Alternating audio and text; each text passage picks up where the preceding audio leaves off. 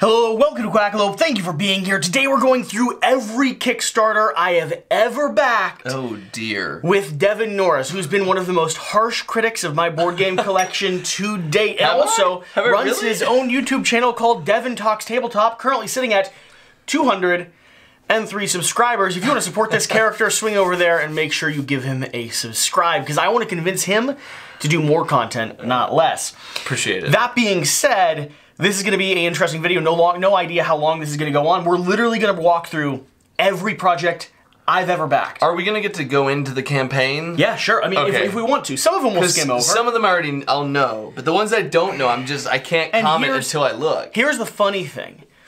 This is a collection of stuff that I've backed before I was a content creator. When you get into that cycle of Kickstarter, that hunger to back everything and nothing's arrived to you yet, so you keep doing the endorphin rush over and over and over again. This is stuff that I've backed as a content creator with some conflicting interests in there. Like, for instance, I just want to support an indie publisher, or they weren't funding and I felt bad because their advertising was on point and I wanted to, like, help them. Yeah. All the way up to now, where content creation is my full-time thing. Sometimes I back for $1 or don't back a project because the publisher is going to send it to me, honestly. And other times... Well, when you back at $1, whether or not the publisher is going to send or whether or not you go all in, you get all the updates so you can follow the game. Yeah, but either way, sometimes the publisher is going to send me the game and I already know that ahead of time. Sometimes, as well, I back things that maybe don't make sense because I hope to cover them on the channel and I think people are going to be interested in them. Yeah. That whole conversation is going to be here, and the amount of stuff I have unplayed and sold is a lot. I'm also curious to see if some of them haven't arrived that I just didn't know about, that maybe I need to send a message to. That being said, if you've ever watched a Devin Talks Tabletop and Quackalope video, you'll know we've got a theme. Even approaching summer, Shira froze some eggnog just so we could do this journey together. I think that's so sweet. This is a High West whiskey and eggnog video. Monsieur? Oh, well, thank you. So I don't know the portions you do. I do this. I do about a half up. You see that? Just a gentle mix. And then I take this and I pour till I feel it's about appropriate. Something like that. And then you got to give it a generous stir. We're doing Dark Quarter after this, right? Oh yeah. Oh yeah. This is your second one too, just for the record. I'm still working on my first. I know it's my second because I whooped your butt in Crokinole. And for the record, High West makes some of the best whiskey out there. Now this is a double rye whiskey. I also love their bourbons. But if they ever want to sponsor this channel, let me know, boo. I need to be careful with that bottle though, because I don't want to accidentally tip that. I'm just gonna glob myself a little bit more eggnog in there. Oh man, eggnog's so good. I don't like eggnog, and we established this last time. That's the funniest thing too. I do not like eggnog. I think it's grossly sweet and thick, and it's too much. To me, it is the candy corn of drinks. Oh my gosh. You eat a couple and it's okay. You drink a whole glass and it's not okay. But when you mix it with bourbon. We're off to a good start. We're off to a great start. When you mix it with bourbon. I done mixed that eggnog with bourbon. And I done told myself, hooey. And do live in Arkansas. All right. And I'm from Kentucky. Are we getting started? We could be. So I would like. Why are you moving my iPad? Oh, sorry. You have the top-down focus. I'm sorry. But for context, I have like 10 to 12 games. It may be as high as like 15 at this point, probably backed. That's it. Probably. I've backed 225. You have highly outpaced me. Wait. Are we going all the way to the bottom? I have 124 saved. Does that just mean... Like, I starred them. Like, I wanted to follow them. I'm curious... Half of them are ones you were so invested in, you wanted to follow along. Yeah, but I didn't... I don't know that I backed most of those. I'm curious. So, all right, let's start here. So, these are going to be all the campaigns that didn't make it. I'm interested in looking through them. Cultist Storm, more than an ordinary board game. More than 1,000 cards, 12 expansions, miniatures, a short story collection, 400 narrative. Okay, so Lovecraft. Okay, so this is a horror game. So this is like a Lovecraftian. It's a storybook game with a ton of narrative.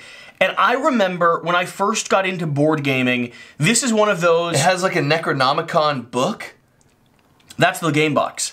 This is one of those games that was so pretty on surface level, but as I dug deeper and deeper, I slowly became convinced not to back it. There was too much mix. There was too much wishy-washy. It was asking for too much price. It was like... So you canceled, but did this fund? It looks like it had to have funded. This one did not fund. This one canceled with a We'll Be Back message. Now, what I'm curious about... Did they ever... Purple Meeple Games said that they were going to be coming back. 2 have been created. And this one, Cult Storm, you could late pledge for it now. Man, it's been years, though. Last update, 2022, though. So they 900 backers pledged 100. It's probably a good choice that you backed out. This is interesting, because it actually... I wonder why. I remember backing out of this on the second wave, and this is one of the reasons why. If we go back and we look at... where's my Kickstarter link? Still up here. If we go back and we look at this, I think there was actually less people supported it the second time around, which is not common on Kickstarter. There was something weird here, and I don't remember what it was, but I wasn't So they were trying to rejuvenate, but enough people did not support it. It didn't work, because they canceled trying to, like, relaunch on something. Okay, Ghost Star. So I love sci-fi stuff. I love outer space. Dead Space is one of my favorite video games of all time. Okay. Ghost Star is a space adventure game with elements of exploration. What? I wrote over you. No, you're fine. Go ahead. I wrote over you. I don't know why not only this canceled, because it did look like it funded. You know, I don't know. Maybe I would think I was just invested in the idea of a solo, like a hyper-narrative solo game. So this is Canadian, converted to US. So in Canadian goals, it had a $9,000 pledge fund goal, and it had... Looks like it made it. Made it, but maybe it was not as much as they wanted? Yeah, I don't know. I'm not going to dig into each one of these in too much detail, but... British versus Pirates? Yeah. Okay, first off, let's discuss the absurd nature of that name. British versus... So, a descriptive noun, not even a proper noun, versus pirates, which is a proper noun. Yeah. It's like saying American versus potatoes. Yeah, so... It doesn't make any sense. I, at the time, for like a few months, was Were you really into art? No, I was dating the daughter of this publisher. Oh. And so I backed it. Context. Yeah, context. Context. I backed it. You know, didn't go very It was far. a sexy pledge. That's going to be the same with this. The same publisher also didn't go so far. I don't even know if they're still the same doing publisher did that? Yeah, Sniper As Legends. the other one? Yeah, Sniper Legends of Italy. Sniper Legends of Italy versus British versus Pirates. So, oh, okay. World's XP gamified learning experience. What is this? This launched. Engage this is students. Now, for the context, this is 2019, right? So long ago. Yeah, so long ago. Genuinely. Pre-pandemic. This was a really energetic Dustin Stats. I believe I still chat with him every now and then. I've seen him on Facebook. Yeah, so he's part of the community, and he was creating a board game specifically for class, like to help physical gamification kit to increase engagement. To just help students engage with the classroom, right? Yeah, I've seen him. So he's a super... Oh, come back. Where'd you go? Super nice guy. Interviewed with him once, met him at a convention once. Oh man, I've got to not drink bourbon anymore. Do you need me to do this? Yeah, and so I don't know that this was ever good. I'm not sure. I can't attest to it. So wait. Oh, it never funded. Never funded. But I supported him. Like, he was a friend of mine. I wanted to be there, right? That's awesome. Let's swing up. Lander. I think it's fair time to talk a little bit about Lander. Lander. I don't know. I've never heard of this. Lander was this Kickstarter. You can scroll through it. Lander was this Kickstarter by Intrepid Games that attempted to do something that no one else had done as far as I'd seen. Is this like No Man's Sky, the board game? Yeah, kind of. Yeah, kind of. It's a space exploration, establish your colony. Actually pretty good Tableau play, but it's a little messy, it's a little clunky, but here's the thing. They sent out something like 600 prototypes to retail stores. 600 prototypes? Something like that. To retail stores around the world. So game stores had this game in hand for people to play test. Here's the thing. Did that bite them in the butt? It was so much money invested on a game that was still definitely prototype form. It wasn't too clean. It wasn't like, didn't have a ton of stuff that made it look polished. And they thought that sending it to retail stores would be the leverage they need. Give people a chance to play it. Consumers don't like seeing it in prototype form. No. Like we as content creators are okay to see something and it's not finished form and not be upset about it. But like most board gamers don't want to see a less than perfect production of a game. Give people a chance to play, and they thought... Oh, they did a how to play with Becca too? Not only with Becca, this is on Geek and Sundry. When Geek and Sundry existed. Oh, really? This is 2 years ago, when Geek and Sundry was charging like 20 grand per video. That's a lot. Insane, right? That's a lot. Because they had 1 million subscribers. So, what was I going to say? This is just making me think of real quick. I know this isn't tangential, but...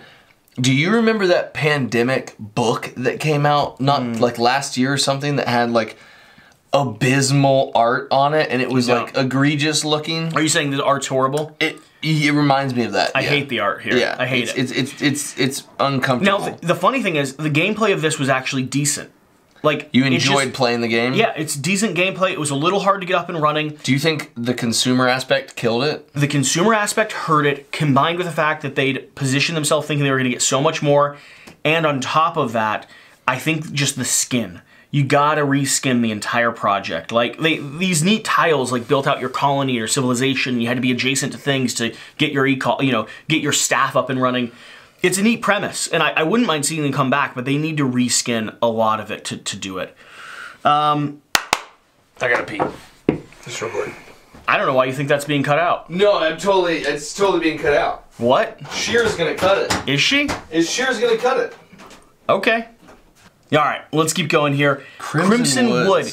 All right, this designer, really nice guy, although he posts too many shirtless photos on Facebook.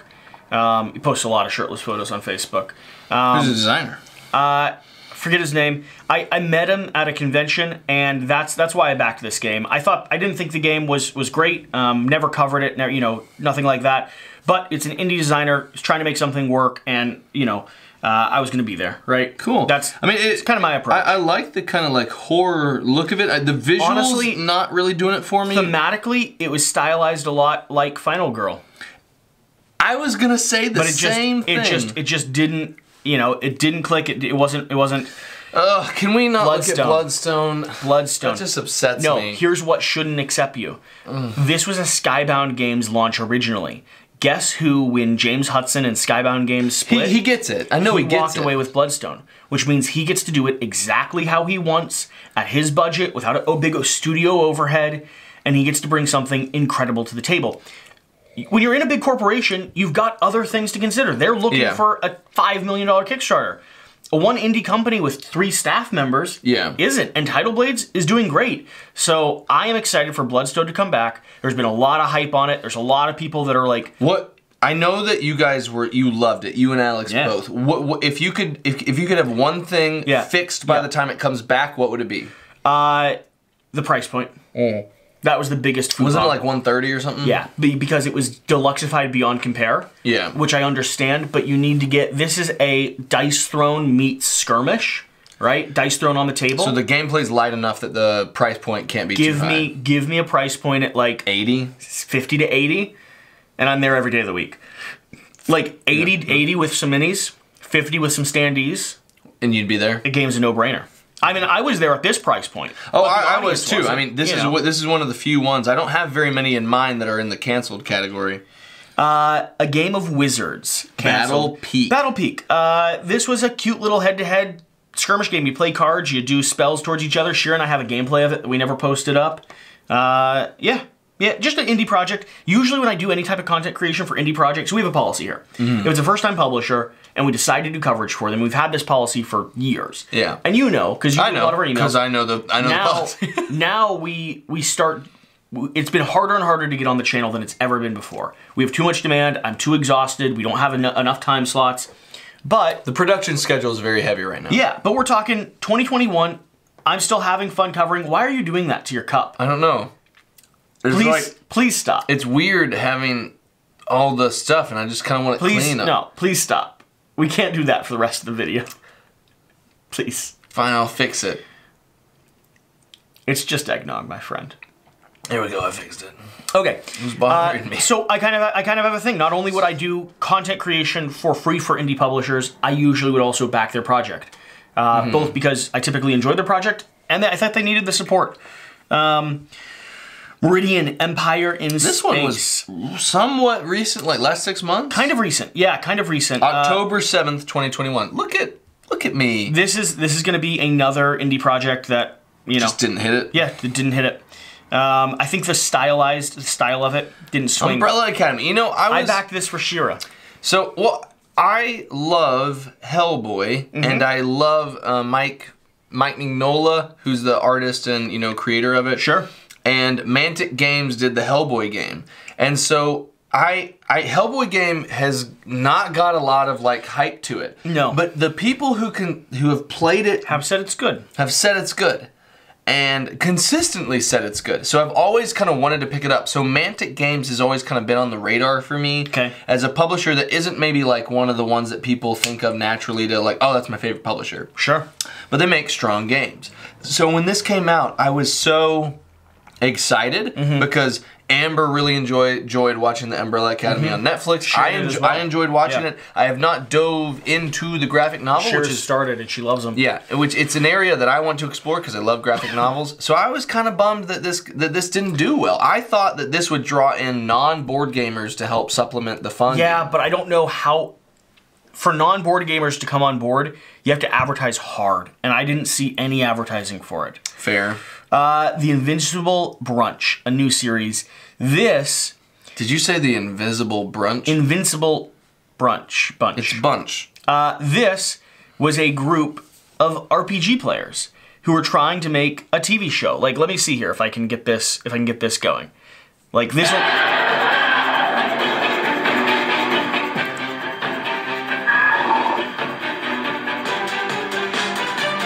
This is 2017. Wow. That's a long time ago. When did I back this? Probably sometime in 2017. Alright, let me turn this off. How would I have been... Was I in board games in 2017? Everyone, please roll for initiative. Oh my god, sick. Okay. You may not have been in board games in 2017, but you have loved RPGs for as long as I can remember. So this must have been one of the This could be one of the things where you didn't think of Kickstarter as a platform, and you just found this supporting a project. Yes. That is 100% what this is. 6, 15, 11. 18. Paul, you have initiative. But I'm the farthest behind. It looks like it. Power staff. No. So this guy just, like, canceled on you? I didn't think it was gonna happen anyway. Sometimes you can just tell. Flaky bitches, man. They're all flakes. Not all of them, sister. I met this boy the other day on First. I'm so fascinated. I just want to keep Do you see why I backed it? So this seems like one of those like very obscure comedy web series. Yeah. That you just only a select few even know it exists. But I found it. I was there for you. I would have watched that. The Invincible Brunch. I would have watched that because Quackalope was there for you. You know, because like I'm currently in the middle of occasionally sometimes when I'm like holding the baby. I have a 8 or 9 week old right now. When I'm holding the baby or I'm just chilling, every now and then I'll watch a little bit of The Legend of Vox Machina from Critical Role on Amazon Prime. I backed that as well. Yeah. Never watched the show. I just threw money at it. I was just like, yes. But I enjoy it, but it's also like it leans heavily on like RPG and just tropes. Yeah. That to me is kind of like it's lifestyle. The IT crowd, the IT crowd show where it's like the British kind of like IT department. That's the kind of like weird, quirky humor that I would probably really enjoy. The conversation above the RPG. I could see that being directed by Taika Waititi, who did like Thor Ragnarok and then we've got high ambitions for the Invincible Brunch now. Dude, that could be a show. That could be a show. I'm just saying. It's literally just them playing D&D and talking about anything but D&D. I was there on the front end. All right, let's keep going. So another one from, 2017. You're 100% right on your instincts. I discovered Kickstarter. This was when I started the delve into Kickstarter. Is this RPG stuff again? This is RPG stuff again. This is actually a book that is like this, dude. This is you. That's an intense photo. I mean, that's a photo. Go back to it real quick. That's an intense. That's a photo. That's a photo. Okay. So this is called the Crawling King, which is like a rat lore book. Was this early success or early cancellation? No, this was early success. So we're out of canceled. We're now into success. This is the very first success? I have this book, and guess what I've done with this book? Nothing. I've never read it or looked at it much. So here's the thing. Do you know why I got this? You 1000% came into Kickstarter from RPGs. From RPGs. It had nothing to do with Kickstarter and nothing to do with board games. I found RPGs. You know what I got this for? I got this for 2 reasons. One was because I was running 2 D&D groups at the time, and I wanted something dark, like a tome, to introduce them. Little did I know it'd come 2 years later. And then 2, I was just discovering Kingdom Death. And this felt like that visual immersive artwork. Yeah, and I was probably depressed. Cool. I still That's have. crazy. I still have the book. Wait. Go back to it real quick. Yeah. 100,000. 100,000 out of 4. That's pretty good for like a random RPG was there. campaign. The King's Guild. Now we're getting to the point where I've discovered board games. And this is where I start backing everything that looks cool. Do you know what I've done with the King's Guild since it arrived? You don't even have it here, I don't No, think. I do. No way. I do. You haven't opened it. It is in shrink downstairs on the shelf. I even never heard of this. I've never played it. Wait, no. What did it get? That's the question. Mirror Box Games, I've never heard of them. Yeah, 1,500 backers. 84,000 out of 2,000. I mean, back in 2017. Is that when this was? To get 80 grand out of 20 grand of a funding goal. That's not a bad campaign for 5 years ago. Look, check this out. Okay, so you and still have Eldorado. this. I see this every time I go into your basement. You still have this game. Yeah. I backed. Here's the cool thing about the journey that I've taken. We should get BGG up here. I'm kind of curious about where these games land. Here's the cool thing about this journey I've taken. Island of Eldorado was their first game ever. 2017. Who is this? This is Eldorado Games. 2017, I backed it as one of the proud supporters of their title, right? Mm-hmm. At the time, backing everything. Who were the content creators? Board Deck and Dice. Never heard of. I know Jeremy Howard was on this. A Throne of Games. Never heard of that. Wait, who did the How to Play? Was it just How them? to Play? Martin Poole. Whoa, Martin Poole. Yeah, but he's with Zatu Games. This is like not where he is anymore. The How to Play is produced by them. I remember being so impressed with this campaign page. Wait. Who was that? Jeremy Howard. There we go. Jeremy Howard is referenced as a board game user. That's so offensive. It's so offensive to Jeremy. So like, we have Unfiltered Gamer. Okay, I know that one. That's a channel that like.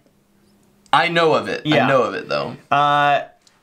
Yeah, man. So I was one of the proud supporters of this back in the day. 2017. And then, we were going through 5 years of Kickstarter. I know. And then fast forward to me now, and I've been able to like develop a game with them, work in collaboration with them. Like, what a cool journey, right? Is that Legend Academy? Yeah. This is where that's Legend Academy? This is where they started. This is 0. Yeah, Mind blown. Okay. Mind Clash Games. Cerebria. You backed Mind Clash in 2017. You're such a hipster board gamer. Listen to me.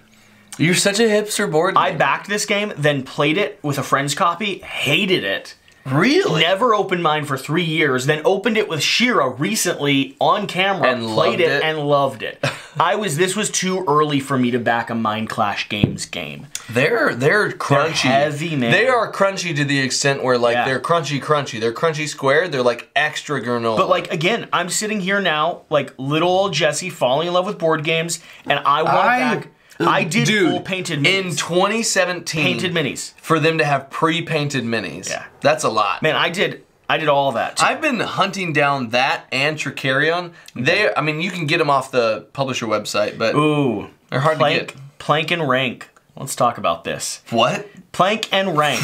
Again. No, where's the like the main page? Okay, main page is right here. 4,000 raised, 162 backers. What is this? So this $4,000. All right. 2017, October 2017. Jesse's in the board game space now. I'm neck deep, man. I'm backing stuff that 150 other people are backing. Hasbro? This is a Hasbro game? Oh, interesting. Oh, it's a Hasbro Gaming Lab finalist. That's much different. Okay. I was like, so this game, you build bridges to try to get your people across. It's like a head-to-head, like build your bridge, hop across the water type of game. I'm not sure, really. Do you have this in your collection This at all? is potentially the only game where I've spent money and it's not fulfilled.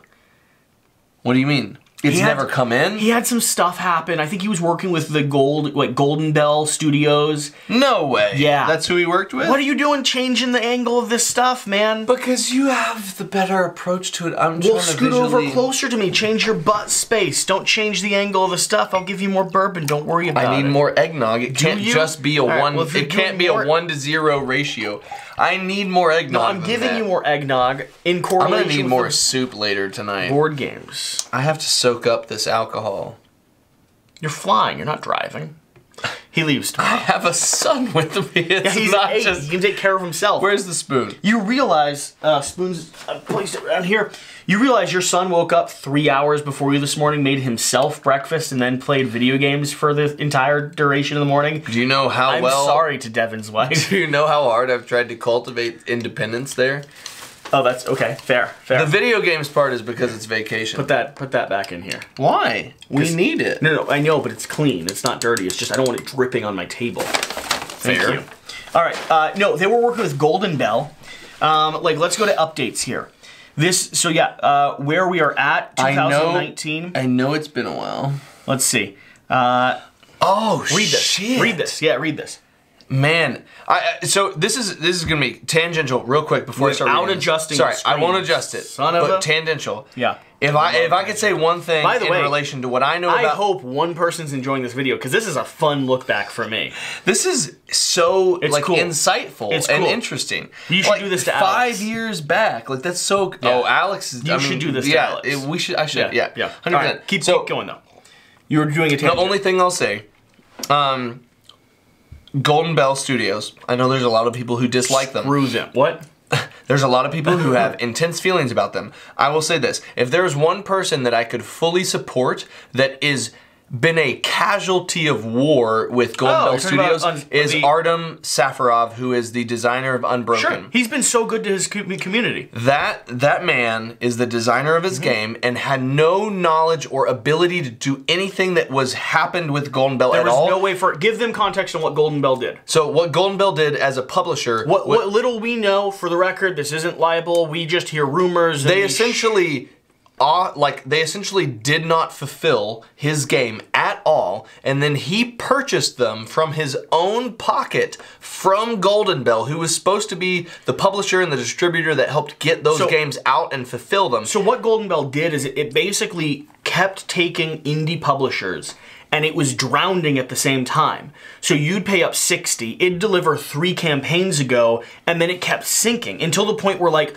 a dozen different projects got screwed. Yeah, but what I want to say is like Unbroken by Artem Safarov is a solo game that I have that I purchased. I did too.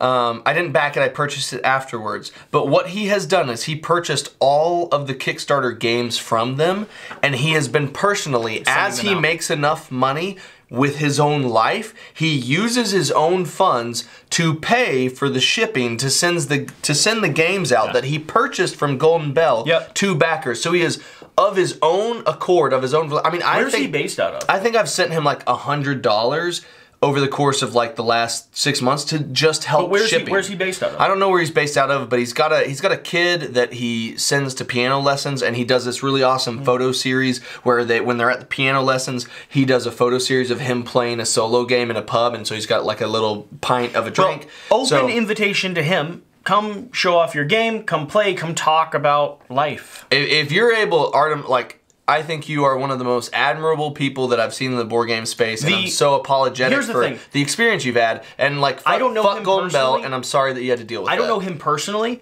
but I do know the solo board game Facebook group, which takes no ish for the record. Oh yeah, support the heck out of him. Yeah, like he's a fantastic human being, and he had. Let's keep. We'll get refocused. Yeah, we'll get refocused. That needs to be its own timestamp. That needs to be its own timestamp. So.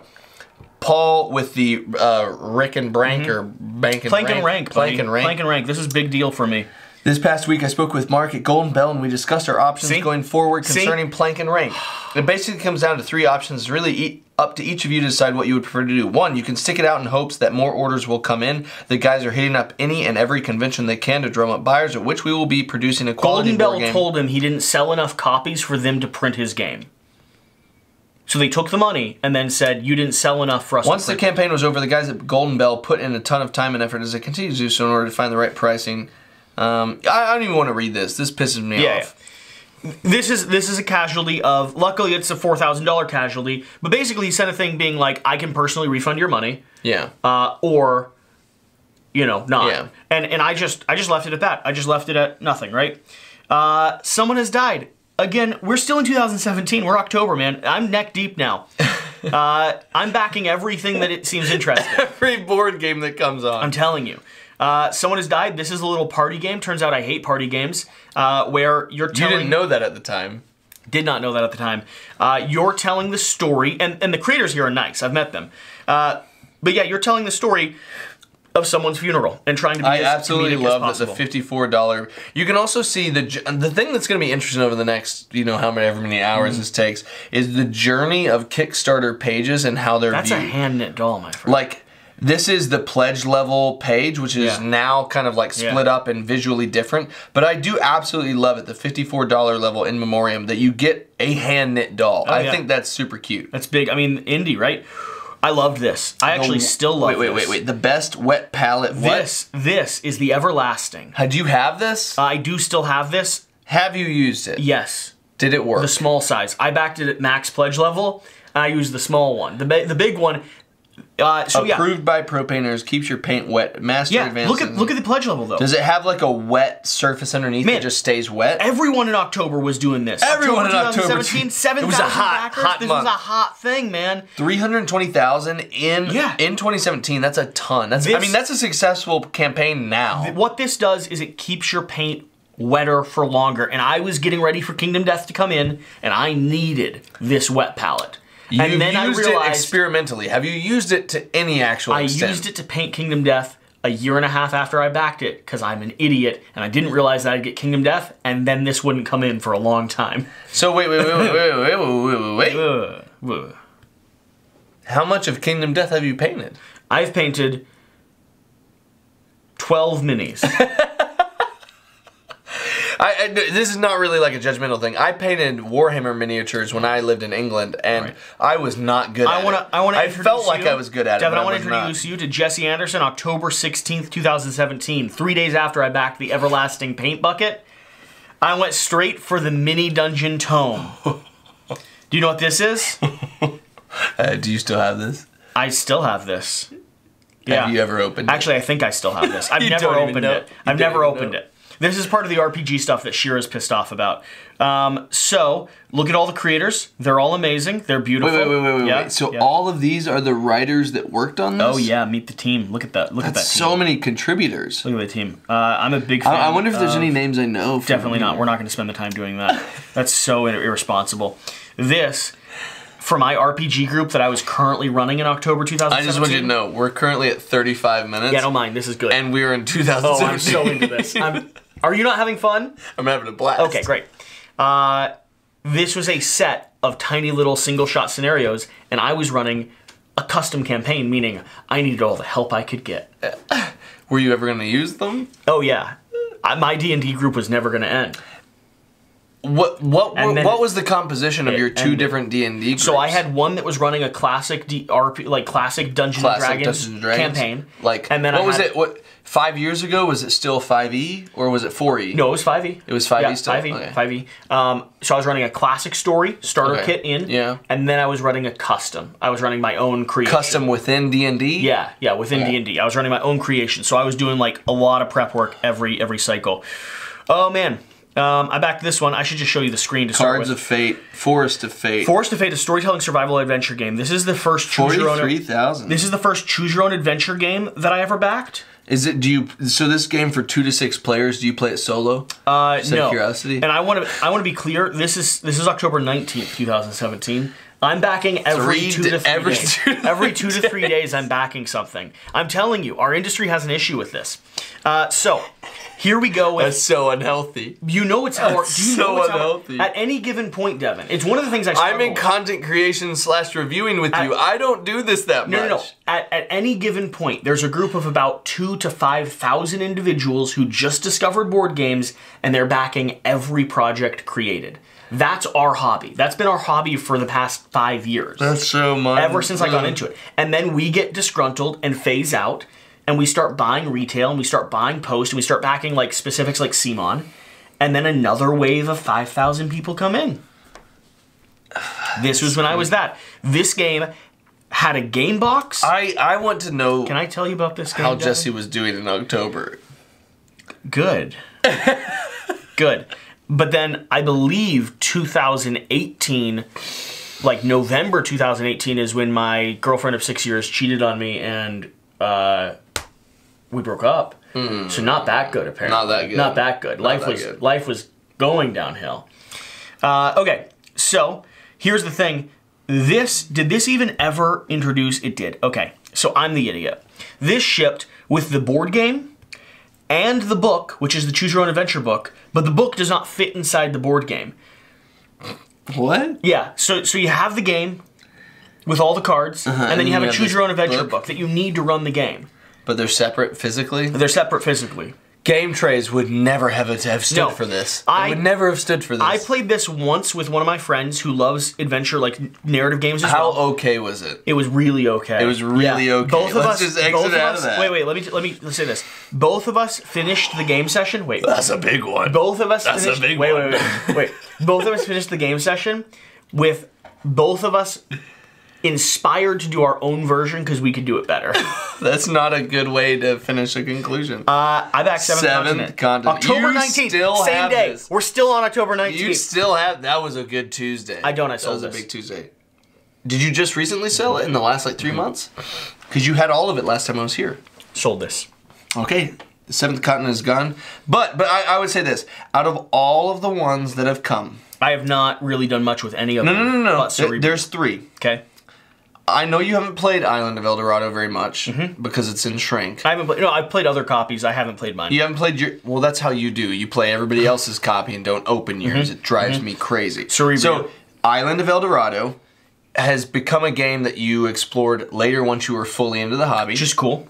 Cerebria is a game that once you got to that level of like where that was the type of board game you enjoyed, you appreciated.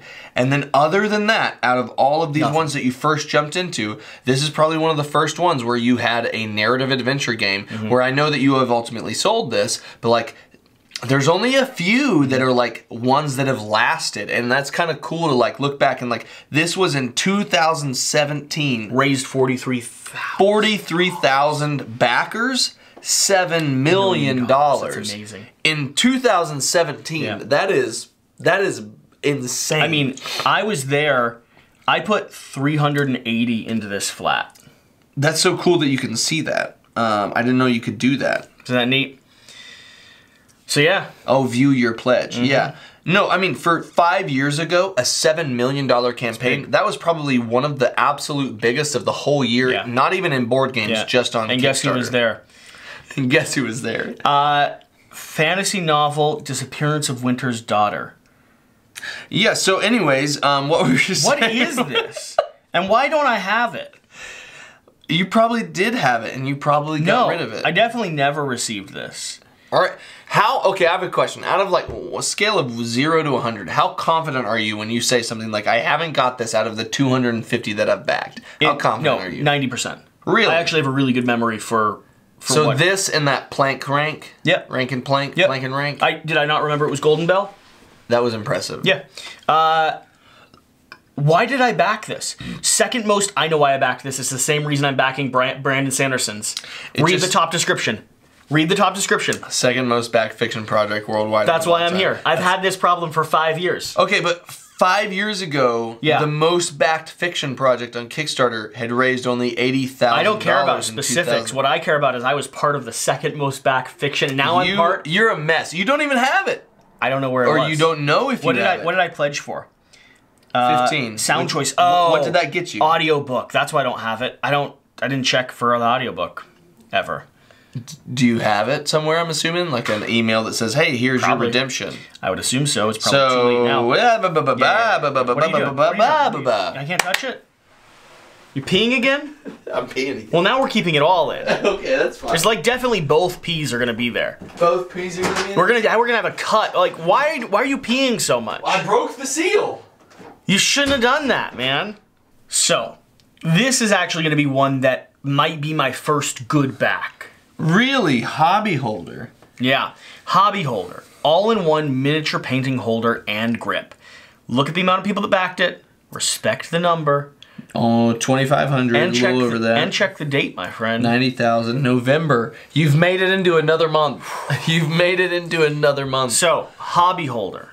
Do you use this? Or did you use it? Yeah, absolutely. And if I was gonna paint miniatures to this day, I would use the hobby holder.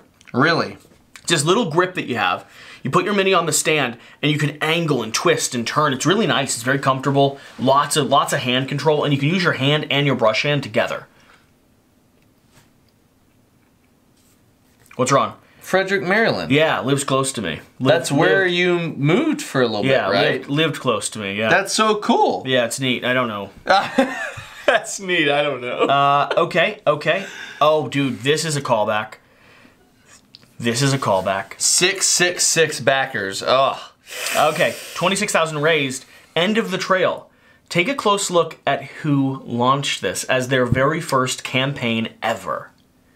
So, I know a lot of people associated with Elf Creek, but I haven't heard the name Brink Dickman. Is he out of it? No. He's still one of the main guys. Still one of the main guys. Is he just kind of higher up now, and he's got all the people beneath him? Because I know Elf Mike, Creek. and I know AJ, and I know Monique. So Mike and Brent are like team. Okay. Yeah. So first Elf Creek Games game, period? This was when Elf Creek started as a company.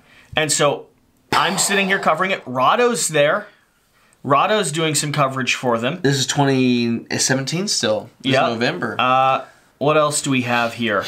You know, what was annoying about this pledge is they mailed me the game and all the extra components, because I backed all in, of course. And they're all, like, in little, like, cards. Like, I haven't opened the game, so...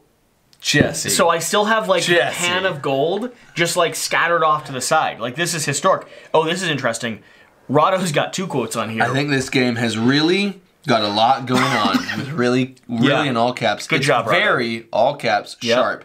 It's very clever. Nice compact box. Fun, fast playtime, and an excellent example of multi-use cards.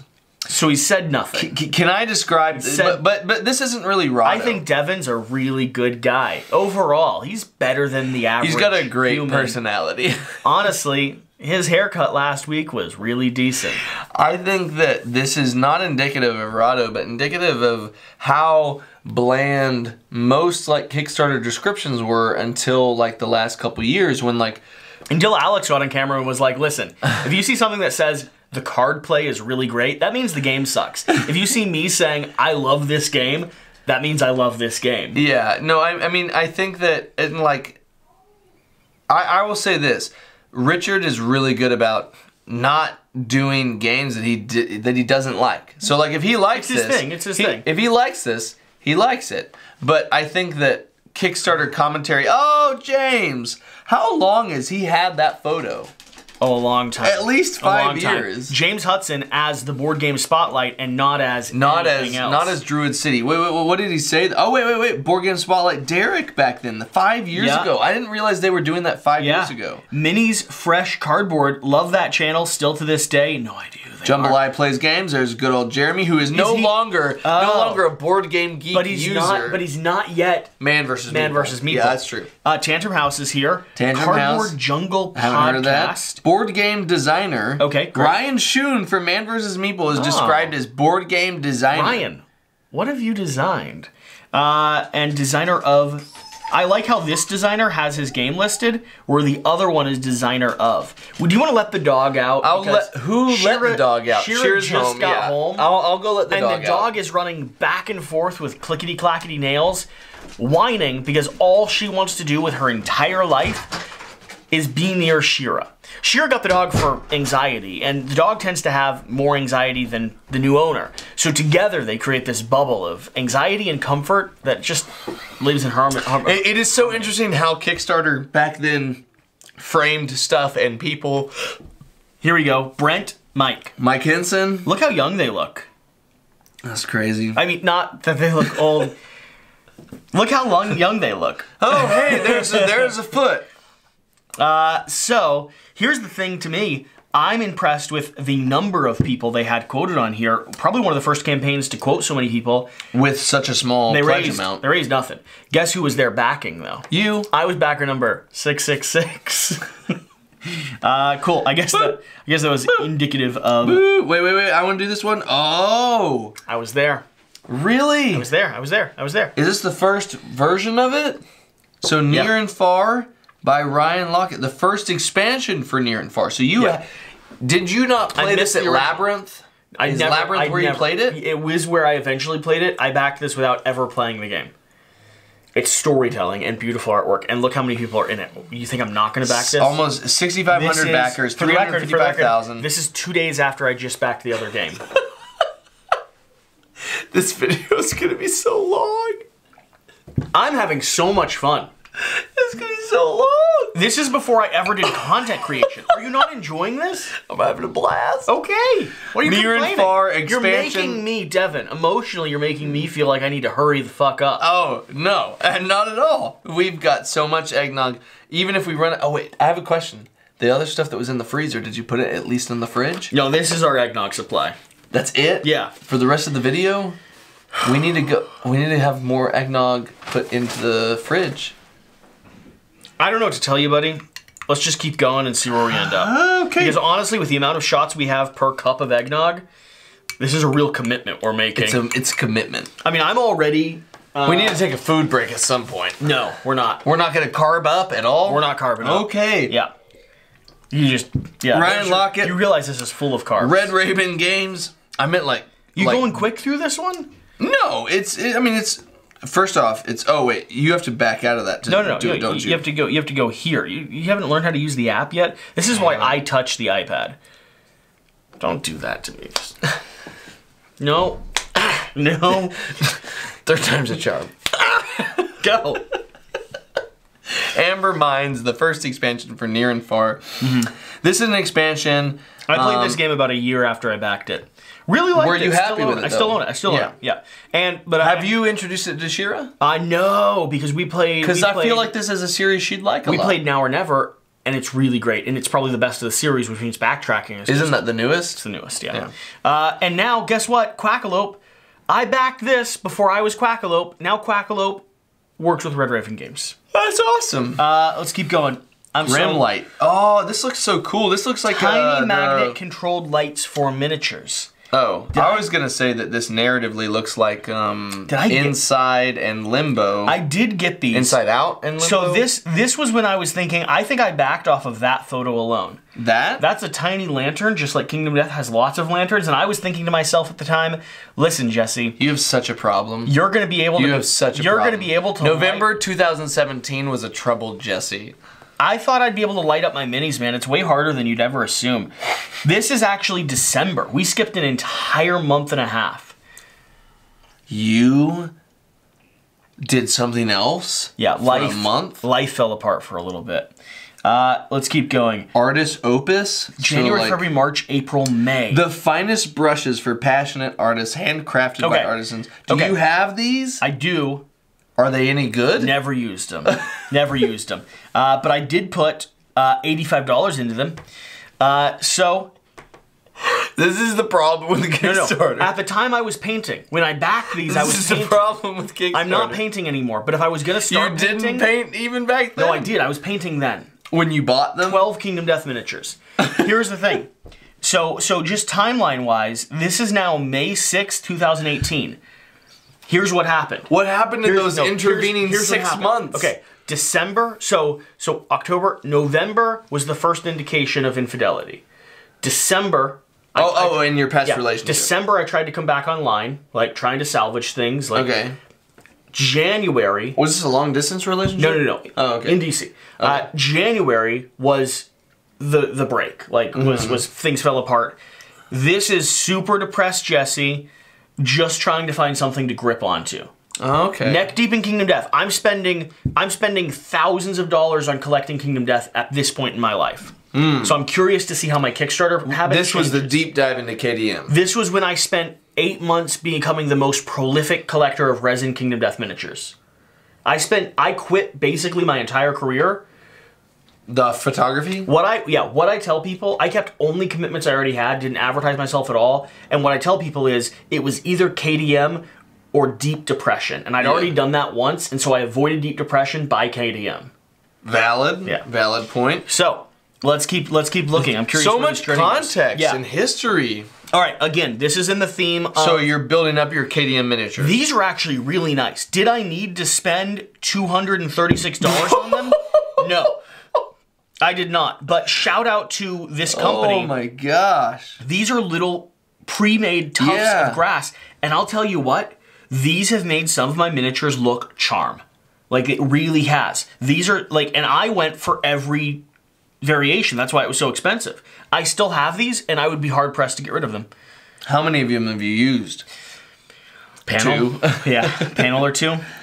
Here I am back for the Island of El Dorado reprint and expansion. Whoa, this time though. They blew up. 7,000 backers. They blew up. Almost $500,000. Here's a bit of context to this. Jesse, August 4th, View your 2018. Did you only get like the new stuff expansion, or something? Only expansion, but for context, at this point, I had yet to play the original game. So I'm backing an expansion. For the game you haven't played. For a game I haven't played. For the people that you will eventually For the people work I will with and eventually develop meet. and, Still, like, do lore Quackalope does for. not exist here, but I'm doubling down on the fact that I want to be a part of this. That's awesome. I'm just like in, man. Whoa. Trogdor. You know why I backed this? We're starting to hit the ones that I know. You know why I backed this? Why?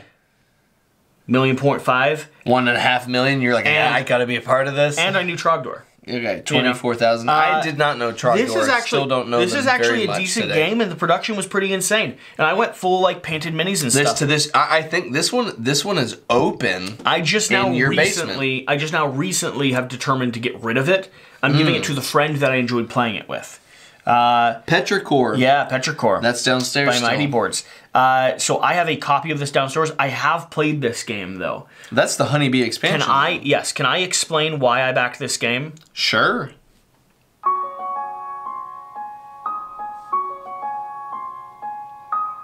We look up high into the clouds Love that voice. and point at shapes we think we see. But there's more that happens in the sky than what our minds make it to be.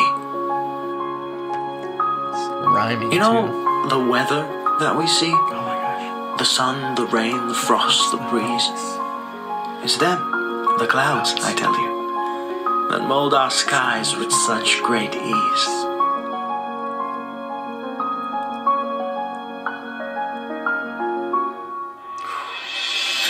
With frost makes them come to be. With sun they grow without complaint. With wind they move across the sky. With rain they melt to drops again. And as they push and pull and trick and play, turns out it's not quite the simple fight. No. Because what are real fun and games without a whiff of playful spite? When harvest comes and growing crops yield, the clouds watch from overhead to see which one of them, in the end, nurtured fruit better than their friend. I'm watching this. And on our oblivious afternoon park walks, we smell them content as they count their score. That pleasant, earthy, fresh, cool scent. That smell we like to call petrichor. That's why I'm in. That's why I'm in. Tell me you're not going to give me an English accent or a British accent with a beautiful poem and a description of a word that I've never heard before. That's like Eastern European. But the crazy thing about that, I love that. That's just European. But like, I love that. That was 4 years ago. I love that. If that campaign had that I'd video back it today, still. I'd still back it. it'd be like $500,000. This still only back got set 67,000. If hear. that campaign came out today with that kind of a video, hear. that was so charming, so launched whimsical, again. so They beautiful. launched again. Let's see, because they've had more. So they've created a lot of Hamlet just came out. Oh, they're Hamlet? Yeah, they're Evacuation Earth. Okay, that's David Turksey. They're here with The collector's edition. So 4,000 backers on the collector's How did that edition. one do? So I mean, I think it did $500,000. Let's see. They raised a quarter of a million. Yeah, but that's $250,000 euros, so that's Yeah, 300,000 USD. I backed this game because it taught me what petrichor means, and I've never forgotten. The smell of rain. I've never forgotten that Isn't it video. the smell of rain? Yeah. Yeah. But just for the record, did I not come to this campaign page and I knew exactly what to click to tell you about my journey in this game? Yeah, I mean, That's beautiful. that's really well done. Beautiful. One of the most memorable campaign things I've ever seen. You still have this, right? In Shrink. Are you going to get rid of it? In Shrink, no. Because I've heard such good things about it. No, I'm not going to get rid of it. You gonna give it to me? I owned. Are you gonna give it to me? So shut Are up. you gonna give it to me? Stop. Shut up and sit down.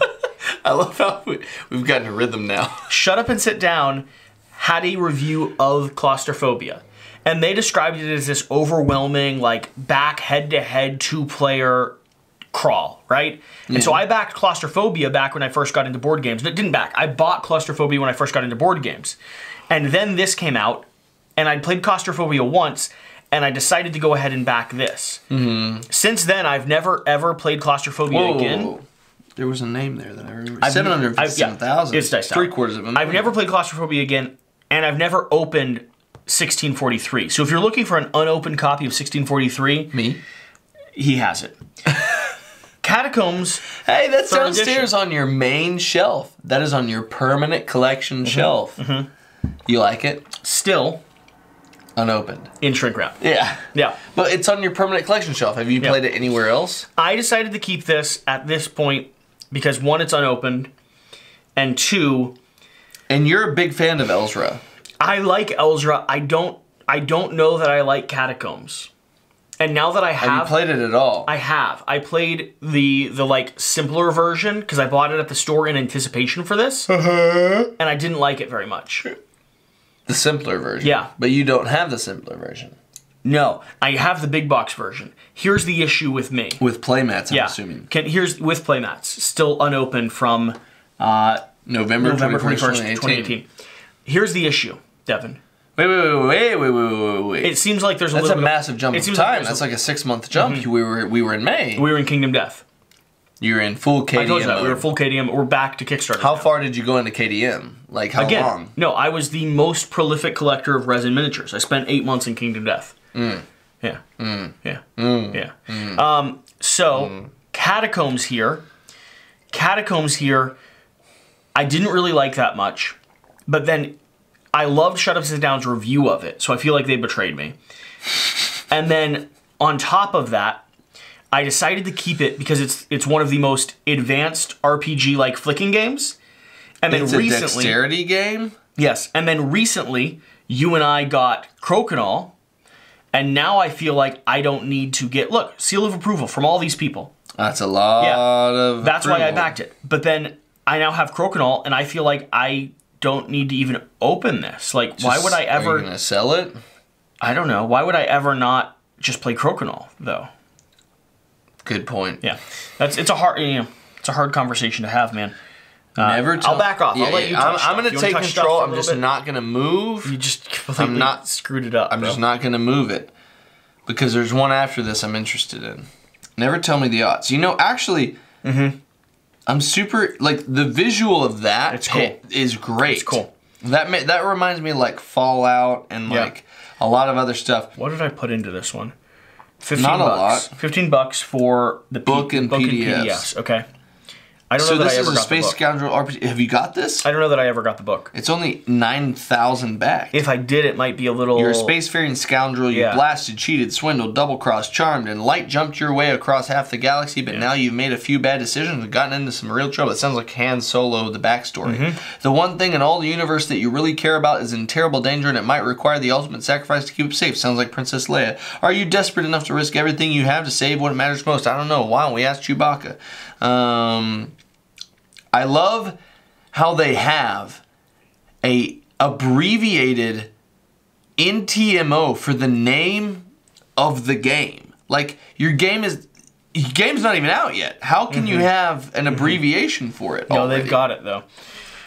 So this is something that visually I would 1,000% jump in on, but looks like didn't have the depth to do anything with.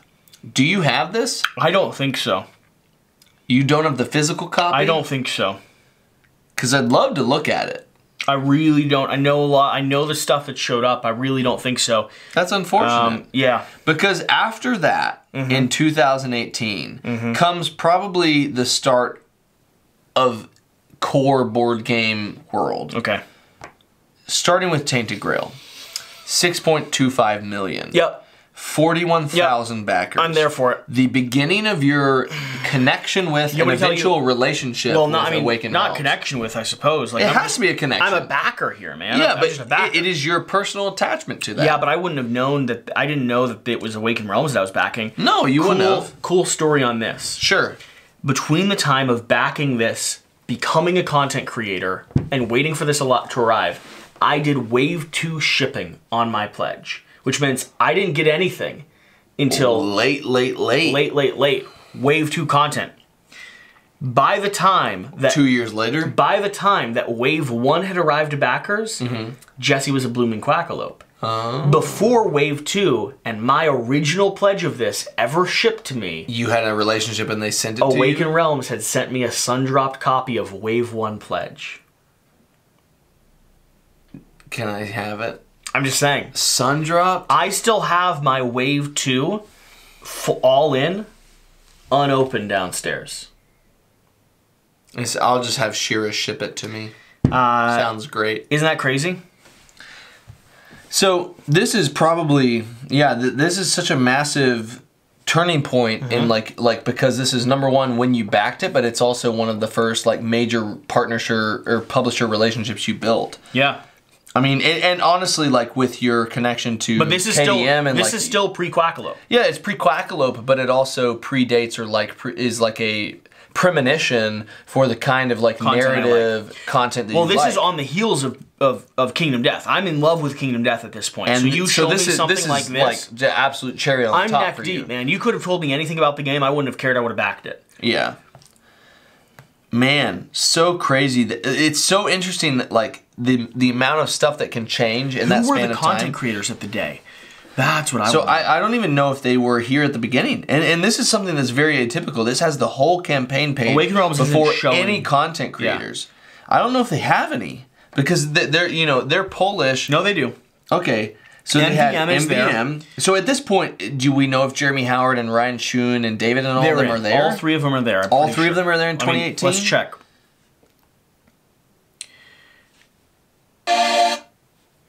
Emphasis on Is it narrative. David's voice? This is kind of a Dark Soul. No, I This is the I Jeremy. can't This remember his name. is another Jeremy. Pretty sure. This is the guy that left. Look at Arthurian. That's the guy that left. So I don't know this who guy. that is. This is Ant Lab. Okay. And then I don't know him. They're probably Swedish or something, Polish. And then a lot of reviews here. Rolling Solo, so Manvers Adam, Mito, Rado, Manvers Meeple, the McGuire review, Kravik, Board Game Coffee. Board Game Coffee Mark is there. There we are. Ready, Steady, Play, and On Table. Cool. Man, that's crazy. This is like a Look back. what do you call it? Like a time capsule. Time capsule. So we've got Awakened Realms. War for Chicken Island, which you unboxed this within the last year, Yeah. which means it's been and actually, 3 years. A lot of people loved the unboxing of this. This was a fun unboxing, especially since we're a duck Was this you in Kentucky with Sean? Sean and Max. Max, This is where we got into the habit of like crazy unboxings. Like, let's be weird and fun with unboxings. You know, and then I got people that want to be serious with unboxings. Is this the same crew that is the Dodo's Riding Dinos? Intense. This is Dodo's Riding Dinos crew. Yep. 100% it is. So, scrolling up. Whoa, we're starting to get into some stuff. I saw some of the ones coming up. Do you know what New Salem is? I do not know at all. So, I put $99 into this. Second edition of the what? You're jumping too quick. No, I'm showing it to you, bro. Of the drafting set collection hidden identity game for 3 to 8 players. 3 to 8 players. Yeah. Does that sound like Veiled Fate before Veiled Fate? Does that sound like a player group that I'd ever table? No. So let me tell you about this. For maybe 2 years now, I have had the all-in pledge of this, still in the original box. I've never seen this in your collection. It's in the original box, still being moved around as it was originally shipped. I've not only not opened this game, I've not taken it out of the packaging that it was mailed to me in.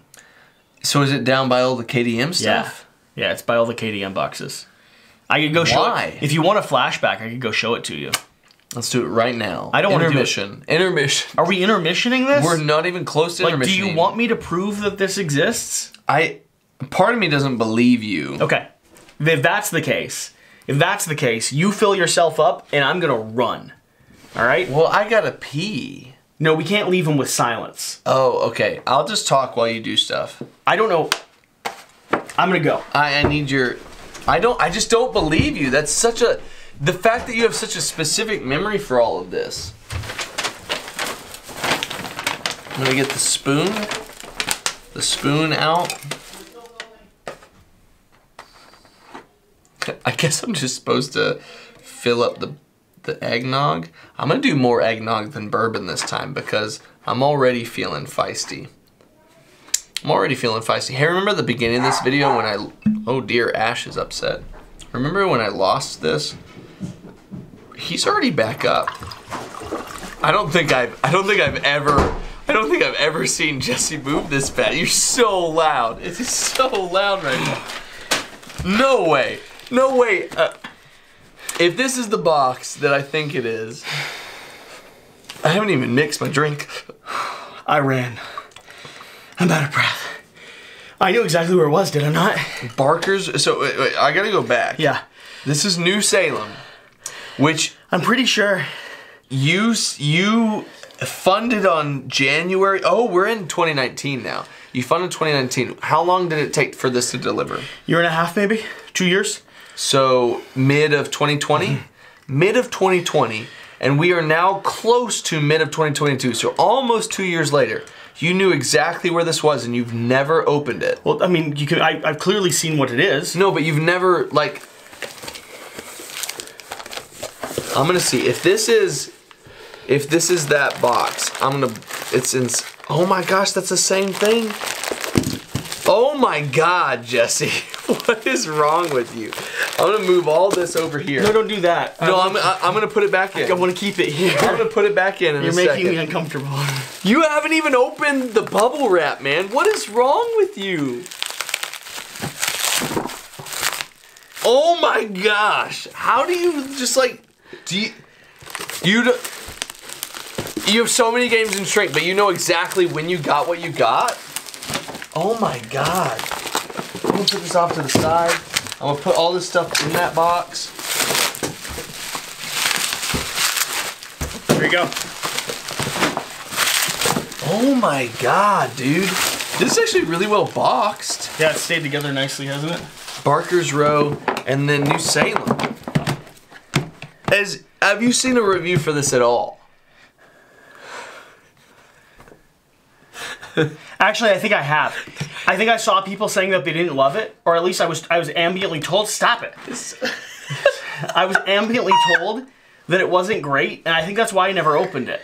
Because you were like, I'll just sell it unopened, or I don't want to ruin the fact that it's not good? I don't like selling things. But I got busy. Did you? Yeah. I'm gonna play a lot of games. Thanks. In the trash can, please. Okay, I'll just pop this back in the box for now. That blows my mind that you so quickly and so confidently knew where that was. That's insane to me. Okay, I'm gonna do this, and then we're gonna go here. Mm-hmm. I'm gonna go pee. I kind of. I cannot believe how often you're peeing. When I break the seal. You realize I don't think we're cutting these. I'm happy to not cut them. I just... So at this point, I have to start asking myself the question. Does this video make me look like a ridiculous board gamer? Like just a big idiot?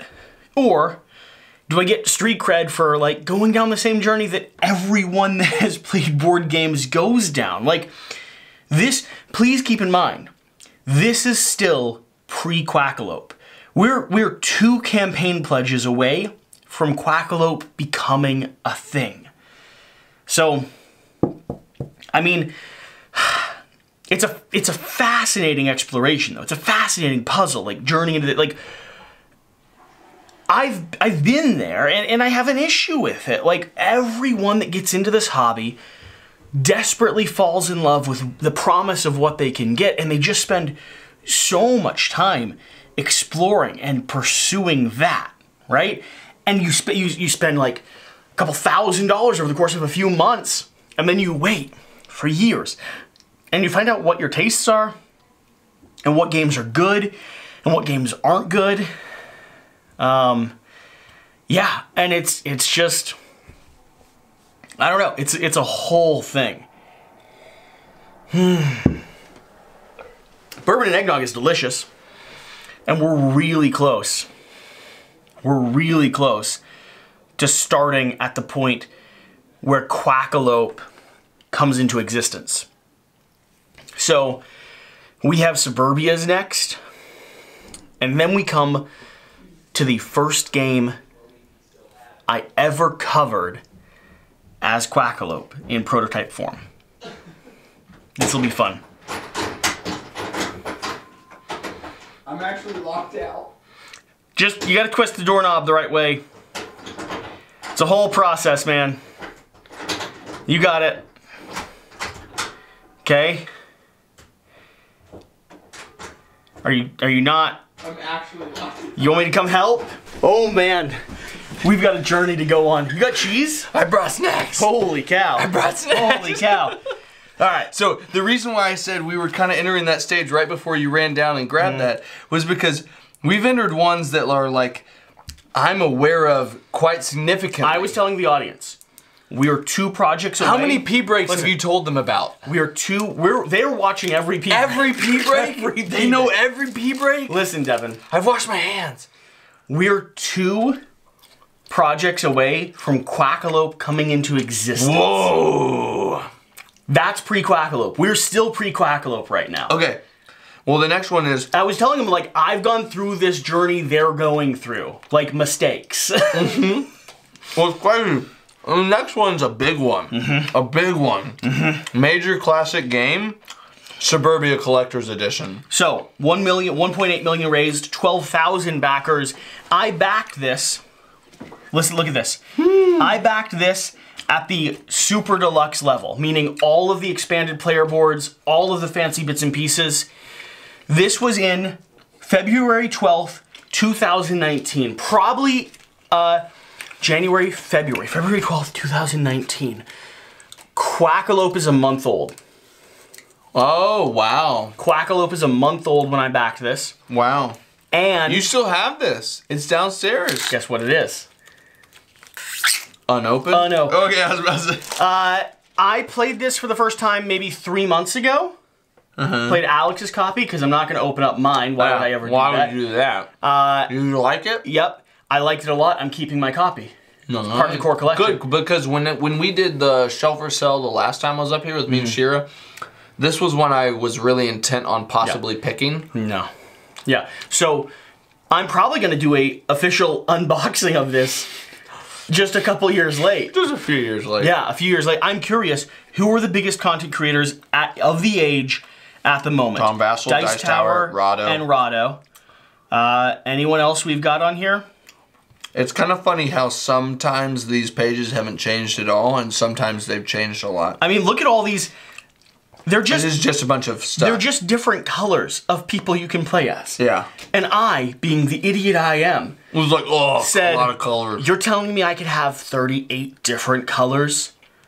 I think I need that. So I have all the colors possible, all Valid of the choice. expanded tiles, all of the whatnots and babahoos. Ooh, I have a question. Downstairs. I got resin board markers in here, man. Downstairs. That's good news. You You're have being the- so gross with the cheese. I thought it would I know be part of it. It's not funny. It's just bugging me, which I guess makes it more funny. I want one. I really don't want to give you them. We're supposed to be doing a video. They're out in Knoxville, Tennessee. Interesting. Question. Yeah. Downstairs, you have this on top of a pile of shrink wrap tiles. Is that also part of Suburbia? The reason I haven't opened it is because I always thought I'd do an unboxing. And then at a certain time, it became too late to do an unboxing with a small channel like I had, right? But like now- a baby channel. Well, now I could. Now I could justify it.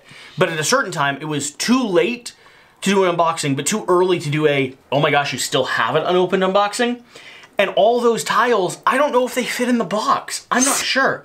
We're not giving you cheese. We're not giving you cheese. Devin, stop. Please, just, no, I'm not giving you a cheese. I'm just not. It's just not gonna happen. About to give me cheese. I'm not giving you the cheese. Why did you pick one up? Huh? Why did you pick one up? What are you talking about? You picked one up. I'm not giving you the cheese. You have one in your hand. I definitely don't have one in my hand. Give me the cheese. No. No.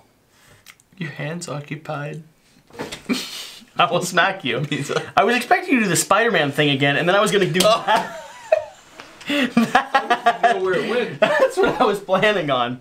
All right. Smack me in the face with it? I was. I was. Suburbia Collector's Edition, 1.8 million. All right, back off. All right. Oh, we're starting to get to some big ones. Valor and Villainy, Minions of Mordak. Skybound, whenever Druid City had Quackalope shifted is over. currently a month and a half old. And James Hudson from Skybound reaches out to a little old duck, and a little old duck covers the first prototype that I had ever covered. Channel is at 200 Whoa, something. no. Channel is at 200. Wait, who was that though? Wait, channel is at 200 something subscribers, and Quackalope makes the first appearance ever. Hello, welcome to another Quackalope review. You're so young. Joining us. Today we're taking a look at Valor and Villainy, which is a brand new game by James Van Nykirk and produced by Skybound Games and Druid City Games. Look at you. Now, Valor... At this time, was anyone doing B-roll like that? Not a lot of people. I was one of the first, for sure. Here's a fun subject about this that I don't know that anyone knows. This is in a friend's apartment. I am setting up every time I want to film. That's a TV behind me at the moment, Yeah, right? see You can that. see the light shining into it. I am on my knees filming. That's why you talk about not bothered by So, it. I'm on my knees filming because, and the table was a little lower, but if you're filming like this and you're not used to being on camera, I'm more presenting. I'm talking with my hands, I'm standing up straight, whereas if you get into a chair and you're get- nervous, you sometimes slouch, Slouch. you don't engage. So now, I've gotten to the point where I'm comfortable enough to like, be straight up. Yeah, me There, too. but there, no, but there, I am on my knees for the duration of filming this. This took me probably 30 minutes to film. It's 13 minutes of content, but it took me a long time to get through. Villainy is a consistently entertaining cooperative style game, or semi-cooperative style game. You and your party of heroes, anywhere from 1 to 5 players, will be working together to uncover shrines across the land, gather treasure, equip spells, and level up your character throughout the progression of the game. You sound like a baby. Yeah. You sound Yeah. like So- a baby. No, not like in a bad way. You sound so like this is young Jesse. Yeah. So Oh this my is gosh. the first Kickstarter I was ever on, first prototype I'd ever been sent, and me being nostalgic like I am, when he asked me to mail it on, I was genuinely upset. I was so sad. I was like, you wanna know a fun thing? What? Did you Campaign number 2, Valor and Villainy Wave 2. Chapter Wave 2 or Chapter Ludwig's 2. Labyrinth? Ludwig's Labyrinth. Quackalope is a full promo, in-game promo, and side scenario. Yeah. In the That's game. cool. That's cool. That's pretty emotionally We went from this cool. to the next one, I'm in it. That was payback for having to send the for prototype. having to send the on. prototype That's on. pretty cool. That's pretty cool. So there we are. So, Valor and Villainy, that is February of 2019.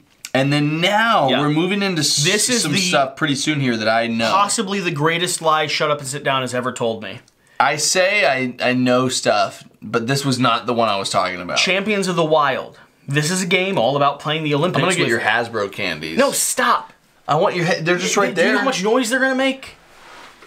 You're so munchy. I am munchy. You're so. All right, you poured me so much. Go ahead. I'll open the cheese while you do that. I mean, by this point, the people that are watching are committed. They're committed to the process. Yeah. I mean, here. You know, I'll be quiet.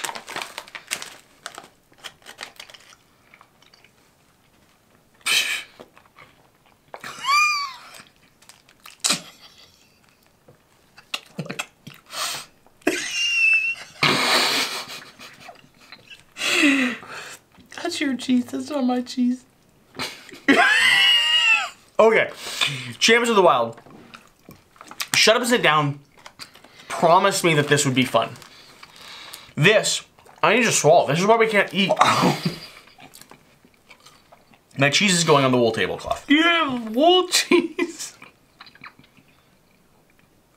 Okay. Champions of the Wild. This is a game that is all about playing the Olympics as various different wild creatures, and you have to justify why they'd win. Like a dolphin winning a swimming contest against an antelope. Guess what? If I have the antelope card, I'm arguing the heck out of why an antelope would beat a dolphin in a swimming contest. It's like the Paralympics, but for animals. It's like Super Fight, but Yeah. for animal stuff? Exactly. So, this, I didn't love. Do you It was have fine. it still? That one's much noisier. I think I do still have it. I tried to play with my grandparents. not my favorite thing. Okay, that's. You ate them all? No, there's more in there. No, there's not. They're all in your hand. Thank you. I think I want your touched cherry gummies. Okay. Are we still doing this? We're 100%. Because at this point you're falling apart. This is Midway, man. At this point you're falling apart. I'm about to coast. I need you back on board. I just became Quackalope. I mean, In the Hall of the Mountain King, Hey, one of my absolute favorite publishers I'm ever, so Burnt Island sorry, Games. audience. This is about as far as we're gonna get. No, we're going all the way through. Burnt Island Games, one of my favorite publishers ever. I got to meet them in person for the first time at Gamma. I absolutely love Helena Capel, Josh Capel, and Sean Jacquemin. They're an awesome trio from Canada. And this was their first big title outside of Endeavor Age of Sail. Yeah, I backed this. Polyomino strategy game. So I've played Jan's copy like 6 to 10 times. Do you like it? Oh, it's a really good game. It's in your permanent collection. It is in my permanent collection. Whoa. Let's keep in context, though, that it's also still unopened. Yeah, but you've played it 6 to 10 times with Jan's copy. Yes. That's more than most people play any copy of that. I'm just reiterating my desire to not open board games, because I love this game. It's really good. Who do we have here? We've got Tantrum House, so they're on the scene now. We've got Producers Mondo. We've got a playtester, Lizzie Funkhauser. Can we describe the fact that we're at a point in Kickstarter where you're just like, a playtester? We've got the designer of My Little Scythe. We've got the Grand Gamers Guild, Board Game Spotlight, Sen Foon Lim, who's a fantastic game designer, game designer of Mind MGMT with Jay Cormier. Well, I mean, he's the game designer because he and Jay did this game. Oh, did they do this? Together. You're right. It's him and Jay. And I love this game. That's where I first got connected with... that makes so much sense. Oh, no. Wait.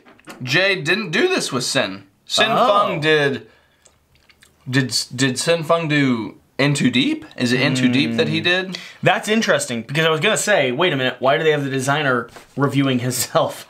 That would have been a problem. Him and Jay have worked together quite a bit. Well, a lot. They did Mind Management. I backed Tiny Epic Tactics. Okay. Tiny Epic series. I don't think I was previewing this at this point. This is the Tiny Epic series. I did really like 2 earlier Tiny Epic games, the space one and another one. Tiny Epic Galaxies. Yeah. But since then, I've actually grown out of, like, I don't ever want to play Tiny Epic games. Well, I mean, it's an interesting thing. It fills a certain time period that other games like McKee and Black Sonata also fill. And I haven't played this yet. The only one I have in my series is Tiny Epic Galaxies. This is fun. This is a good skirmish game. My problem with Tiny Epic games is often they're small enough to be bite-sized and crunchy, but they don't beat smaller games that are more crunchy. They don't beat smaller games that are more accessible, and they don't beat bigger games that are more crunchy. They're right in the middle. They're in a weird spot. And they never clear either corner. I either want to give 2.5 hours to a heavier game. Why did you eat so many cheese sticks? Okay, I need you to focus. Or you put that in the trash. You ate those. I want to play a quick and accessible game. You didn't put them in the trash, did you? Yeah, it's right there. This is an ugly cover. Board game design advice. Okay, we can just move on from that. I backed it. I still have the book. Do you still have it? Yeah, where? It's downstairs. Whoa, we're getting to some big ones real quick here. Whoa. Yep. War of the Ring. Yep. But not the board game. You're falling apart. You're falling apart. That's part of a 2-hour video. Not. It's part. Why are you falling apart? You've given me a lot of alcohol. It's not my fault. Okay. We still have Dark Quarter ahead of us. You're crumbling. So I'm going to have a second wind. Let me explain this. I have a rule. He touches me inappropriately and I slap him. It's a great rule, to be honest. Stop. So, this is a great board game. Can I explain this real quick? Stop. Okay. War of the Ring How to Play series. I backed this because I believed in Seth. This was a brand new content creator that was coming onto the scene doing something that no one else had done. Super high quality production, just like I was producing. Hey guys, before we start, I wanted to let you know of a Kickstarter that So, super high quality production, just like I was doing at the time. Welcome back to Lonely Man BGs. And Lonely Man BGs was this content creator that was creating some of the highest quality production-wise, and he was launching Kickstarters to fund his How to Play series at like under 1,000 subscribers. Yeah. You're not paying attention. No, I am. Me fixing... You can keep the eggnog. Me fixing things... You can keep the eggnog. ...visually does not mean I'm not paying attention. You said that Seth was a content creator who was creating content for War of the Ring, and he was doing high-quality production value, and he was doing it for under 1,000 subscribers, and he was using Kickstarter to fund it. So I backed that just to support him. Okay.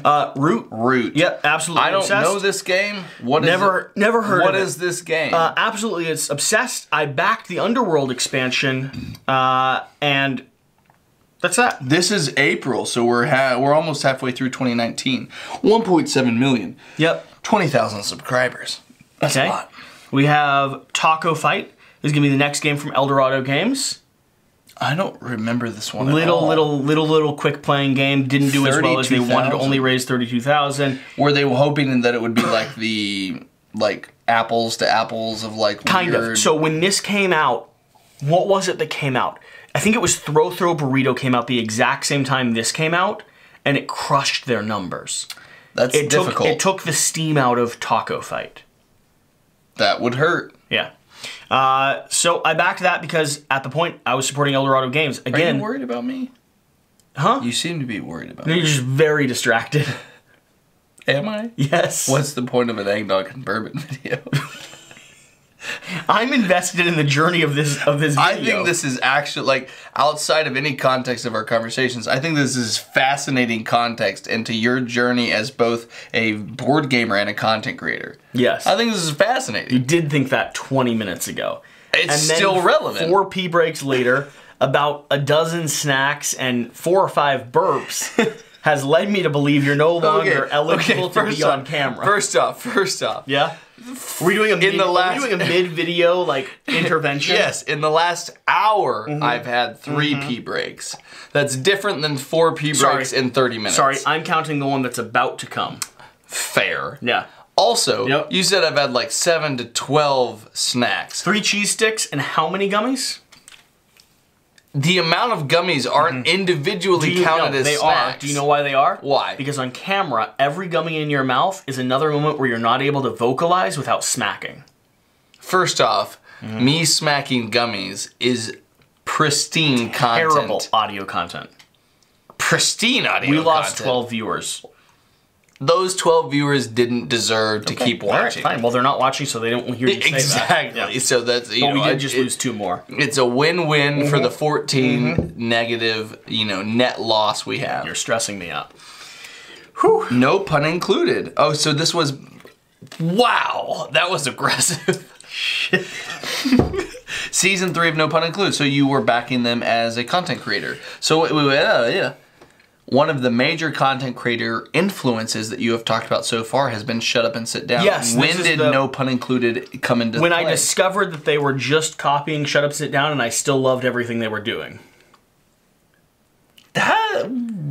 That's hard. For a long time there, they were the next version of Shut Up, Sit Down. You can't be. I'm not wrong about that. I don't know what you're talking about though. Like my familiarity with those two is not as long-term connected between the two of them as yours. No Pun Included. They're like 60,000 subscribers now. They do maybe once every 2 weeks or once every month. They do an in-depth review, like a deep dive. They've got a lot of support. Yeah, and I appreciate what they do in the hobby. I like Efka and Eloise or whatever. Elaine. I think it's Elaine. I think it's Efka and Elaine. I think. Maybe. Either way, they were part of my love of Shut Up, Sit Down, and I backed them just to support a fellow content creator in this space. But they, at the very beginning, their rise to fame has been a different version of what Shut Up and Sit Down does. They do very limited... Elaine! Yeah, they do very limited, in-depth reviews that have different angles, different conversations, and humor. That's what Shut Up and Sit Down does. Yeah, valid. And they're British or something. They are, but I don't know. To me, their tone is very different. Their tone has changed. To me, and Shut Up and Sit Down has changed. To me, the tone process. of No Pun Included is very much more like hobbyist gamers, and Shut Up and Sit Down is trying to encapsulate like the larger hobby without offending anybody. I hear that, but again, at this time. I didn't know them at this time. Yeah, so this is currently April 12th, 2019. They're at like 20 or 30,000 subscribers. They're still early on in their journey into content creation. And I'm supporting them because I love Shut Up, Sit Down, and Shut Up, Sit Down introduces me to them. They did like a Wingspan review that combined both of them and a few other things, right? Really? Yeah. They collaborated? Yeah. And so this for me is the next reference point for Shut Up and Sit Down. Cool. Yeah, and they've definitely grown into their own voice now. Third of the way through 2019. They've grown into their own voice now, but in the same way that like Board Game Co. is a ripoff of Quackalope. There's some big ones coming up. Are there? Yeah. Okay, let's keep going. Let's keep going. No. Finish your sentence. You said Board Game Geek is a reference for Quackalope. Board Game Co. is a ripoff of Quackalope. They were a riff off of Shut Up and Sit Down. You can't say this when you live this close to Alex anymore. You can say it in Maryland. You can't say it right now. He's never going to watch to this point. Yes, he is. Yeah. Leave a muskrat down below if you're still watching. So, No Pun Included. Now, the next few are insane. I don't know. I feel like it's spoilers. Critical Role, because we were talking about this earlier. Yeah. This is the TV show. This is the TV show. I fell in love with RPGs because of Critical Role. Really? Yes. Because of them specifically. Listening to their... So, here's the journey. I fell in love with podcasts and was listening to a lot of podcasts. It's a bunch of white people. I then discovered Critical Role in my podcast feed as a storytelling Critical Role. Okay? I listened to all of season 1, and that's binging 100 episodes at like 3 to 4 hours each. Yeah. At that point, I grew the confidence to go to my local hobby store and play an intro D&D session. Something I never had the confidence to do before. Because of them, I then started playing D&D, which dove me into Kickstarter, which linked me into board games, which found me Kingdom Death, which led to the journey we're on now. So, my question is I have a question. As someone who has done role playing but primarily focused as a dungeon master, do you identify more with Matt Mercer or more with the cast? Matt Mercer. I like being the DM more than any other role in the game. When you watch this, do you focus more on what Matt Mercer's doing? Yes, I think he's amazing in every regard. That's why I'm starting a YouTube channel where all I want to do is play with him. How serious are we about this? How serious are we about we're not. I don't know that I have time, man. I just don't know that I have time. But like the Duck DM could be a thing. The Duck DM could be a thing. I'm not upset. That's crazy though. I mean, this was 2.5. No, this was a full 3 years ago because we're almost into April of 2022. I'm not upset that I backed this. And it's just now out. I'm not upset that I backed this and have not yet watched one of the TV shows. I just wanted it to happen. I just wanted it to happen. And it happened. Myself and 88,000 other people just wanted to be here for it. Right? Even at $5, I mean, how many? You know, that's a lot. Almost 11.5 million. I wasn't in deep, but I was there to be a part of this. Not in too deep. I was there to be a part of this. Rome. So you have come back and circled back to your Ryan Lockett and Red Raven Games appreciation because you had done the expansion for Above and Below, and now you're here with Rome. I think Ryan Lockett is an incredible creator. Does the art, does the game design, does the publishing, does everything for his games himself. Yeah. I didn't like Rome that much. I thought it was okay. I thought Rome was fine. Yeah. To me, I have not played Above and Below, Near and Far, or Now or Never. They're all better than Rome. I think that that's the series I would appreciate. I have a question. Have you even started Sleeping Gods? I've played Sleeping Gods. I've played into Sleeping Gods. Is your copy unopened? No. It's open. It's open? It's open. And Shira and I are hoping to start a campaign on the channel in appreciation for the next wave. But is it interrupting or interfering with KDM plus Gloomhaven? Yeah, of course. Because you guys are also doing that. Of course. Yeah. Okay. Yeah, it always is. Everything's interrupting KDM, man. Dungeonology. I never opened this game. Ludus Magnus. You haven't opened it yet. Do you still have it? I do still have it. So this is, Ludus Magnus is much more known for their what's the Italian Assassin's Creed one? Nova Aetus, I think. They're known for Black Rose Wars. Yes, but the one before that was the Italian Why are you going Renaissance for the one they're one. not known for? They are, because they just did a secondary campaign on it. Did they? It's like Nova Aetus or something like that. This is one that I actually canceled my pledge and then repledged and then canceled again and then repledged. This is one of the campaigns that got me. Last second, I was one of those people that down to the wire, 24 hours left, I'm jumping in on this. Yeah. And then you doubted yourself? No. And redoubted yourself and then doubted yourself and then redoubted yourself? People received it and I received it and people said it wasn't great and I never opened my copy. Why do you do this to yourself? Because it's a year. No. So they're all so far away, we've got a lot. Ooh, they're all big so far away. On the way. Big campaigns on the way.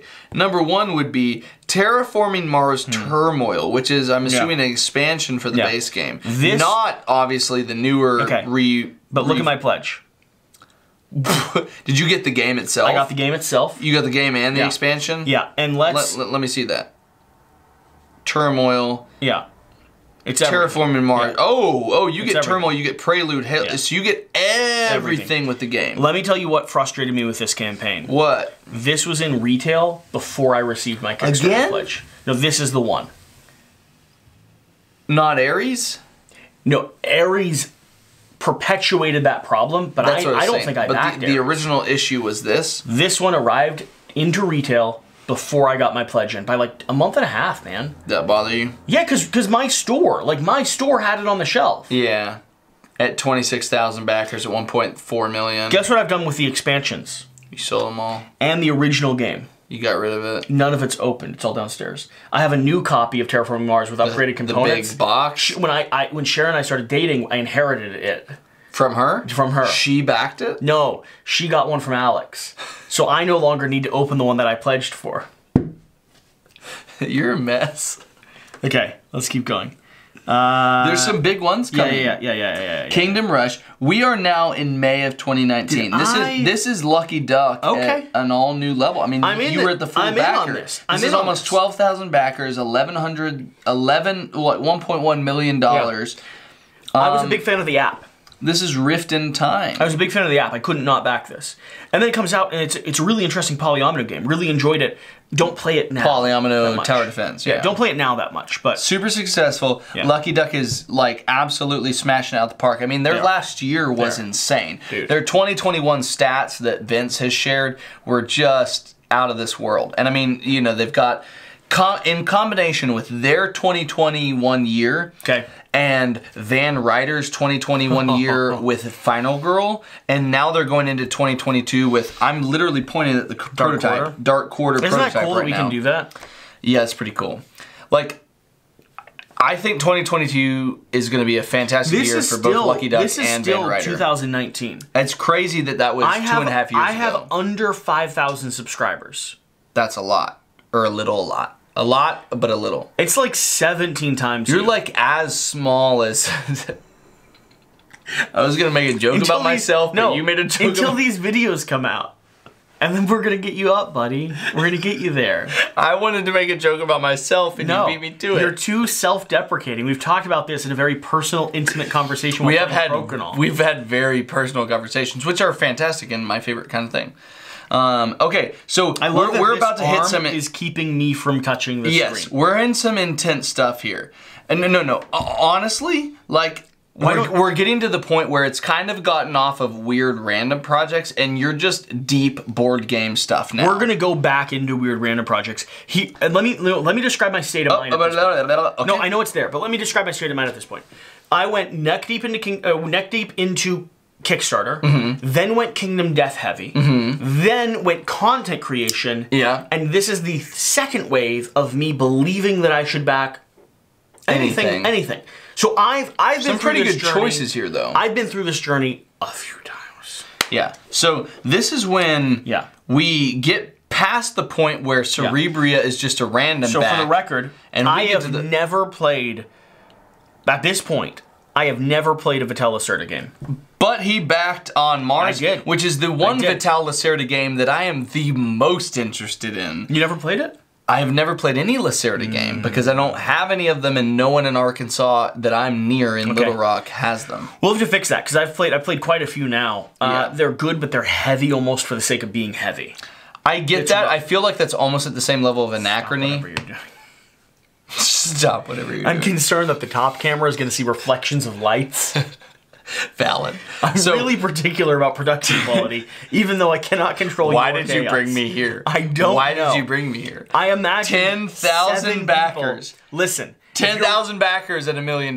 Yeah. 10,000 backers at $1 million. It's not $1 million. It's 970, and I bet they felt every cent of that 30,000 they missed the $1 million mark. But 10,000 at 100, because Eagle Gryphon games are typically about, if you get them at retail, they're typically about 120. Yeah. So if you say Kickstarter pricing 100, well, what was it? You're talking about 200. What did you do? I backed 2 games.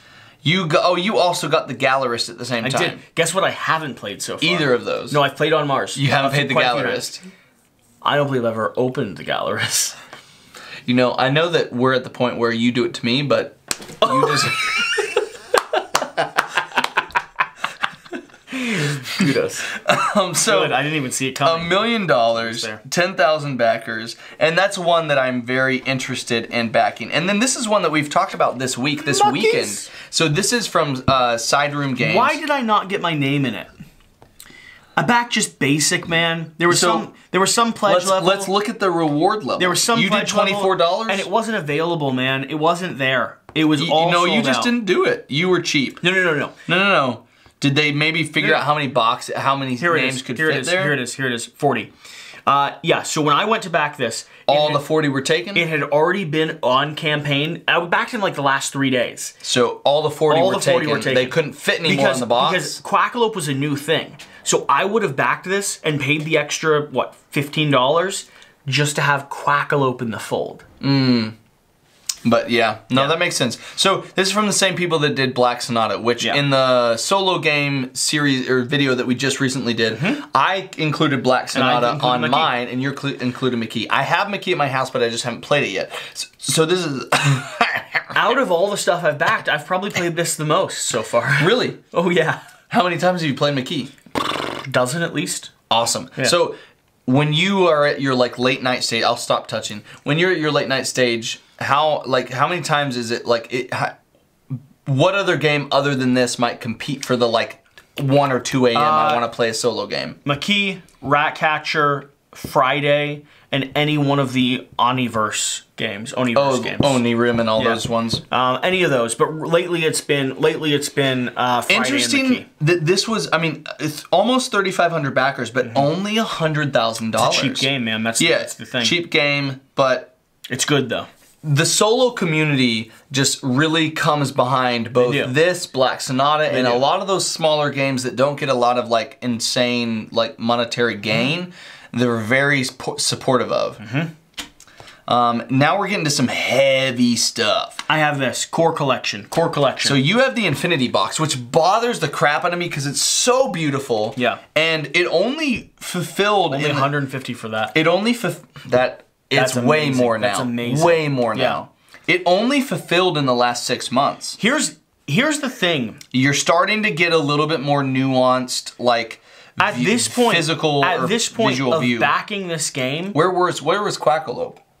Quackalope was probably 3,000 subscribers, and I did not like Cerebria, and I don't know that I connected that Anachrony was. You didn't think it was by the same people? I don't know that I connected that. Because I don't think I would have. Where's the 150 pledge? I don't think I would have backed it if I had connected that it was by the same creators as Cerebria. Interesting. Because here's the thing. Have you played Anachrony? Yes, I love it. Do you love it more than Cerebria?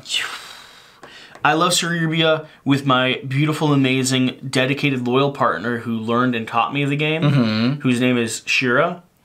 I was really hoping you were going to say Devin. No, Anachrony is amazing, but I love Cerebria with Shira. It's a very contextual thing. And it's Has she played this? She has not played Anachrony. Do you think she would like this more or less? Let me give you context on Cerebria.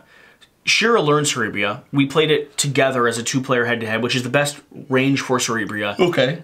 And it's kind of a game that is just our couple's game. I'm never going to play that game with anyone else. That's awesome. But like... That's a tapestry for me and Amber. It makes it hard for me to compare Anachrony to it. I'll play Anachrony with other people. Cerebria is different. I haven't played Cerebria at all. Anachrony is a, in terms of like the mental load that you have to do to juggle it, is a sledgehammer to the face. In a good way. Here's the interesting thing. First off, the creator window has changed. Did you notice that? I didn't. Instead of jumping to other pages, sometime Kickstarter updated things. Now it's just all of their other projects. So now we've got Anachrony. Here's the funny thing. I don't think I've heard of Perseverance. I need to reach out to Mindclash Games to send me Perseverance. Because we have a contact with them now. They sent us Tricarion that we need to cover still. But Perseverance was before I ever played Anachrony or Cerebria. Is Perseverance their first? No, this is the newest one. This is one of the newest ones. And I connected the dots enough that I did not back Perseverance because I didn't think I liked that type of game. But now you played Anachrony and now you played Cerebria and you're like, hey, I like this. And I'm assuming you backed Voidfall. I don't remember if I did. Honestly. I'm just getting the thing. So there was a period of time, early pandemic, there was a period of time for like a year and a half where Patreon was my only income source. And I went back to live with my dad. I was sleeping on a couch. I was in a single room doing Quackalope. And there'll be a big window where I'm backing things for $1 only because I don't have the cash to actually back things. Yeah. Valid. And that could be that might have been in that window. Yeah, I know it was. Well, Voidfall was pretty recent. It was pretty recent, but you got to remember, I just moved here. What? It's been 8 months since I've been around here. Yeah, but you were in Maryland first. I'm saying since I moved out of my dad's house. Did you move Maryland to your dad's house? No, I moved DC, dad's house, back to Maryland, up to here. That's true. Yeah. That's true. So after Anachrony, we hit something that is influential for both of us. Yeah, I gave you this. You gave me the expansions for this. I had the base of this, but more importantly, I didn't back it all in. If you see, I was scared of it all in. But more importantly, this is the first game that I see on your list from CMON, which is one of the biggest collaborators that you enjoy working with. Interesting. Yeah, if I'd known this was from CMON, and by the way, Michael Chanel, one of the best designers I've came across in this generation. He's really good. You know, and developers, of course. If I'd known this was You're rumbling my tablecloth. Can you? Thank you. If I'd known this was from CMON, I might have went all in. Yeah. But I didn't because I was skeptical of an IP crossover. So Bloodborne, and I'm gonna give context for you from my perspective of viewing this. Yep. Is one of my favorite PS4 games period. PlayStation has consistently been... Have you played Elden Ring? I have not played Elden Ring. I know that you and several other people that I'm close to have been unanimously complimentary of the game. I have a list video that's 5 games you have to play if you enjoy Elden Ring. I just haven't filmed it yet. You just haven't filmed it yet. I have a question. If I wasn't here this last week, what would 50% of your time be doing? I have not played any Elden Ring. At all? No. At all? So the other friends that I have that are big advocates for it have been playing it. Yeah. Why are you such an advocate? I have watched the Rad Brad, which is a YouTube channel that I love and adore. Is that not crazy that, like, in terms of like a generational difference, our generation views media if anyone through has YouTube a direct contact source to the From Software? to the Rad Brad, I don't care about From Software. Screw From Software. The Rad Brad. I collaborate. Dude, I love his content. He's been my go-to. He's been my go-to for video game content. And here's how go-to I know he is. In every video, he thanks people about a dozen times. Correct me if I'm wrong. He thanks people about a dozen times. He always says, "Man, I'm so grateful for this position that I'm in. You guys are amazing. I just want to thank my audience. Like, you all are always supporting me. Like, this is amazing." And then he says, correct me if I'm wrong, leave a comment down below. Let me know where you're from, man. Like, it's so incredible. You have so many people around the world. Just leave a comment down below. Let me know where you're from. So what's interesting is I have never heard of Rad Brad, but from in terms of mid video game content, I watch ACG. Yeah. Do you know him at all? Yeah. And he's not as good as the Rad Brad, but it's okay. No, it's definitely interesting to me. So had you as Quackalope, have you had any contact with CMON at this point? Not a bit, no. So in 2019, 3 years ago, a little bit less than 3 years ago now, we're kind of cutting the window down. I'm backing this because I don't know what CMON is. You don't know what CMON is? $4 million. I don't know what CMON is. 24,000 backers. I'm not even paying attention. I'm not paying attention to the publisher. I'm paying attention to the IP, and that's both why I back the game and also why I'm skeptical of backing the game. See, this game came out, and I was not at the point where financially I could jump into the Kickstarter pool. Yeah. Because I knew that once I jumped in, you were in. It was hard to escape. As you've seen. As I've seen. And so I saw this and I was like, fuck, I love this board game. But when it arrived, I gave the few expansions I got. I had the base game and you gave me 3 expansions. The only ones I got in. Yeah. Yeah. Unopened, if I remember. Unopened. Classic Jesse. Unopened. Jesse. But I mean, big campaign, probably very like a nice little nostalgic stepping stone for where we are right now. Yeah. I mean, I have twice now because when I first started working with you, I joined you. Our first conversation, I was walking the street late November, I believe, at my dad's house in Kentucky. And I'd go walk barefoot up and down the street near the lake, and the temperature would drop as I got closer to the lake, and then I'd warm up as I was going back up the hill. Yeah, and we talked, and this was, I think, the first Quackalope video I was ever in, because we did a TTS gameplay like with Michael. 6 months after the campaign. It was after the campaign was already done, and I couldn't do anything about wanting to play it.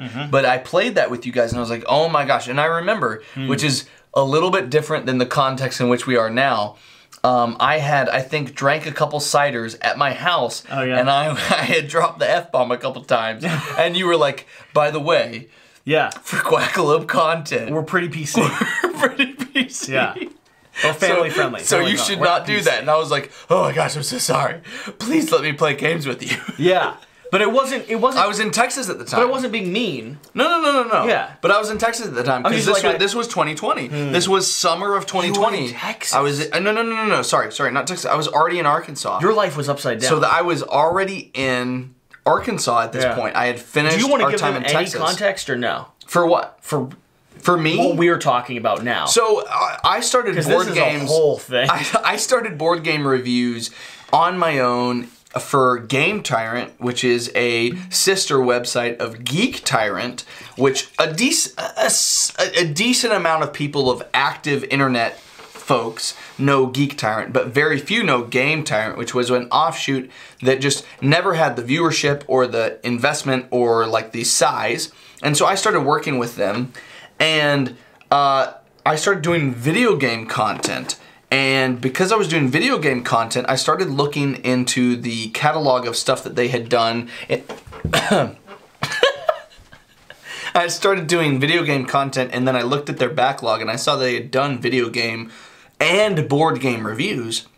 And so I said, hey, you've done board games, I'd like to do board games. I started to do that while I was in Texas. I was doing that for about 1.5 years, and then we moved back to Arkansas. I was meaning, do you want to give any context on anything else? Oh, way more personal. Oh, you mean but you don't have talking about like Daphne and Avery? Yeah. So we were in Texas for my wife's medical She's residency. amazing. She's By the way, so amazing. Amber, I love you. Just for the record, Amber and Shira are the better parts of both of us. Without a doubt. Yeah. Without a doubt. With no questions. No question. Yeah. We don't even need to discuss that. Literally, Shira's downstairs after just babysitting your child and the Radcliffe's child for hours while we do this. And Amber is taking care of your 2 youngest child while you're up here doing this. We should get them flowers. We should get them flowers made of gold. I'm working on the gold. On the gold part. We made Either way, Shira give context. Legos. Give some context. Yeah. So, yes, the intention was never to move back to Arkansas, but we ended up moving back to Arkansas in order to adopt my son, Avery. And so it was an unintentional shift from Texas to Arkansas, but I did so in the summer of 2020 after Amber finished residency, and at that time I reached out. Of this right here. I reached out to Alex from Board Game Co. and I said, "Hey, I like you. Let's hang out." And he said, "I don't like you that much. I don't have Jesse room for might you, like people." But there's this kid called Quackalope who's trying to like invest in the community. He might like you. Yeah. I don't. And so I said, that okay. was before I got like hurt by the community. So now I'm a little bit more closed off than I'd like to be.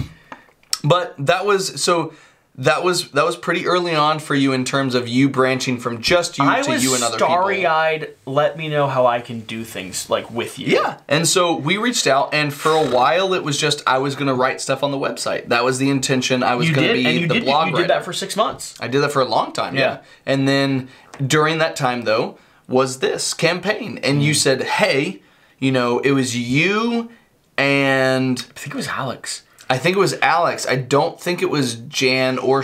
It wasn't Jan at the time. We did 3 recorded gameplays. I only did one. Yeah, I know. I did 3 recorded gameplays, one of which was never released. No. It wasn't Alex. It was me, you, and it was Sam. Not Sam. Sean. It was Sean. It was my first time ever meeting Sean. Oh, interesting. Wow. It was me, you, Sean, and then Michael. Yeah. And so me, you, and Sean... Okay. We are getting way off. I know you're passionate. You sent me on this rabbit chase. Yeah, that's okay. That's your fault. I'm just pulling us back to let the audience know I'm paying attention. Oh, it's been only 2 hours. This is a great video. It's been a great video. This is a great video. We should do a live stream immediately after this. A live stream? Yeah. Okay. Yeah. I'm fine. Yeah. Let's do it. We're gonna do that. Do you have anything else you wanted to say? No, this is a cool moment for you, man. I think Bloodborne was, what my first experience in getting to do video with you. All right. It was one of the first times we were in video games and board games in your lap. Personal question. Okay. This was us meeting. This was first phone call, and then immediately I asked you to be on a Bloodborne video with me, right? Yeah. What was give me the best and worst gut check impression of me. Of Jesse at this time? Because, this is risky asking on camera, because by happenstance, you'll only say positives. I don't want that. No. Give me what you were concerned about and what you thought was cool. Instinctually... I will say, I have an instinctual response, which is good, and then a ephemeral, childish response, which is ugh. And so, what was the The was the fact that it was oh, by the way, you need to watch yourself. Oh no, it actually wasn't this video. This video I was fine in. It was the Oathsworn video that I got a little tipsy and was cursing. Okay. And you were like, hey, we don't know these people very well. Watch, just make sure you watch your language a little bit because we have to put on a professional appearance. Because I invited you in and I didn't know them at all. Yeah, you didn't know Shadowborn Games, Oathsworn, amazing game. We're both very excited for it. I'm all Probably my most anticipated adventure game ever. Has nothing to do with this. It's not on this list. Because we're on the app. I'm a pledge level all in. Yes. Because I didn't have the money. We didn't have it at the time when it launched. But we are now. Yeah. It's something that I have to follow the updates via the Facebook group because we're not emailed it. I don't follow updates. What's happening with that pledge? He's showing production copy pictures. Why is he not sending those to us? They don't have. They've only had one. I don't care. I'm happy to talk to Toby. Hey, oath sworn. I'm happy to talk to Toby. For the record, anything else you show should really go through Quackalo first. So they have one copy of like pre-production stuff going on with the armory and with the main thing. It looks sumptuous. It looks beautiful. By the way, we're probably totally doing a live stream after this. I'm okay with that. It sounds so much fun. I'm okay with that. Sounds like we'll have 4 people in it. But it sounds like so much fun. I'm going to title it Drunk Livestream. Fantastic. Are we done with this conversation? Bloodborne is my favorite video game. Because I love that you paused here, though. That's such a cool moment. It's such a seminal moment for us. It's like me with Valor and Villainy, right? Yeah. That was huge for you as a content creator. This was big for our relationship. What's next? Island of El Dorado Revenge expansion, which I'm assuming you haven't played because you haven't played the base or the other expansion. I've played the base. Just not your copy. My copy, and by the point I was backing this, Had you played the base copy? No, I was supporting a publisher I was invested in. I'd never talked with a publisher. I never met them before. All I knew is that I had a history of supporting this publisher, and gosh darn it, if I was going to stop do it now, again. I was going to do it again. The production value is beautiful. I'm really brand loyal, man. Like production value is beautiful. Like when I find almost things, 400K. When I find things I like it looks like the same socks, Kickstarter page. Is this the same Kickstarter page? It's very close. All right, let's keep going. Okay. When I find something I'm brand loyal to. Whoa! We're about to hit some big stuff. Are we? All right, Tussie Mussy. Your first introduction. Is this your first introduction to Button Shy? Button Shy. This is my first introduction to Button Shy, and not only that, my first Shira's a big fan of my first real connection with Elizabeth Hargrave, who came in to do a in-person Wingspan how to play tutorial and everything with me later on. I met her at Labyrinth Games and Puzzles in Washington, D.C., playing and demoing Tussie Mussy. That's so cool. Guess what I did with this game? I'm going to show you the silliest thing. Is it in Shrink? No. I've played this game. I've opened it up, and then I had a friend steal it from me. Not really. He took all my Button Shy games without me realizing that I was giving them to him. I did give them to him, but I didn't realize it. What friend? Max. Themer? Yeah. I gave him permission. I just didn't realize I'd given him permission. Go over to Table Knots. Yeah. And say, hey, Max. Yeah. You're a fantastic human being. You are. I love you. Yeah. You're so cute. You and Doolin are adorable. Yeah. How dare you be so How cute? dare you? Yeah. That's what you should say. So the third member of Table Knots, who was moving as a missionary to Japan, that's cool, needed small box games to travel with because he couldn't bring his collection with him. Max asked if he could take any of my small box games, and I, being who I am, said, "Oh yeah, man, just whatever you find."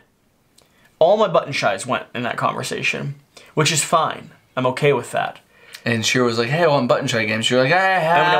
I didn't have any. I don't have any of them. I backed this at the playmat level. What does that mean? It means I got a playmat. For you have a Tussie playmat Mussy. that you don't have the game for?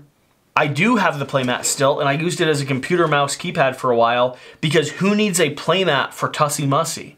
I don't know. It's like you got like 15 cards. But can we? Let's you talk skipping stuff? You gotta click on that stuff. one. This ruined too many bones for me. Why? I got everything in the expansion. I backed this all in. Whoa. Yep. You got the Trove chest at this point, and Dart and Splice Dice for 165. This is where I got Devin. This is where I got your Trove chest. I gave Devin a copy. I had 2 copies of the Trove chest because I backed one and backed another one, and then I gave 1 copy to Devin. I got Splice and Dice in. Jan and I tried to play with everything included, Why? And then Why? It's too much. It made me hate Too Many Bones. It made Jan sell his copy of Too Many Bones. Wow. And then mine survived because I'm bad at selling things, and now I'm back to liking Too Many Bones. I was about to say. But yeah, that's huge. That was a journey. I wasn't sure if this company sent this. You still have this? I wasn't sure if they sent it downstairs. I now am very comforted to know that I backed this. Because why? Well, because sometimes I get games that companies just send me, and I am confused. You have this. I've seen it downstairs. I backed this because I thought I should do video game crossovers, and I still think that. And I've never opened this game. Do I know if it's good or not? Never heard of it ever since I backed it. This one, I have no clue why you did this. How many did this do? 12,000. I'll tell you why I did this. Because I was doing high quality photography, not that photography, because that photography looks terrible. That looks ugly. I was supporting the publisher at the time. That's all I'll say about that. Yeah. Okay. Cool. Cool talk. Good talk. I want to do the next one. Yep. Because this one is something that seems to be intentional about stuff that you've covered and that you've contributed to, and we are at July of 2019, and this is Madara. I would like you to look at the pledge level. You at 2.5 million, almost 12,000 backers. Is this an uncomfortable amount? I would like you to look at the pledge level. Just $1. This is where life stopped working for me. What happened in July? I don't know, man. I was... Oh. Whew, a story I've never shared. Ooh. Kinky. For a time in DC, I had a... When I started Quackalope, I started on the basis of... Alright, you're not listening to me? It's a good story. Sorry, it usually works.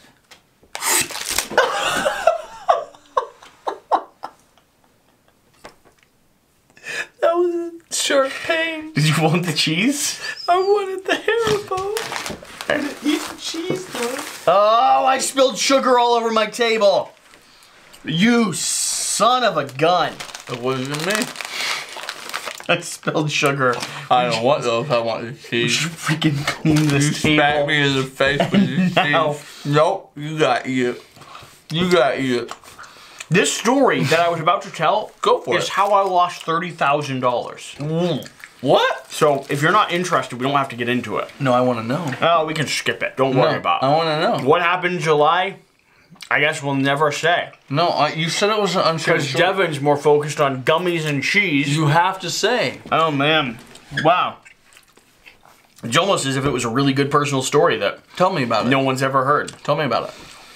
Just you? Yeah, just me. No one else. Shh.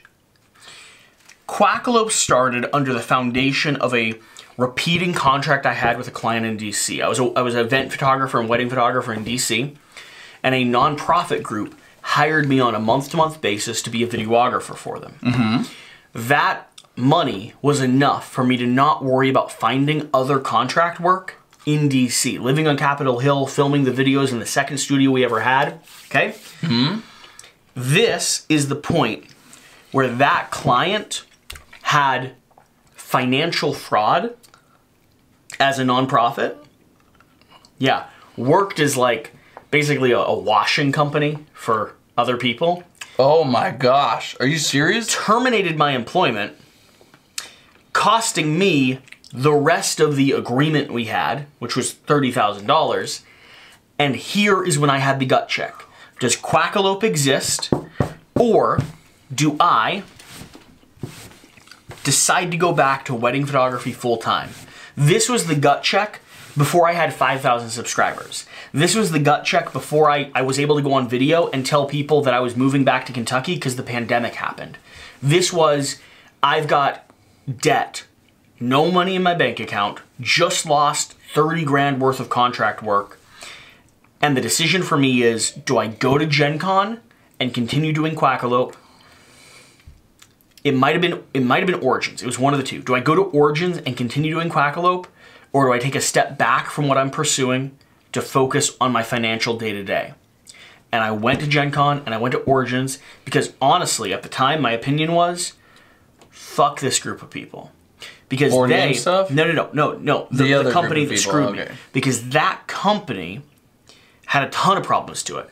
But that company was the same company that when I started Quackalope and was excited to get 10 subscribers, I'd showed up and I was telling employees like, oh man, I just started a YouTube channel, like I got 10 subscribers, this is super exciting, like using my skills to do stuff. And they said, we would appreciate it if you'd not talk about off-campus stuff on campus. So my opinion was, I'm not gonna let you be the reason that this thing I started stopped. So I went to Gen Con with no sense of how I'd ever earn a dime, with debt, and I started canceling pledges. But this one, you stayed in at 1. No, I started this was supposed to be a full pledge. This was a full pledge. This changed between the month that this campaign was running. I went from being comfortable enough to back Madara fully in to dropping to $1 because I didn't have the money. Isn't that so cool though that like now you've worked with Alex and stuff to where It's the point amazing. where like you get to do commercial work for them. It's and, amazing. Like, you have Madara as a company and like Yeah, Quackalope is, like, it's a incredible. major- But like this is a moment, man. This is That's a whole crazy. thing. So this You're- is the start of a lot of $1 This pledges. is probably, yeah, I would say so. Let's continue exploring and see what's here. So Etherfields, view your pledge, £1.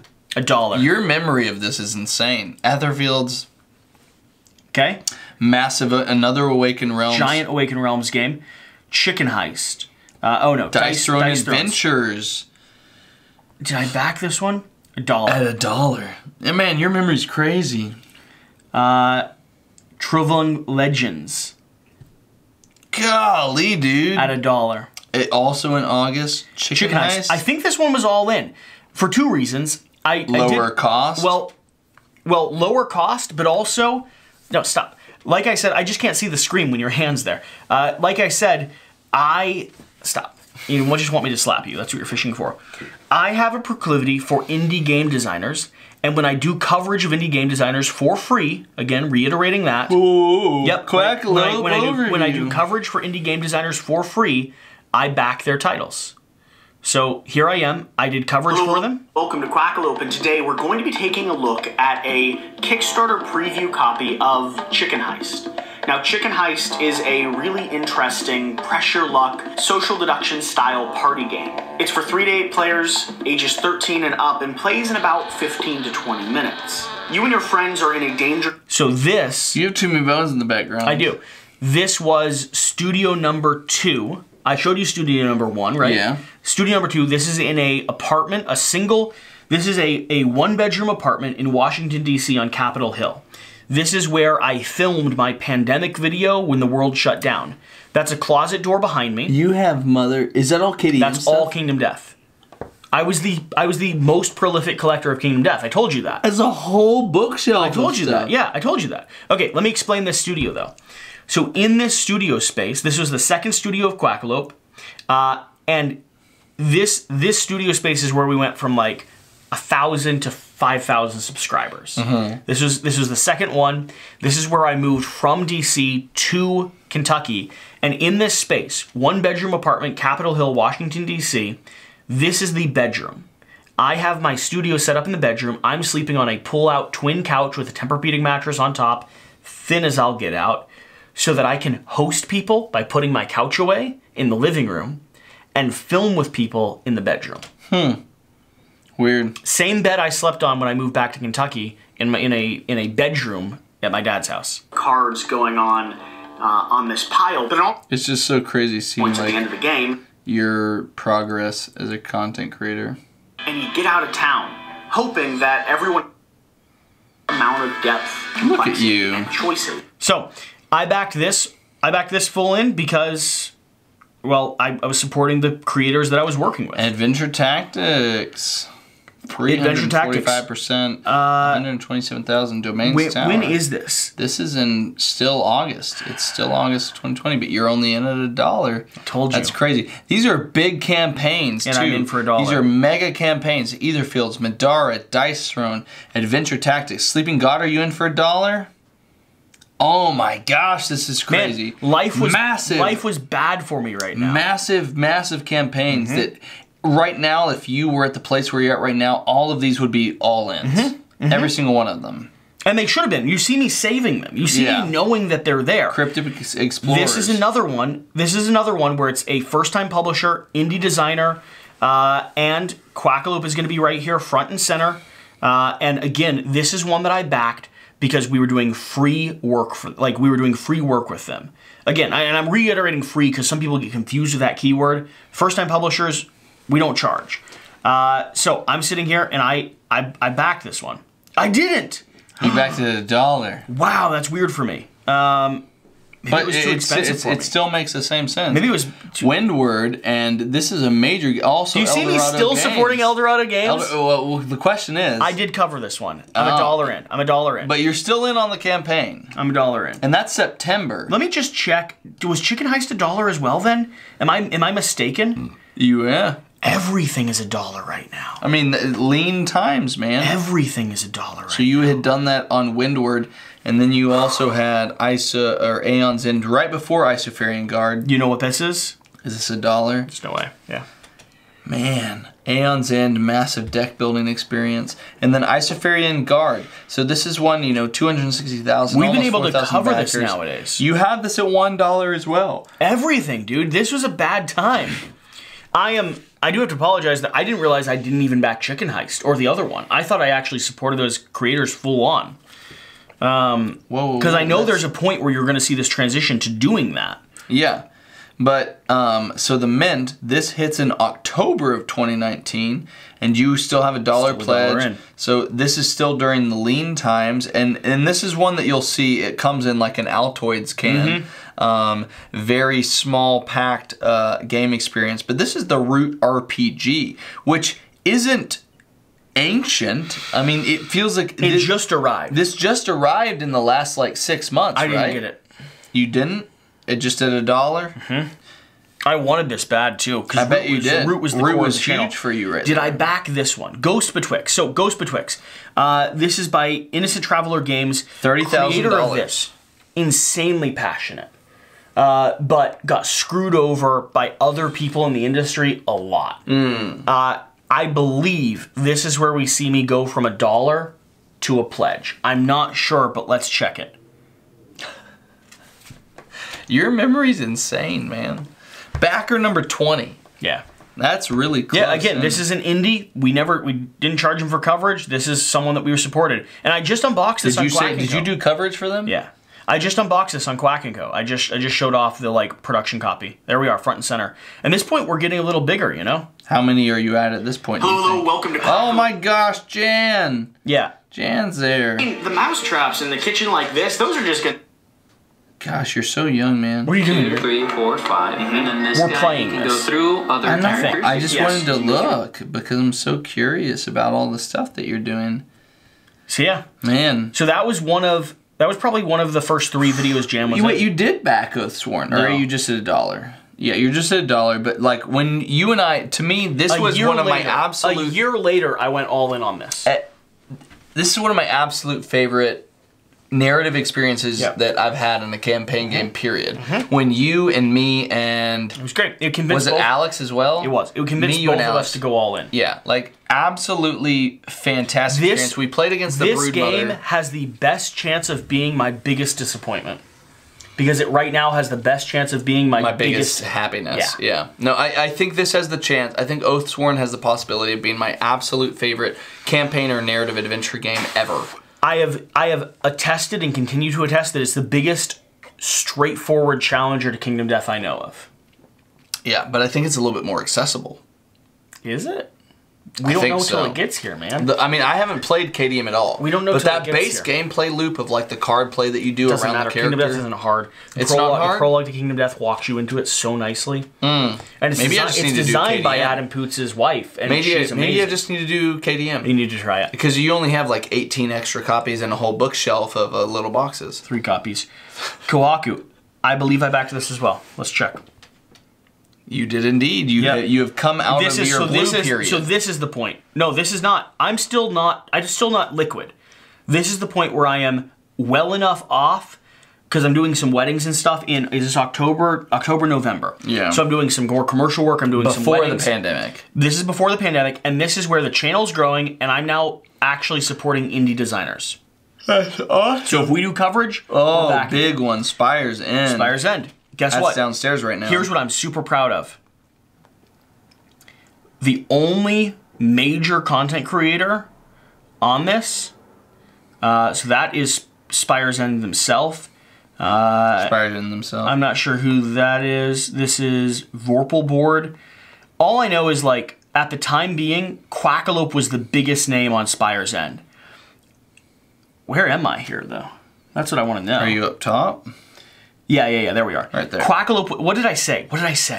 Spire's End pierced our imaginations like the monstrous tower it revolves around, a compelling and fascinating adventure peppered by strategic combat and tactical thinking. One of our favorite solo and two-player games we've That's what Jan said. Hello, welcome to Quackalope, and today we're... First swing. Yeah. Right. Don't just do skips, because that's annoying to the audience. Yeah, it was so annoying. And another important thing to note... You could watch it for like 15 seconds. Alright, we'll watch it for 15 seconds, but not because you said it, but because I thought of it. I mean, if you wanted to, you enemies could. Is that they also recoup. They do. Yeah. So that's never good. So how about I go and reveal the next card? Okay, you're allowed to do that because it does state reveal card 8. Hey, I set my own rules. Yeah, you don't for this game. It's true. So, okay, so combat review. So essentially, this is a very simple way of explaining. So there was a period of how the game Quackalope. flows Stop. How do I stop it? Yeah. So it's down always there. going to be. There was a period of Quackalope where production quality was higher than it is now. Mm-hmm. Right now, I don't have a third camera angle. Yeah. And I don't take the time to do setup. This is a still. This is a shot where I've done a scene and done every card in this game in that scene. And I'm taking the time to edit those cards into this frame. So that's a lot. As we're talking, it looks beautiful. Yeah. It looks beautiful. But it was so much work. It was 20 to 30 hours per video of production total. That's a lot.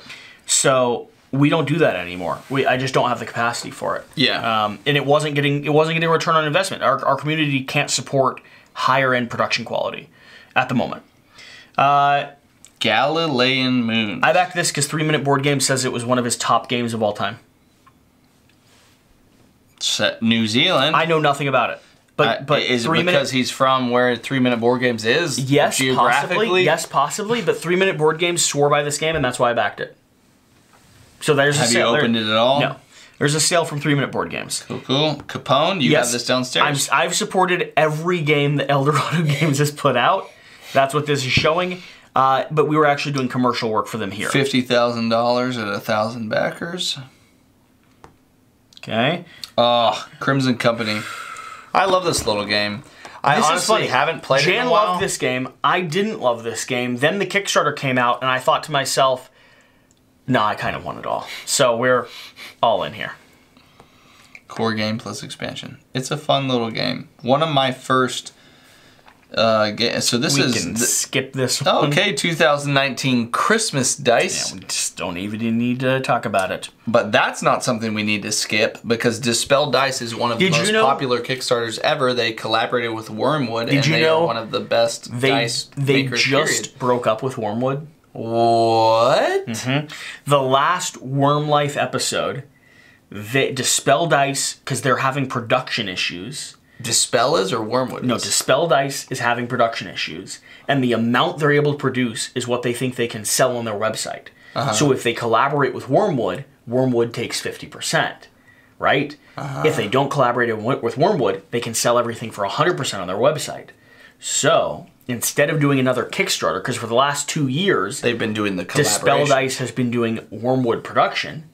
They just broke up. They're not doing another Kickstarter with Wormwood, and they're just going to be their own company. Huh. They make gorgeous dice. I couldn't justify it. I'll show you the dice. Do you regret it at all? No, I don't think so. You have so many dice, though. Yeah, I don't think I do. I'll show you. It was this die right here that I was going to get. You were going to get the Royal Honey? I was going to get the Royal Honey. So the one that I was going to get... Did you ever get it? No, I never did. Yeah, it was but too much. The one I was interested in... It's like $80 for a single die. The one I was interested in was either Persephone Seeds or Crimson Nebula. Yeah. I loved like that red and black look. I think Dispel Dice did something amazing. They came onto the scene with production quality and visuals that Dice had never seen before. Yeah. But I do think that the visuals and the photography of the dice makes the dice look better than the actual dice are. These dice are plastic resin dice with film in them. They're not that pretty. Yeah. But I'm sure they are, but they're not. Let's keep going. Versus Meeple Season 3. The very first content creator support. No. We had no pun. Oh, you're right. No pun included. Yep. Over 80 promos. So, I mean, that stuff is like Paladins. You sound like you're exhausted. Like your mouth's getting numb now. I mean, we've been going for 2.5 hours. I'm having so much fun. I'm having a great time. I'm having a great time. I gotta remember, like, the subconscious in me that wants to control production has to remember that people that are watching at this point are as committed as we are. Yeah, I mean, like, at a certain point, you have to accept the fact that they are committed to the fact that we are deep into this. This was such a good idea. Man vs. Meeple Season 3. Now we're on to Alder Quest. Okay, Alder Quest. Rock Manor Games. Yeah. I enjoy Mike Nate. Can I tell you the most awkward situation with this game? Go ahead, tell me. At Gamma 2020, I was hanging out with Mike Gannade. Good guy. Very good guy. Do you... Nade? Gannade? Do you say Gannade? No idea. I've never said it out loud before. I was hanging out with him, and we were talking about Kickstarters. And I was talking about how... Good old John Gets Games. I was talking about how from time to time, I'll back things just for the sake of supporting the small guy, right? And I specifically said, listen to me. You said that without knowing? I specifically said, for instance, there was this game just recently called Alder Quest, and I know nothing about it. But what I do know about it is that they had really passionate community, and that community was shouting about it in the last 24 hours to try to get it funded. And so I backed it, not knowing anything about it, just because I wanted to help that community. Because if the community was that passionate, they were doing something right. And Mike Gannade. Mike Nade. Yeah, Mike Nade looks at me and goes, "Oh yeah, that was me." That's cool. Was it? Or was it as awkward as I've ever been in? No, but I mean... You know, at a certain point... I backed this. I backed this because... Look. 18.2 thousand out of 18,000. Yes. So, like... But look at me. I'm at $40 of that extra money. Yes. I backed this because the community was screaming that they wanted it to exist. But, like... Obviously, that might be awkward to some extent, but at the end of the day, since then, Mike has churned out Set a Watch. Yeah. He's churned out Seas of Havoc. This was after Set a Watch, bro. After Set a Watch? Yeah. Because Set a Watch was my first. He's done Maximum Apocalypse. He's done so many games since then. Okay. Well, go back. Set a Watch was up there. I know. We're gonna go through this. Stop touching me, please. Maximum Apocalypse. Then we're moving into Brass Empire, which I don't even know anything about. We've got an expansion. Set a Watch comes in. After that is another expansion for Maximum, The Few and the Cursed. This was after Few and the Cursed? Then we've got Alder Quest. The first campaign fails, and I followed that. The second campaign has a passionate audience, and I help it push it across the line. And then we grab Lawyer Up. Now you have we grab the next Maximum. Then we grab the next Coin. Then Maximum. And then Sea of Havoc, which we're Quackalope's coverage on Seas of Havoc. Actually, our secondary channel is coverage on Seas of Havoc, which is cool. Oath. Big game. This is... Big game. Well... 2020, we're in 2020 now. This is the first time that I realized that my opinion of a game could influence an audience. We did gameplay of this. And then that game could develop beyond where I like it by the time it arrives to the backers. Yeah. This is one that we did a handmade. We were not sponsored by Leader. We have never been in collaboration with Leader, for the record. We did a handmade, hand-cut, print-and-play prototype of Oath in order to do coverage of this. Yeah. We covered it, did a series of gameplay. This is the first time they ever put us onto their campaign page. First time they ever think they knew about us. And I loved Oath for what it was at the time and the promise that it was presenting. And then when Oath arrived, we did a full series breaking it down, and I didn't love it anymore. And I still think I should love it, but I didn't love it. So this is the first time that I came face to face with the fact that we could have an influence, And a year and a half later, that influence could be different than my opinion, which is weird. Interesting. Interesting, like the progression that you can. I was thinking about doing a video on it, but I just haven't. Not only on like where your opinion is, but how it changes with the course of from where you are as a content creator to when it fulfills. To a year and a half later. Okay. I back this game because it's the most beautiful title and beautiful cover I've ever seen. I still have not played it. I don't know anything about it. This two-player strategic block war game on the first English Civil War. Look at the cover of it. It's gorgeous. What's it called? This War Without an Enemy. Ruminate on that title for a second. Yeah, it's a beautiful title. Oh my god. It's so good. And it's visually gorgeous. It's amazing. But Look. The army's marching into a sea of fog. I get that. But you are shutting down. Knife Tank. The shuffling pocket-sized strategy game. I'm here for you. Shuffling pocket-sized strategy I've never game. heard of this one. I had not either until I saw people shouting about it. Again, this is one of those that I backed because people were passionate. I got it. Never played it. I never will. I don't care about it. Shuffling has got like a weird... Yeah. I just wanted to support them. Do you still have it? I don't know. You don't know where it is? It's there somewhere. Jurassic Park. Supporting this. We did coverage on this. That's probably why I'm in here. I believe I'm 25th Century Games. I'm a dollar pledge. Dollar pledge. Jurassic Park. A lot of people enjoyed this one. It's a good one. It's a good one. So we're getting to the point now where we're like doing Kickstarter content right at maybe just under 10K subscribers. Yeah. Wishland. I don't know anything about this. Neither do I. Do you not have it? I think it was like a roller coaster tycoon style game. But Parks expansion. It certainly hasn't been successful. That's not what I pushed. It certainly hasn't been successful enough to justify the position it's in. That's not what I pushed. I pushed a different one. All right. I like Nightfall as an expansion. Is this what That's you're looking not what I clicked on. Okay. Parks. Nightfall is an expansion plus to an amazing game called Parks, and Memories is a okay. Are you tired? You're supposed to sober up as time goes on. I haven't had any caffeine. Are you tired? I'm calorie and caffeine fading. Really? But I'm okay with it. It is creating an interesting new dynamic. I mean, I feel like narrative... You've never been this slow before. I feel like narratively... You're talking slower than you ever have. I feel like narratively... Yeah. We are in a new stage. And that's exciting. I don't know if I like this stage. You don't like the stage? You're so quiet. Do we need to do a caffeine break? I don't know. I don't know either. I'm not Are you too okay? quiet. I'm okay. I'm just checking in if you're okay. I appreciate that. I'm gonna put my thigh on your thigh, and I'm gonna put this thigh here, and we can lean in, and I'm okay. You don't believe me?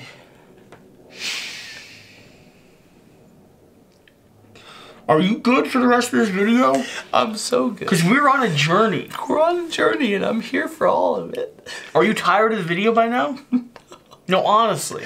Tired of the video? Yeah. No. Yeah. Do I need caffeine? Yes. Do you want caffeine? Maybe. We've got Red Bulls downstairs. Ooh, that's hard caffeine. I need soft caffeine. No, we've got Red Bulls. I need soft. Do you realize caffeine. if you drink 1/4 of a Red Bull, that's called soft caffeine? That doesn't seem like That's how that works. That doesn't seem right. It's the amount of caffeine you get. Do you want to go for a second? What I want is narratively. I think it would be amusing if I don't touch it. Don't move the iPad. I want you to go get me Red Bull, and I'm just gonna keep talking about Kickstarters. We've got so many. How far are you gonna go? As far as I need. That's irresponsible. What if we miss something important?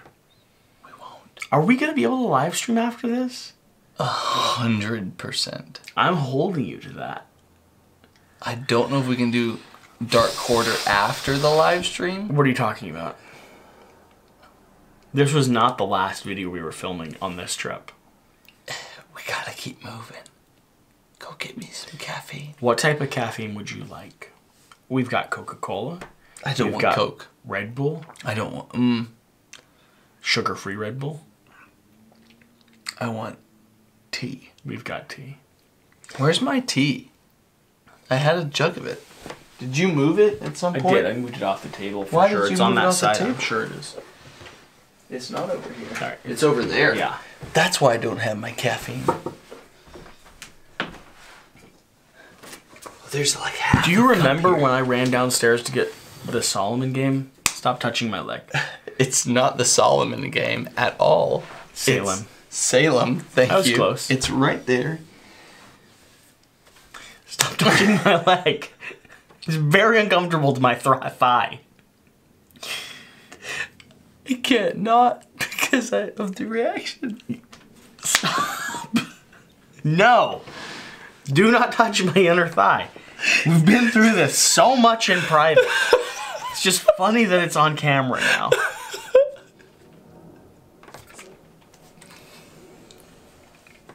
We were talking about parks. Drink your tea. I love Can you parks. drink your tea a little bit? Oh my god. I don't even understand what this video is. It's like we've transported ourselves through another world. Should I record this on my own without you? No. Oh.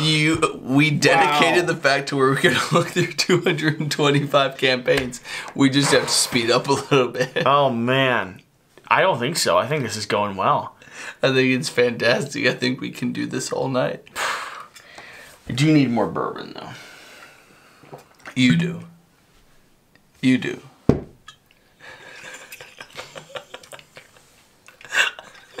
That was funny, right?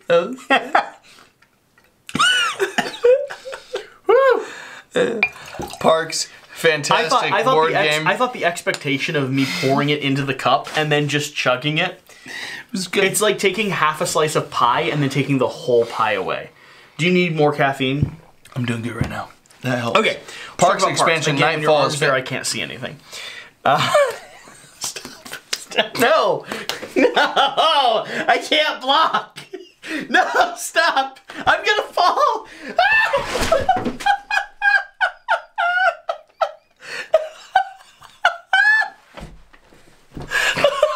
Keep going.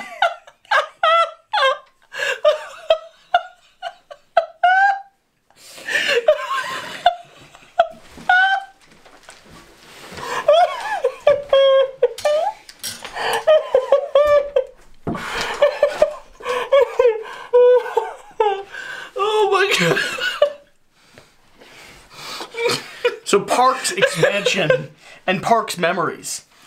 I ended up going all in on Parks Memories because I thought it was a really interesting memory game. This is a game that approaches memory with the ability to not have you memorize anything. Yeah. Okay. Next one. Nightfall's the best in terms expansions. Can't wait for the new expansions. Parks is amazing. Tenaries, did I backed this at $1 because it's a multi-million-dollar Kickstarter. There's no way I went money in. I didn't have money at the time. February 27th, 2020. Oh man, A month before the pandemic. We're getting pretty close to the pandemic. How do you think the 7,000 pandemic's backers. going to change me? You're gonna back a lot more, not at $1. Ooh. Compelling. Moving up. No, stop. You stop. Wonderland's War. Stop. That's big. Wonderland's War. So I did I did coverage of this, and Skybound Games still needs to send me a copy. I haven't emailed them, so it's not technically their fault, but I'm publicly... Where are you at? Oh, they did a Geek and Sundry. Yeah, they did. Do you know how expensive that is? I'm just throwing... That was you. That was all you. You're doing all of that. Why did you just open Civilization 6? Yeah, I'm going to play a little bit after this. I just wanted During to load. the live stream? There we are. Let's see where we are now. Hello, welcome to Quackalope, and Wow. today we are playing Who all of you Wonderland's got? I War don't know by any Skybound of those Games. people. Okay, so Look this at your outfit. Yeah. I'm in a vest and tie. Yeah. There was a point where my hair got to a point where I thought it looked really bad, and I countered that by looking better by dressing up. You didn't. How long did it take you before you did the hair I back? could not ponytail it at the moment. Oh. So it was right at that stage where it's like an uncomfortable growth length, and I'm so bald already that, and I didn't have a beard. So this is me trying to work against how bad my hair looks by looking more professional down below. I cannot stand your burps. So, this... So much time. This is going to be Arsenio. Arsenio is a Pokemon professor that worked at Labyrinth Games and Puzzles while I was there. I mean, a legitimate Pokemon professor. What does Pokemon professor mean? He judges for official Pokemon tournaments hosted by the Pokemon Company and has a whole vest. What? Meg is also a Pokemon professor. What? Have you ever played Pokemon? You know the dude that gives you your first thing, like Raichu? Yeah, and I played Pokemon the video game. Those people, Professor Oak? Those professors exist in real life. They're among us. Yes. Over here is going to be, his name is Joshua. Mm-hmm. He was an Army veteran who came in to like film with me because a friend of mine, videographer, but I also needed someone to play a game with, and so he showed up. He was always very reliable. Mm-hmm. And this... George. Michael. I'm so bummed I don't remember his name. George Michael Bruce. He's a wedding photographer who we bonded over a shared interest in RPGs at a wedding shoot where I was a second photographer for him, and he came up to film. I think one of the things that I think is notable about Quackalope... Sebastian? Shut up. One of the things I think is notable about Quackalope is I believe, and challenge me on this, I believe historically and to this day, we have been the channel that is the most open to non-content creators and non-industry folk just being on our channel. Gotcha. We open our door to like fans and friends and rabble. I'm rabble. And they show up and they film with us. Like this is an example of that, right? So Wonderland's War, I backed it for $1. I need a full pledge. Cinder, I did coverage of it. So right now I'm backing everything I do coverage of. At $1. But not like fully. Dragon, haven't heard of this. Dragon the Might and the Magma expansion. Dragoon. Do you have this game? No, because I was convinced to pledge this. This is $1. I was really, really excited to pledge this, and I backed out at the last second because I saw it at PAX East, and I didn't think it looked that good. Empire of the Stars. I backed this because Patrick Leader backed this game. 94, you packed this all the way. All the way. I unboxed this on the channel. Recently, right? It's a 4X game. And I backed this because Patrick Leader backed the game and the cover was amazing. It looks awesome. Sadly, the board does not look as good as the cover. Oh. Yeah. Rival Restaurants. Back for the second reprint. We're doing work for them. I believe it's $1 in. Yep, $1 in. We're doing work for them. We've collaborated with them. So I'm just supporting a content creator there. Last bottle of rum. Are you still paying attention? Because I have something special to share with you here. Raccoon. This is the first game Quackalope ever appeared in. In what capacity? So, this game has these big open ocean tiles. Is there a duck somewhere? And in this game, Lord Raccoon Games, this was a indie publisher, first-time publisher. Quackalope's doing free content coverage for them. They add a rubber duck to the side of one of the islands as an homage to Quackalope. Where's it at? It's not in this preview because they added it post. But Quackalope's down here as, like, we're actually getting notable now, and we're top of the list on reviewers. I've heard that the Kraken is a good hugger. That would have been Jan, I think. I don't say weird things like that. You say weird things like that all the time. Are you still doing okay? I'm doing fine. Because you do seem like you're not in, and you're very distracted by Bottle, which I'm about to steal from you. You want to go get tea? Why would you do that to me? Do you want to go get tea? What? I can go get tea. Do you want to go get tea? But I don't want you to continue without me. I won't. Will you not? Definitely won't. I don't trust you. We're 4 hours in. We're not 4 hours in. We're 2 hours and 45 minutes in. If you need caffeine, go get caffeine. I just want you to be part of this journey. I'm going to be part of this. Through the end. Do you not feel like I'm invested with you? No, you've disconnected now. I'm not disconnected. 20% of you Take is left. that back. I'm not. 20%. Take it back. 20% of you is left. If you don't finish that... Oh, what was that? That was like a mouth slap. Well, you moved in the wrong way. Are you drunk? It's not even functional to be a real slap. Shit.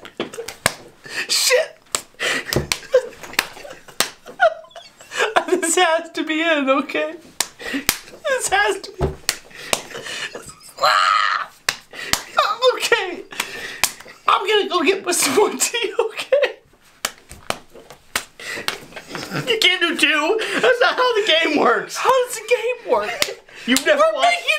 You've never watched the Russian slap battles? They're really intense. I don't want us to knock each other out. One of us has to knock out. You already robbed me once. Ow, that was my hand into my throat. You moved it away. That hurt. That was double slaps as well, for the record. It's not very nice. Go get tea. Go. Go. Go get caffeine.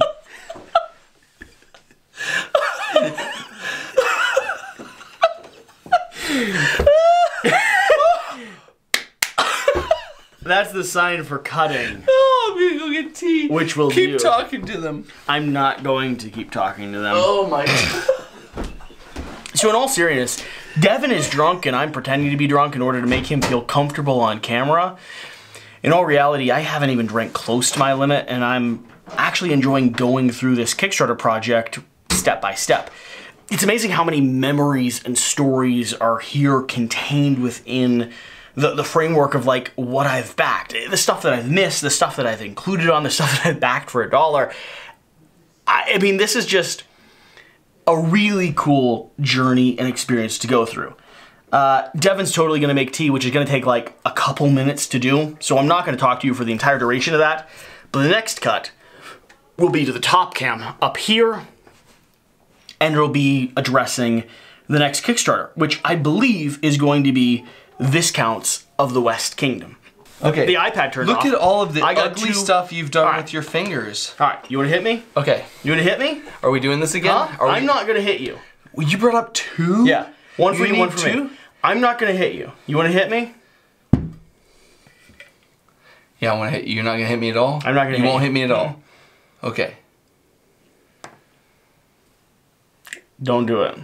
You said you wouldn't Stop. hit me. I don't want to kiss you. That's not the offer I made. Look, you just have to do this. Ready? That was so aggressive. Don't do it. Don't do it. No, stop. Stop.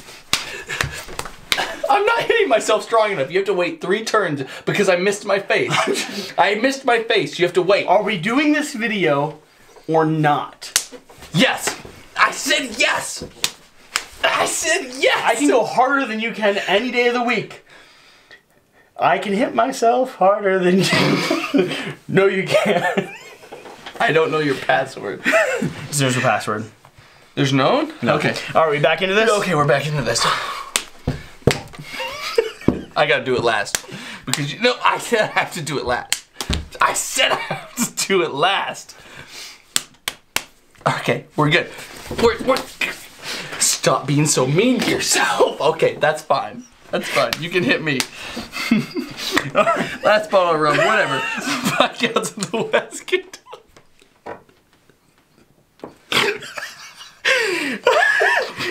And Tome Saga. This is too hot right now. I can't drink this. Okay. I'm gonna open it up so it cools off. Take a sip of this so you wake up. How can I not be awake? We slapped ourselves so many times. Will you open this for me? I just want the lid off. All right, I got you. Sorry, what were you saying? What were you saying?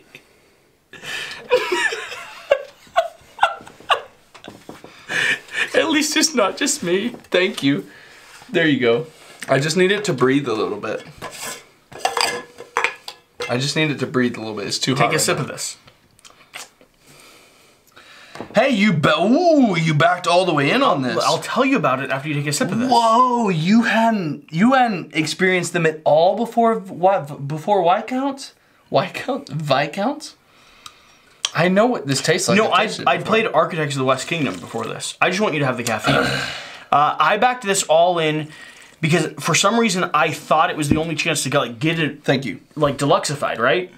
Oh yeah. So with all the promos and stuff. Yeah, so I went into this. I still love these games. I've never you keep all of them, opened- or like so Alex is different than me. He's like, I get rid of all of them. I don't like them. I'm like, I only want one from the trilogy because there's just too many of them. I keep all of them with the caveat that I've never opened them. So none of the 3 of us function the same. Okay. I have never heard of this one. Why did I back this? Offline Battle Arena. This is a MOBA, but just not multiplayer online. I think this was an indie publisher that I didn't do coverage for but I wanted to support because they emailed me such nice messages.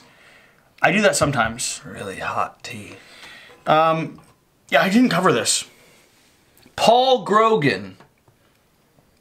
I didn't cover this. Was he on there? Was he on there, or did I just come up with that on my own? No, I think he's on there. That's the Paul Grogan. Yeah, he's the game. When you were talking about stuff earlier tonight. That's who we were talking about. Paul Grogan. So I wanted to cover this, but I didn't, and I backed it because I wanted to support 23,000 out of 16,000. It didn't raise a lot. Not a lot. But after that, though, oh no, not yet. I went all in on this one. Graphic novel. Is this Van Ryder? Yeah. So this is a fun tie-in.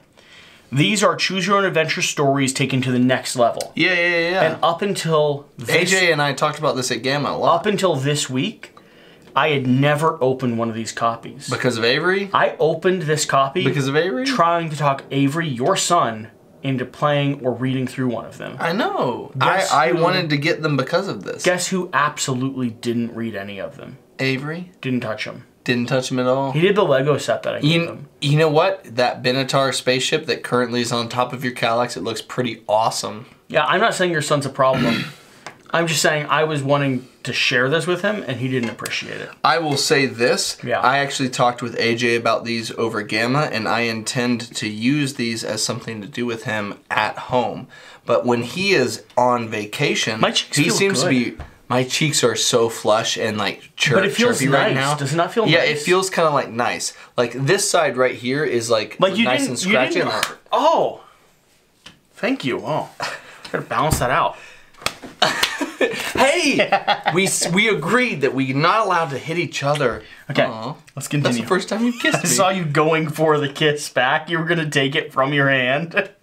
Maybe. I thought the joke was funny, but I'm gonna wipe it off before you get there. Okay. Pax Pamir. This is the one I was looking at. Pax Pamir.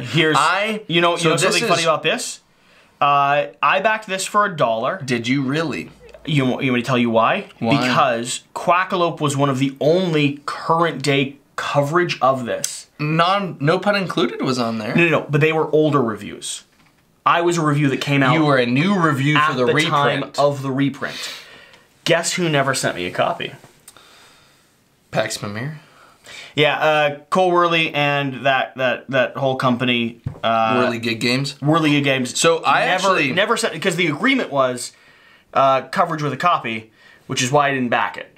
Guess he still doesn't have a copy. See, I have backed Pax Pamir and John. It's great. Company it's a great game. You like it? It's a fantastic game. Awesome. That's why I'm upset that I don't have a copy. You're skipping one. Oh, Mint Control, another one of the Altoids games. This is all right, and then the Altoids company like switched hands 7 times, and now whatever. But after that, they had a real big problem with the absolute April 3, 2020. The absolute #1 game of 2021. Look at what it raised though originally. I know. They raised almost $1 million now. So, $1 million total if you count this campaign and the other campaign. Best game of 2021. I'm very proud that everyone, Shut Up, Sit It Down, Dice Tower, Man vs. Meeple, everyone has agreed with the fact that at the time, Quackalope was here saying this: Mind MGMT does something unique within the hidden movement genre. Set collection, pattern recognition, and board game control all tied to a wicked theme.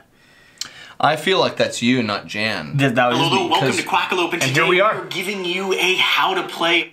Because we were in on wicked this. is a word you would say, not Jan. We were in on this, man. We were I think ahead that of the curve. this is such a good game. I got to meet Jay personally at Gamma, and it was This is the game that I put on shelf for sale specifically so that you would send it to me. We're beyond our timeline to play this game. You are. I'm not getting rid of it. I know, it's so good. Cloudspire. So the promise of Cloudspire is so great. It's even more than Too Many Bones. I cannot take for myself the opportunity away for me to play this game when I once have time. So I've talked about this before with several people and a couple times on different channels, I think. But also, I think that Jules Watson from Board Game Barbecue talks about it as well. Too Many Bones is a fantastic experience. But Cloudspire has just this really unique element to it that makes it, at once, it's harder to grasp. It's harder to grasp, it's more complex to learn, but it has such a depth of experience and such an asymmetrical, unique element to how you approach its tower defense pathing mechanism that I think that the community for Cloudspire is even more passionate. Like, the people that are loyal to it are even more zealous about their appreciation for the game than Too Many Bones. And I mean, Too Many Bones, for context, has an insane following. It's a lot of people from the solo community, from the multiplayer competitive community, who love this game. But Cloudspire is just, it's something special that is even harder to get into, but once you're into, I feel like people appreciate it to a level that's very hard to replicate. Sure. Really special. Yeah. I have the first edition of it. I've ordered the second edition upgrade pack for it. Here's the reality. It's really special though. As much as I have loved this game and want to play this game, I don't know that as a content creator, I will ever have time to justify doing it. That's valid. It's valid.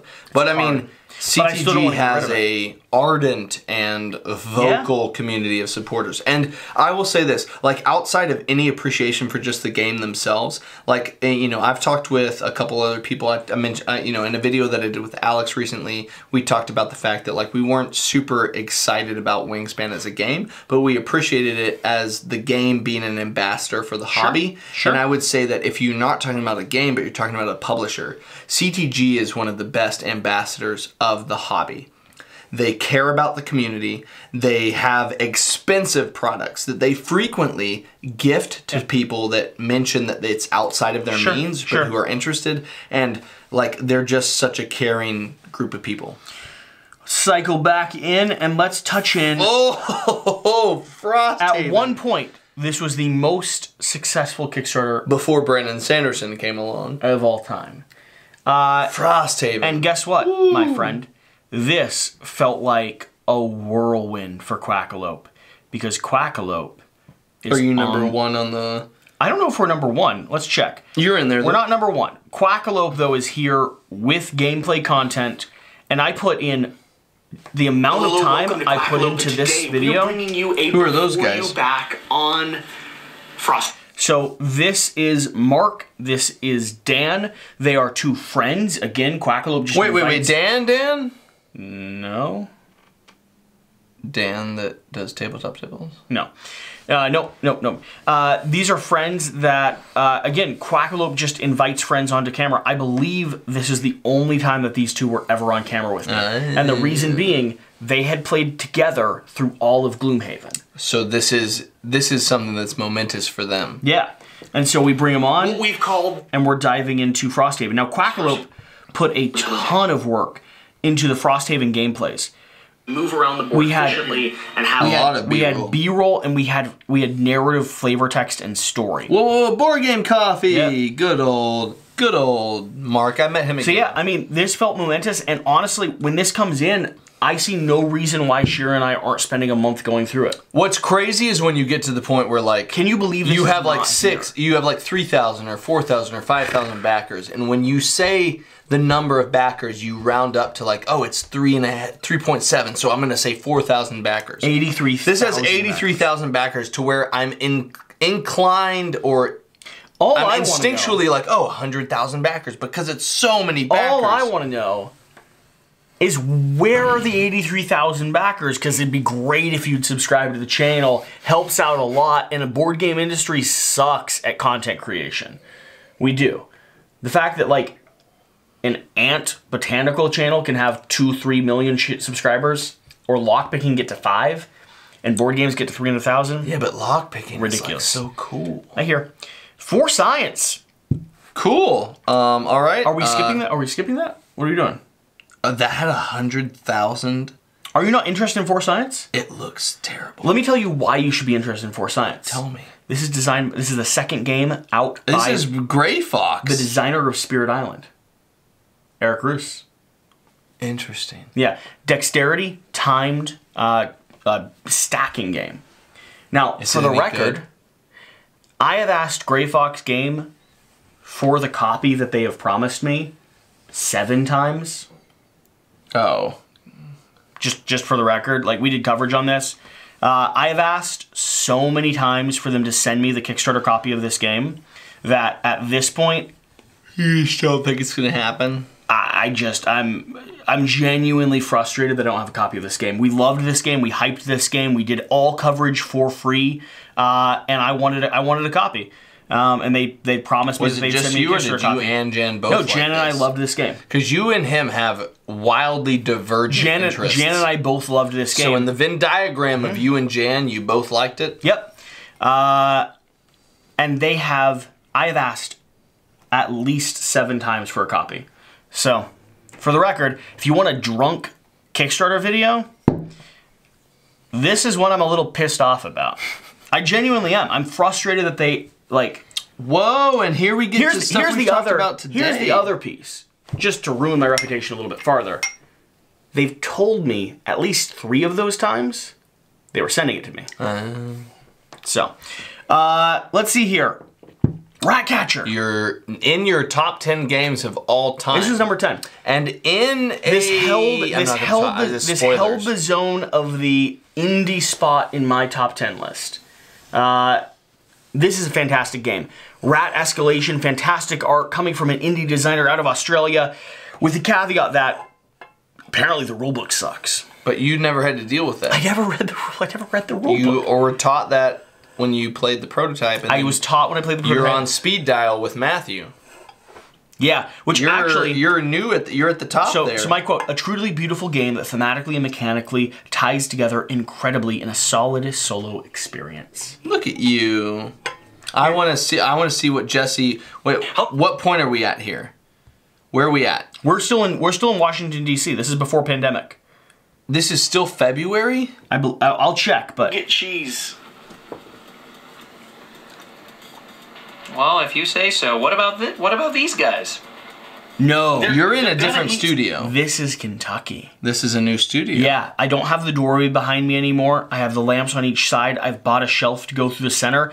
This is when I was driving. I would do this. Jan didn't have a car and didn't have a driver's license because he's from Puerto Rico. Yeah. I would drive. You have Everdell, Reichbusters. I would drive 11 hours to D.C. from Kentucky. Bring him back. Pick up Jan, drive 11 hours back in one swing. Bring Jan home for a weekend. 22-hour stretch? Bring Jan home for the weekend, film videos with him, and then drive him back by Monday so he could get back to work. No way. We did that probably 4 or 5 times. That's insane. I would leave Friday. I would get there by Friday when he was off work. We'd drive all night Saturday. We'd get in Saturday morning. I'd sleep for like 4 hours. We'd film all day Saturday, all day Sunday. Sunday night, I'd leave to drive him back. That doesn't seem sustainable or healthy. It was not, and I got vertigo so bad one time, I would collapse onto a bed until Jan had the game set up. I would stand up, film the video, and then immediately collapse and like nearly puke again. I got severely sick. That's in bad. relation. That's bad. Yes, but it was during the pandemic. I didn't have anyone, man. Yeah. Like one time driving up, I like just started crying because like I had no one but him. Yeah. He just got a girlfriend. Me. I'm really excited for him. He's got a girlfriend. You've got a girlfriend. I have a wife now. That's amazing. She married me. It's insane. Lords of Vegas, Underworld, and Boss Bundle. I did not back this one. $1 Your in. memory is remarkable. Yeah, I did not back this Out one. of 250 campaigns, your memory is sharp. I should have backed this one. This is a really good game. This is one that I regret not having backed. Small Railroad Empires, we were doing work for them at the time. It was not paid. This was an indie publisher as far as my opinion goes. Funny enough, we haven't done any coverage for them since. I don't know if they didn't like our coverage or what the You case realize, was. now that I'm thinking about this, Back for $2. is that out of 250 campaigns, this really needs to be 250 timestamps. Oh yeah, sure, we'll do that. I think. Do that? She really likes timestamps. I'm so sorry, Shira. I will. What should I do in return? Like take her out on a movie date, or No, it's so little. what do you 250 want? times. Well, you tell me right now, and I'll do it. Really? Mm-hmm. Truly? It can't be anything that like breaks our moral code. No. Are there any sit-down kosher restaurants? So Shabbos night, we like to go to Milky Way, grab a slice of pizza, and play Railroad Ink. Okay. There's not like high class kosher restaurants. That's fine. In addition to that, what's like a full date day or full date night? She would love to go hiking out to a restaurant with a board game included, followed by a movie night. Either at a theater or at home. Have you seen the new Spider-Man? We have, yeah. You have? The Spider-Man No Way Home? What kind of movies does she like? She doesn't like horror movies at all. Romantic comedies, rom-coms are nice, along with like sitcom-y stuff, and she likes superhero stuff quite a bit. I don't fall into the line of like rom-coms as much, but she'd probably appreciate going to one. Has she seen Attack on the Block? Not that I know of, the but I don't know if British she's movie with interested. John Boyega, who ended up being the guy in Star Wars. She's kind of particular. So here's what I think. I think you. She likes actors she knows already. In return, has she seen any of the new Star Wars? No. No. That's difficult. You're not going to be 'cause signed then she up wouldn't there. see that back. You're not going to be signed up there. Here- I could let her here's what choose you the need to do. movie though, and that would be fun. Yeah. I think you need She's to. like I think you need to do a mature day of. woman who can do decisions on her own. I love those. Yeah. Amber is so much more so that than me. Shira, I love you. Yes, I am still filming. No, we're in the middle of the video. So I still love you. you have got Apparently to, she's camera shy. in return for this time stamping event, you must take her out hiking, take She's her to downstairs eat, smiling though. You know she take her is. to eat, Okay. and then let her pick the movie. All of that. It needs to be like a full It's a day. 12 I'm to 24 giving- hours of her decisions. I'm giving her a day. You know, Yeah. there's a whole concept. Good talk about small railroad empires. Let me set this up. There's a whole concept where guys will ask their partners, like, "Hey, man, if you could do anything today, what would it be?" Or like they present the idea of like YouTubers do this. They're like, "Hey, I'm gonna say yes to anything you want to do," and they're like, "I want to go get Fazoli's." Yes. I want to go shopping for lingerie. Yes. I want to go to the movies. Yes. Maybe I should just give her like a yes day. Give her a yes Give day. her a yes day. Give her a yes Where day. like whatever, where I'm like, hey, And make it the vlog. Or don't make it the vlog if she doesn't want to be on camera. that'll be the first question. Yeah. I'm gonna give you a yes day. First question. Do you want it to be the vlog? Do you want to do the vlog? That doesn't seem like a yes day. No, she's taken days where like we were traveling and I've given her full permission to schedule whatever she wants and planned them to be vlogs because she knows it'll make me happy. She's a good person. Amber is a better person than me. But that's not hard to do. Yeah. I'm not a good person. Yeah. I don't agree with that. About Amber, I agree. She's horrible. All right, Small Railroad Empires. There's something to talk about there. Cool. Good talk. Let's move up. Oh, we're getting to some... Oh, is that really what's next? Mm-hmm. Final Girl. Which, so here's the thing. Under 500,000. Which is bonkers since they got 2 million on Wave 2. I was not familiar. Watch this video? This is such a level of commitment 'Cause to on me- our part. This is such a fun video. It is. And like if it's timestamped appropriately to where they can hop around. Also, we have to have specific timestamps for the slap battles. Like the slap battles. You can't do that. Now I have to hit myself. No. Every time you do that, I have to even it out. I love that that's your commitment. Because it means It's I not can hurt fair. myself.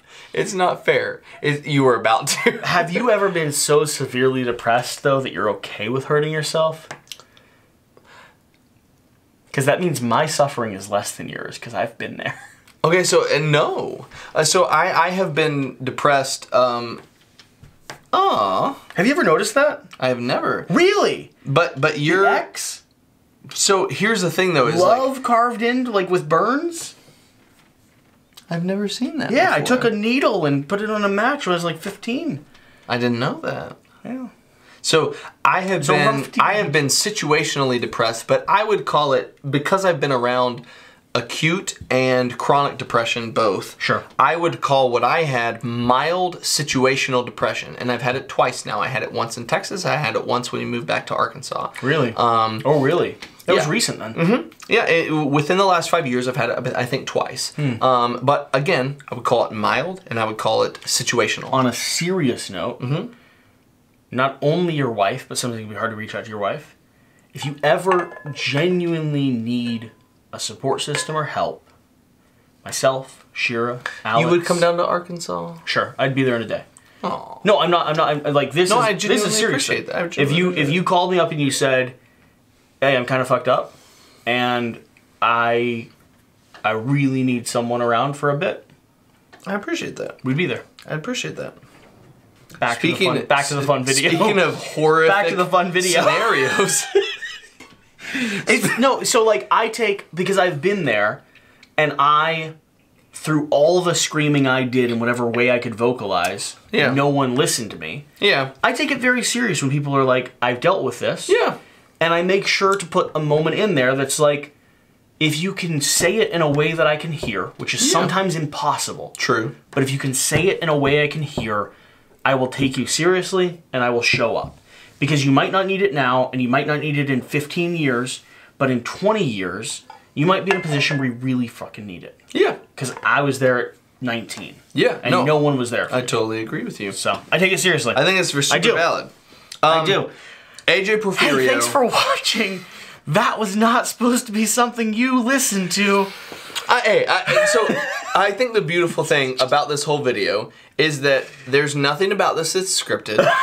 And everything about it is instinctual and natural. I love this video. To me, I don't care enough about this. I don't. To not have the other conversations. This has been It's been fantastic because it's been a deep dive into like it's been a chronology of your time. For the record, just so you know, I was shouting about Final Girl on this campaign page before you all decided to make it a $2 million Kickstarter. When? Let me see. Because I know you did the narration for it. So let me do this. No, but I want to clarify. I played Final Girl as a prototype at Tantrum Con with one of the designers you went to Tantrum Con with one of the designers of Fan Riders Games, and I had to beg. Was it with Evan or was it with AJ? AJ. I had to beg Van Ryder Games to send a lot of rolling solo. To send me a prototype so that I could cover it for my audience because I thought it was so good. So here's the crazy thing about this. Is not paid, by the way. You talked about this so much, and you were so positive about it. And then I was right. You were. And once we got to, not Gen Con, but PAX Unplugged, I was demoing at XYZ. Okay. Directly behind me, I had we had a half stall. No, we had a full-size stall. Yep. And directly behind us, I worked 4 hours a day, which was half of the exhibit hall time. And directly behind us was Van Ryder Games. And I walked around them at day two. At day 2 of PAX, I was like, okay, I'm exhausted. I've just been demoing. My voice is gone. And I went over there and AJ and Byron. So Byron is a helper and participant in the Van Ryder team and community. And then also AJ is the head of or Van Ryder Games. The two of them were working the booth. I saw them again at Gamma and very recently. But they were working the booth and they had...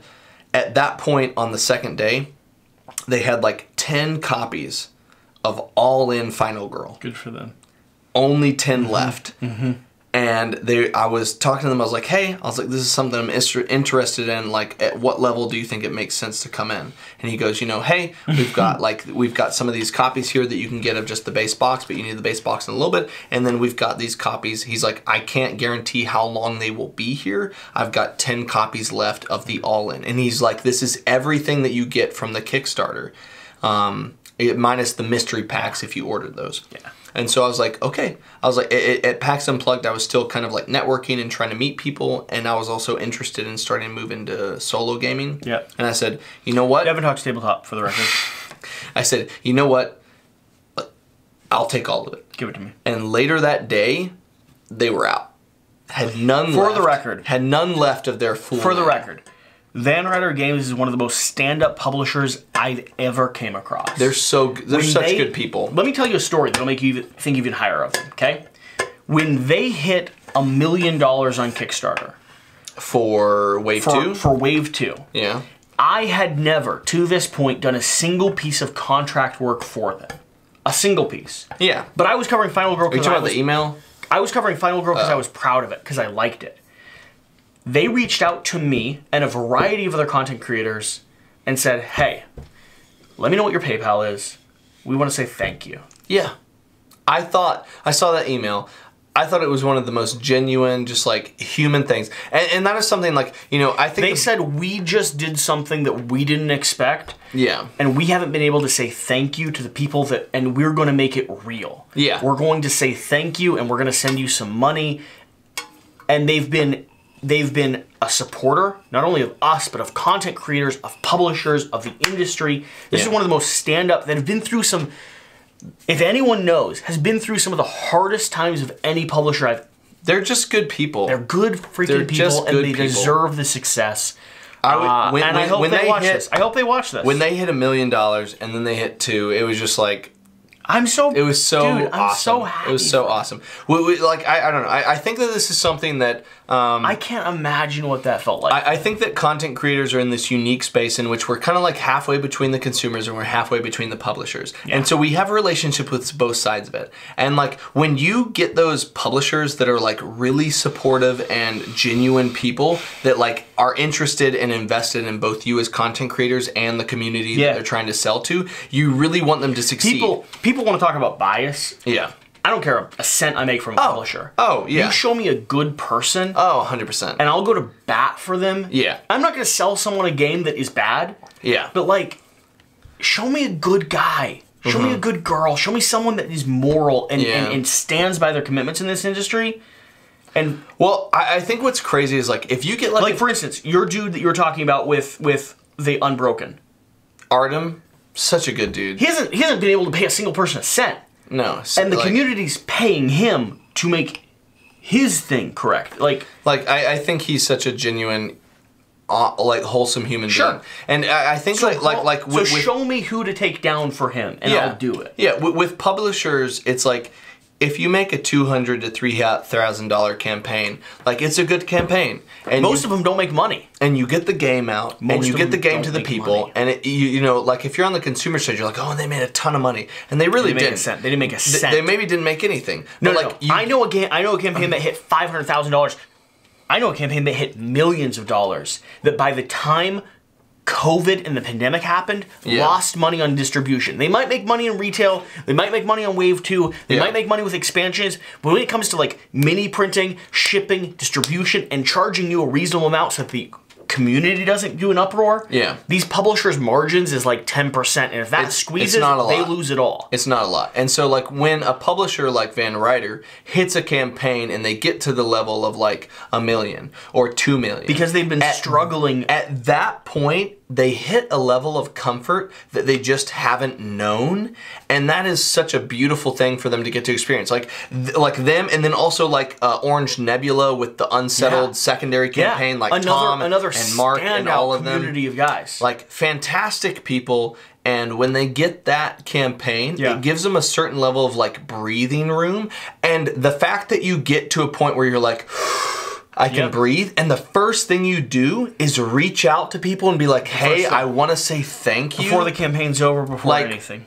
That's so beautiful. Like that's so awesome. And like better humans than me. Better humans than me, and people. They deserve to be talked about. Good people. Overbattle. I have no clue what this is. This is a title that basically takes Axis and Allies and brings it into space. It's old school. It's designed by a guy that loves old school combat games. Lots of dice rolling. I like Axis and Allies. Lots of dice rolling. Lots of dice chucking. This is one of those games. Doesn't look great. This is one of those games that wasn't 100% right for me, and I sat down with the designer and publisher. What pledge level were you at? Just one. I believe I went all in. Yeah, 149. I sat down with the designer and publisher, chatted with him about the changes that I would make. He didn't agree with all of them. I think he's planned on doing some of them. But I'm going to be honest. This is a designer publisher that had a really rough time getting to print. Went through various media companies, went through various promises. Do you have this? I have this, yeah, downstairs. The industry had made a lot of promises to him and ended up taking a lot of money from him. He formulated my principle of not charging new content creators for coverage. This was the bridge for me. At this point, I did charge him for coverage on this. Is that Dale? Yeah. No, that's not Dale. Not even close. No. I did charge him for coverage on this. I think we billed something like $400 or something like that for like prototype coverage and a showcase and a preview. But at the end of this campaign, I felt bad enough for the position he was in and believed in what he was trying to do enough that we made a commitment to never charge first-time publishers again.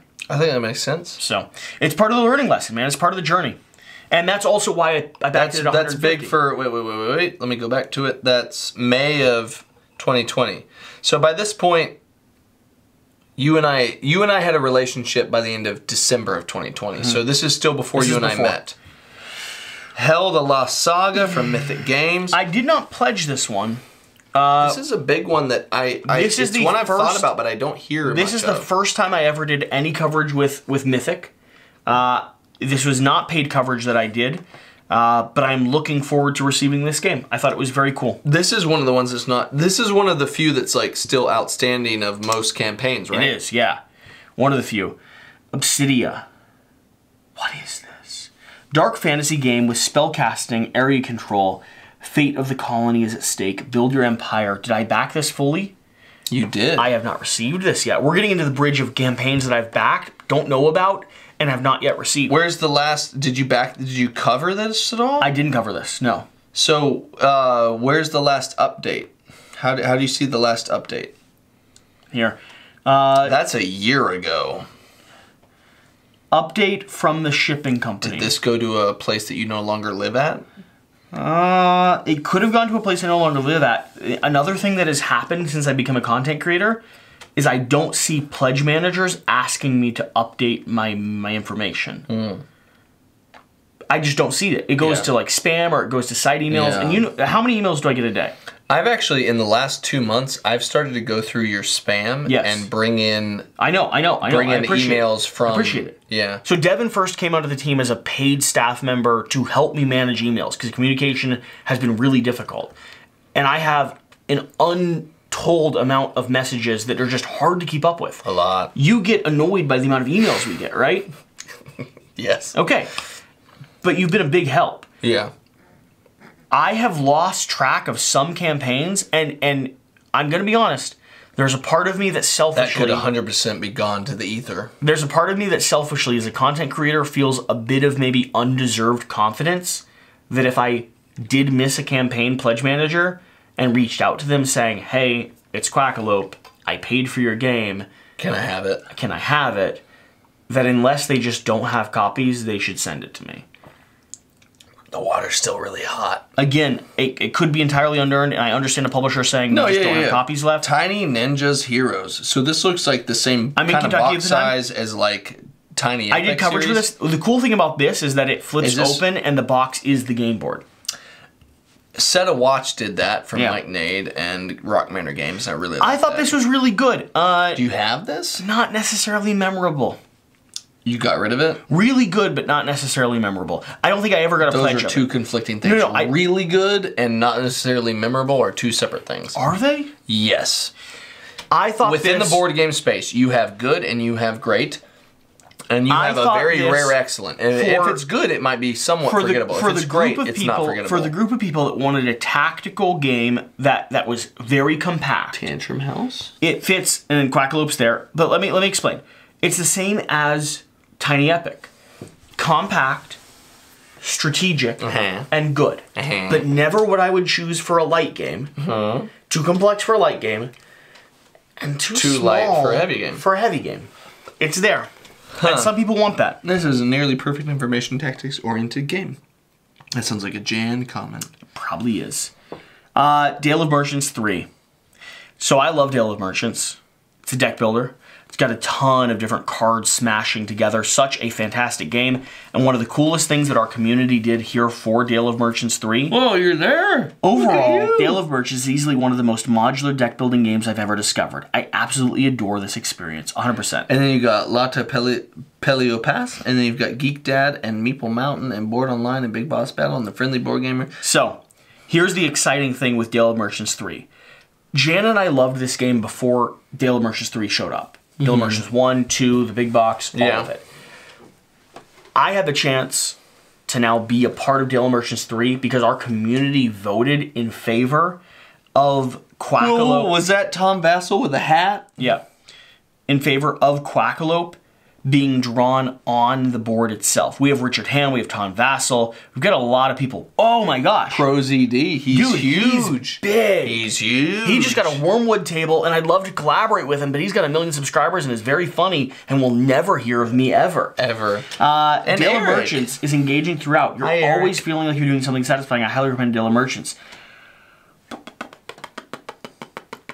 ProZD's big. Listen, bro. He's a big board YouTuber. You're not a board gamer. You're a comedian. And like a video game YouTuber. And a video game YouTuber. I wish you'd come do stuff with us because the board game community desperately needs you. So there we are. There we are covering Dale of Merchants. So Quackalope, and I don't know if I could show the board. I don't know where I'd be able to find it. But Quackalope is in the board of Dale of Merchants 3. There's a duck that's drawn on because the audience the audience voted on a wood duck to be included in the board. And Sami drew a tree branch above the wood duck that looks like a pair of horns. That's cool. That's the Easter egg. That's cool. That's the way we're Sea of Legends is over there. Sea of Legends just arrived to me. This is May 2020. I'm gonna go get it. We did no, don't go get it. No, I'm gonna go get it. No, come here. I'm gonna go get it. No, literally don't. Literally don't. I'm gonna sit down. Yeah, I'm gonna not get it. They delivered. They had problems with their app that made it not as good as like we thought it would end up being. They're redoing their entire app. They spent a lot of money on it. There's going to be a relaunch coming soon. 500,000. I'm excited to play it. 500,000 backers. Curious to 5,000 backers. I'm curious to see how many people come back to this game after given it's given fixed. the fact that there's been. Did you ever play that video game that the like No Man's Sky? No Man's Sky, or are you talking about the game. pirate one that came on Video game. No Man's Sky. Yeah. Remember how it launched and Microsoft had promised the world? It wasn't Microsoft. It was the company. Yeah. No. The company who launched it as a maybe it was Sony, PlayStation, promised it to be something that it was not able to be as an indie publisher. That was the publisher. It was not the publisher. It was. It was not the publisher. We can go back through. It was not the publisher. We can go back through any historical part of like that story. I've watched that. No Man's Sky got caught up in a highlight from a larger exclusive publisher. The larger exclusive publisher advertised it as a thing that it just could not be. No Man's Sky launched, and it was not what it had promised to be. But it grew to be what it was. And the publisher was loyal enough to their product that they spent the next 2 years sinking time and effort into it to make it a thing. That was not Sony or Xbox. That was the company that made it. The advertising, you're wrong. No, we don't need to search it. The audience will let us know. No. There's too many articles. There's too many articles, man. It was No Man's Sky's company. I bought it at the moment it came out. It was No Man's Sky's company because the guy who went in there, the head of it, the main designer. They got an exclusive deal with a publisher. It came out on PlayStation exclusively, I believe. I don't know about the exclusivity. All I'm saying is how right have I been on my Kickstarter so far? Marginally, mostly. Okay. This is kind of that story. It came out and it fumbled the ball, man. It fumbled the ball. And they've spent a lot of money and a lot of time to make the ball better. I think that is probably, in terms of the board game community, in terms of the video game community, in terms of just design, I think that is the most admirable trait when somebody releases something that they wish it was, but it wasn't. And instead of just making excuses for it, they spend the following amount of time buckling down, sitting, in the dark, and just grinding and grinding and grinding, no matter what is said publicly, and they make the product better. It took an abject failure. I think in terms that of No Man's Sky into a glowing success. Like, I think, like, I bought that game a couple years later, and I haven't played it yet. I bought it day launch. Yeah, but that game, if you actually go now and you play that game, and you categorize everything that they listed that on day one they said it would have, it's there. All of that's there, it is. And more. Yeah, it is. Yeah, but it took some time. I'm touching you like you're Iron Man. Okay, let's keep going. Do you get that, like the glow? Crimson Company, once again, Ragnarok is the next expansion for it. That is something you said you wanted all of it, so you kept getting it. Tiny Epic Pirates, that's another one that was Tiny Epic, and you said that Gameland Games. You know, it's too light, it's too heavy to be light, and it's too light to be heavy. This one was shockingly heavier than it was light. This is heavier than it was heavy, but it was still too light. It was still too light, yeah. Yeah. What else do we have? This is one that visually interests me. Did I back this? Checking. I did. Ooh. That's a lot. Oh, man. That's a lot. Shield. Why did I back Shield? Because the publisher needed me to. I have no relationship with the publisher. I don't know anything about this game, but it was... so many It was minis. a game that was promising something very cool. And I believe... Looks like Nemesis before Nemesis. Okay, I was right about this.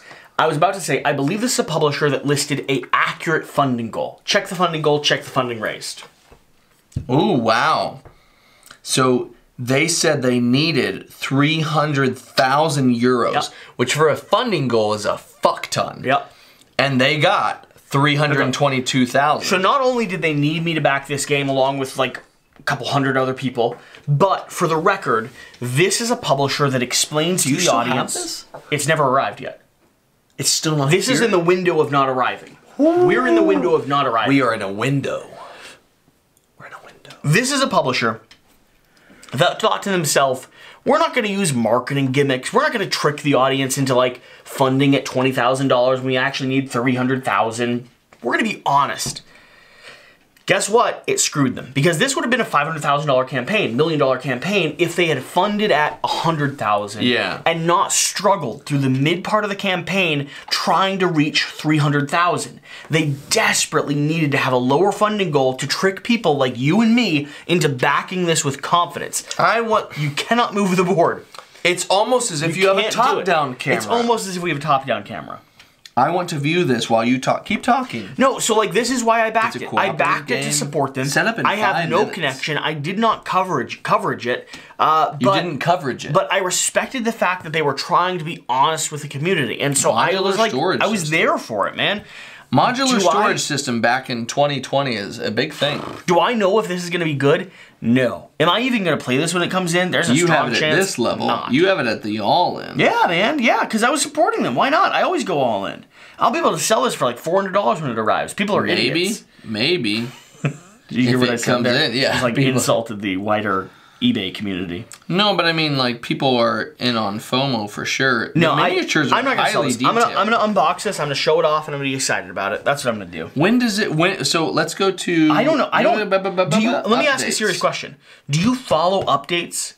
I do if it's a game I care a lot about. A single update ever. If it's a game I care a lot. So this is March 8th, and it's not too long ago. January, February, March. What are we in now? We're in March. We're at the very end of March. End of March. Wow. So this is pretty recent. This is the beginning of the month. Production update. They said, hey, here with another update. This should have been the unboxing video, but we still didn't receive the complete box. We have some good news. Hey, We've completed the boxes. Hey. Let me do this real quick. Who's the publisher? I need to know. This is from Lunar Oak Studios. Lunar Oak Studios. If you want a high quality, very detailed first unboxing of your game, air freight it over here to Quackalo instead of your own studio. You mean I have to send an email for this? Yeah. I've backed this game without having any connection to you at all. Land of the Miniatures. I would be happy to show this off first and foremost to our audience who would love to see, what is this game called? So Shield. Shield on the table in front of me. You backed it. I didn't even back it. Don't start with me, man.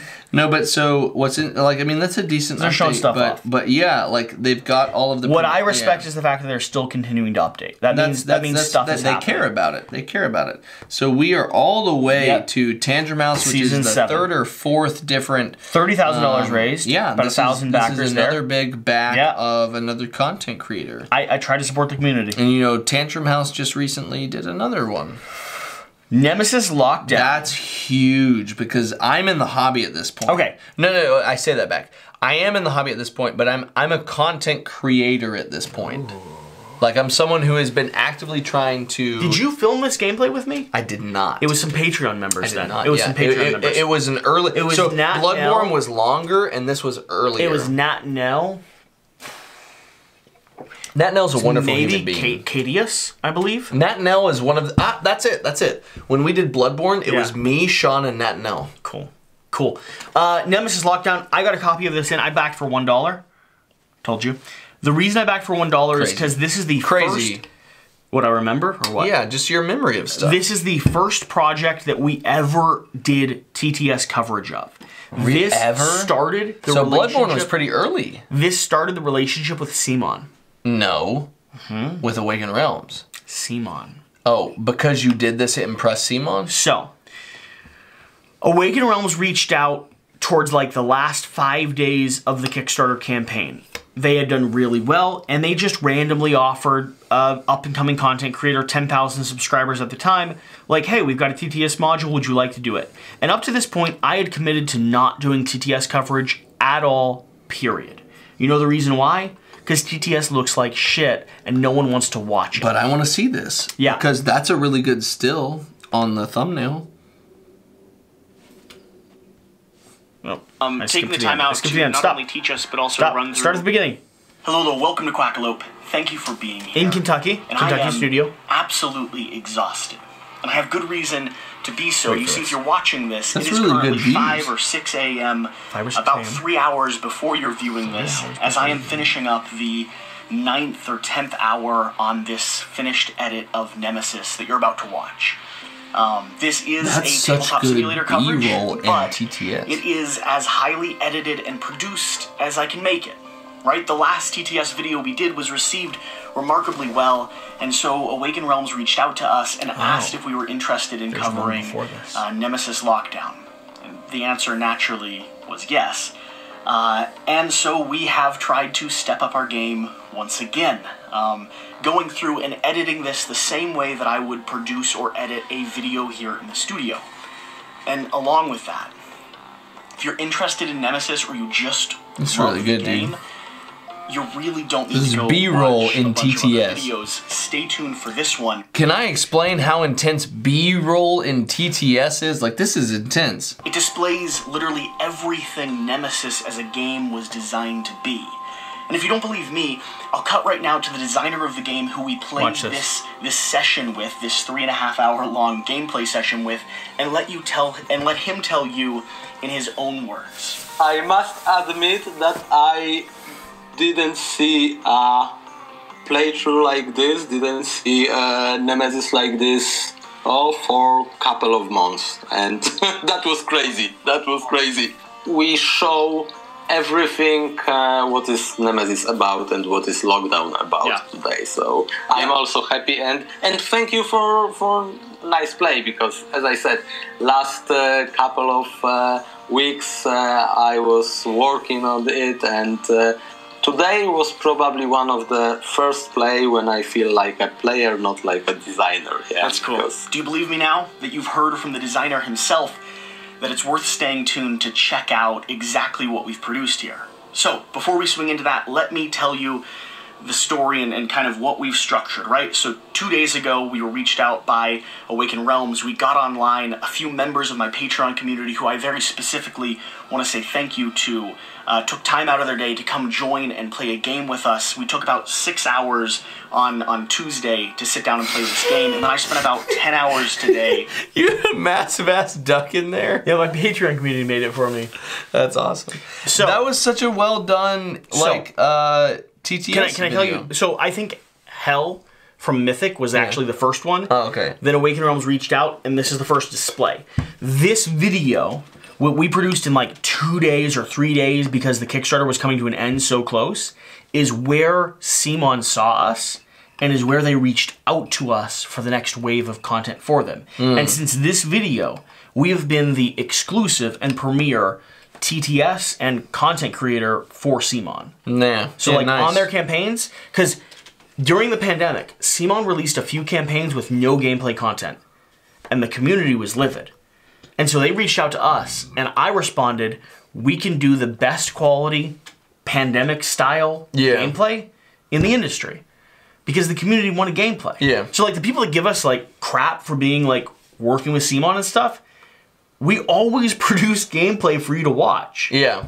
You know, so instead of not gameplay, this was 6.5 million, 42,000 backers. This was the Nemesis. They sent this to me. This was the Nemesis pledge that I was that close to going in on.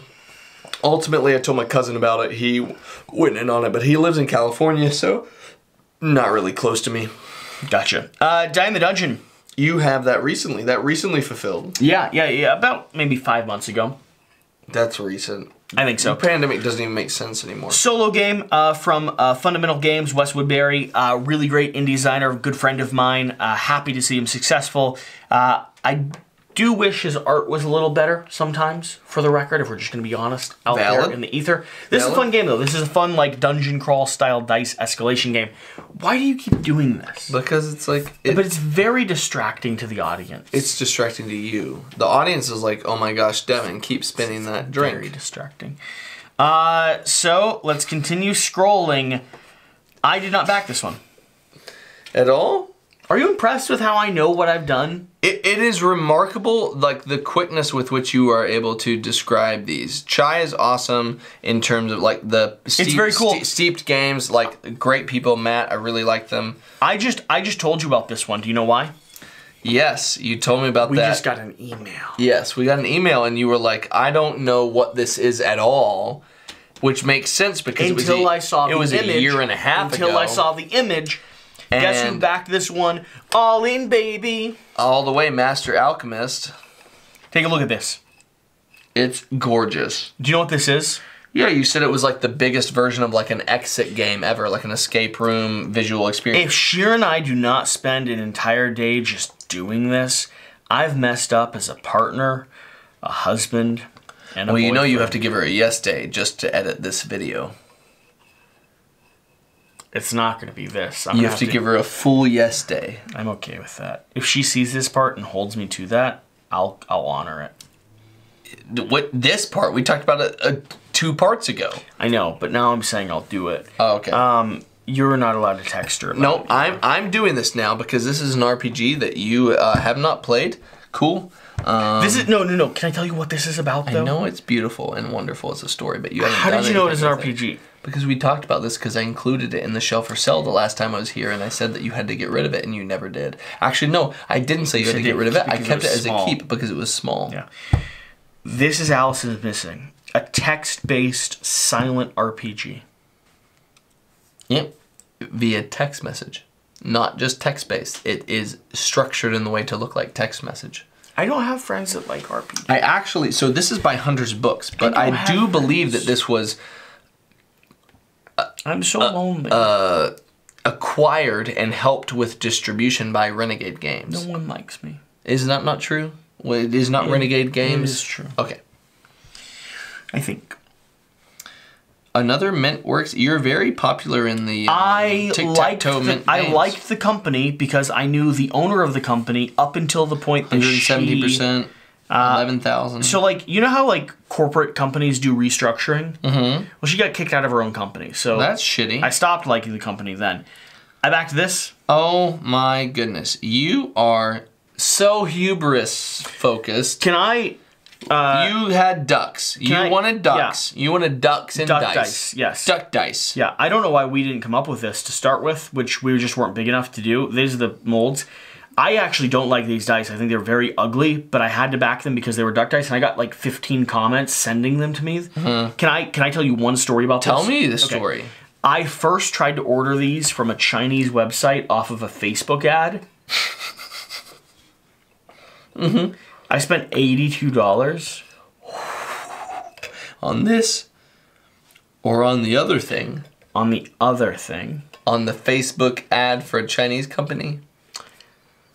I lost that money to China. Did you get this 56? I got this pledge, yes. So you spent $138 That's because, on duck dice. But I lost. China scammed me. China as a country? Like they collaborated as a country? There's a larger political conversation around this, but because China facilitates the act of profitalizing off of manipulation on the interwebs. Real quick. Can we just talk about what profitalizing means? I do believe that not only the customer that took advantage of me, but also China as a country. Lucky ducks in a row, dice set. Whoa, you have this one downstairs. I've seen this. I didn't. I'm gonna be honest. I didn't do this. Your memory is insane, but you have it. I don't have the big box. I don't have the miniatures. Is it just Alex that has it? Yeah, it's just Alex. Do you know why I didn't do this? Why? What did I tell you about the last pledge? China messed you up on it? No. Stronghold Games on the very last Terraforming Mars pledge. You talking about the last one. Arrived to retail a month and a half before I ever got my Kickstarter pledge that I paid more for. Was this after that? Yes. Oh. It's literally in the timeline. That I pledged more. So many games. That I pledged more for than I could have bought it at my local hobby shop. Yeah. And so I was on this and I did not back. Just like I'm considering not backing Ares Expedition. Because you were jilted. No, because they like, I'm sorry. He was a jilted you lover. Screw me. He was a jilted What do you lover. want me to do? Jilted. What do you want me to do? Like, am I supposed to support you? Jilted lover. This is proof. Am I supposed to support you if you have bad practices when it comes to the people that paid more for your game? I know that you're upset. I want you to take it out on me, okay? Take it out. I just got this game in. I'm take it out on me. No, take it out on me. Open up. That was from Euphoria. I don't know if you...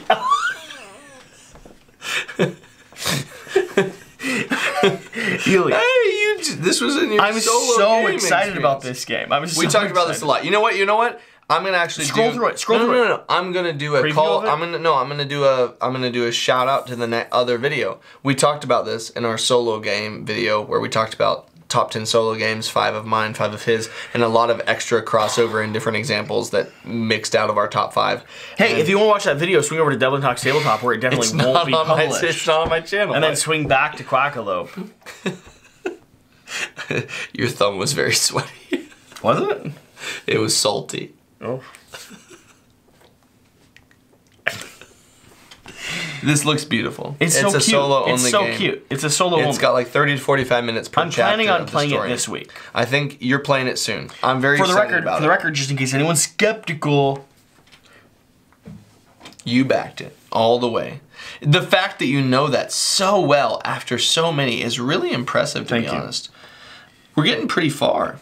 Yeah, this is going to be the first one where I'm not financially invested in the title, I believe, unless I did. I didn't. Golly, you're like dead on. You know why? Because at this point, Eldorado Games and I have a relationship. I love this game. Can't wait. Fantastic Euro-style game. But they're going to send it to me.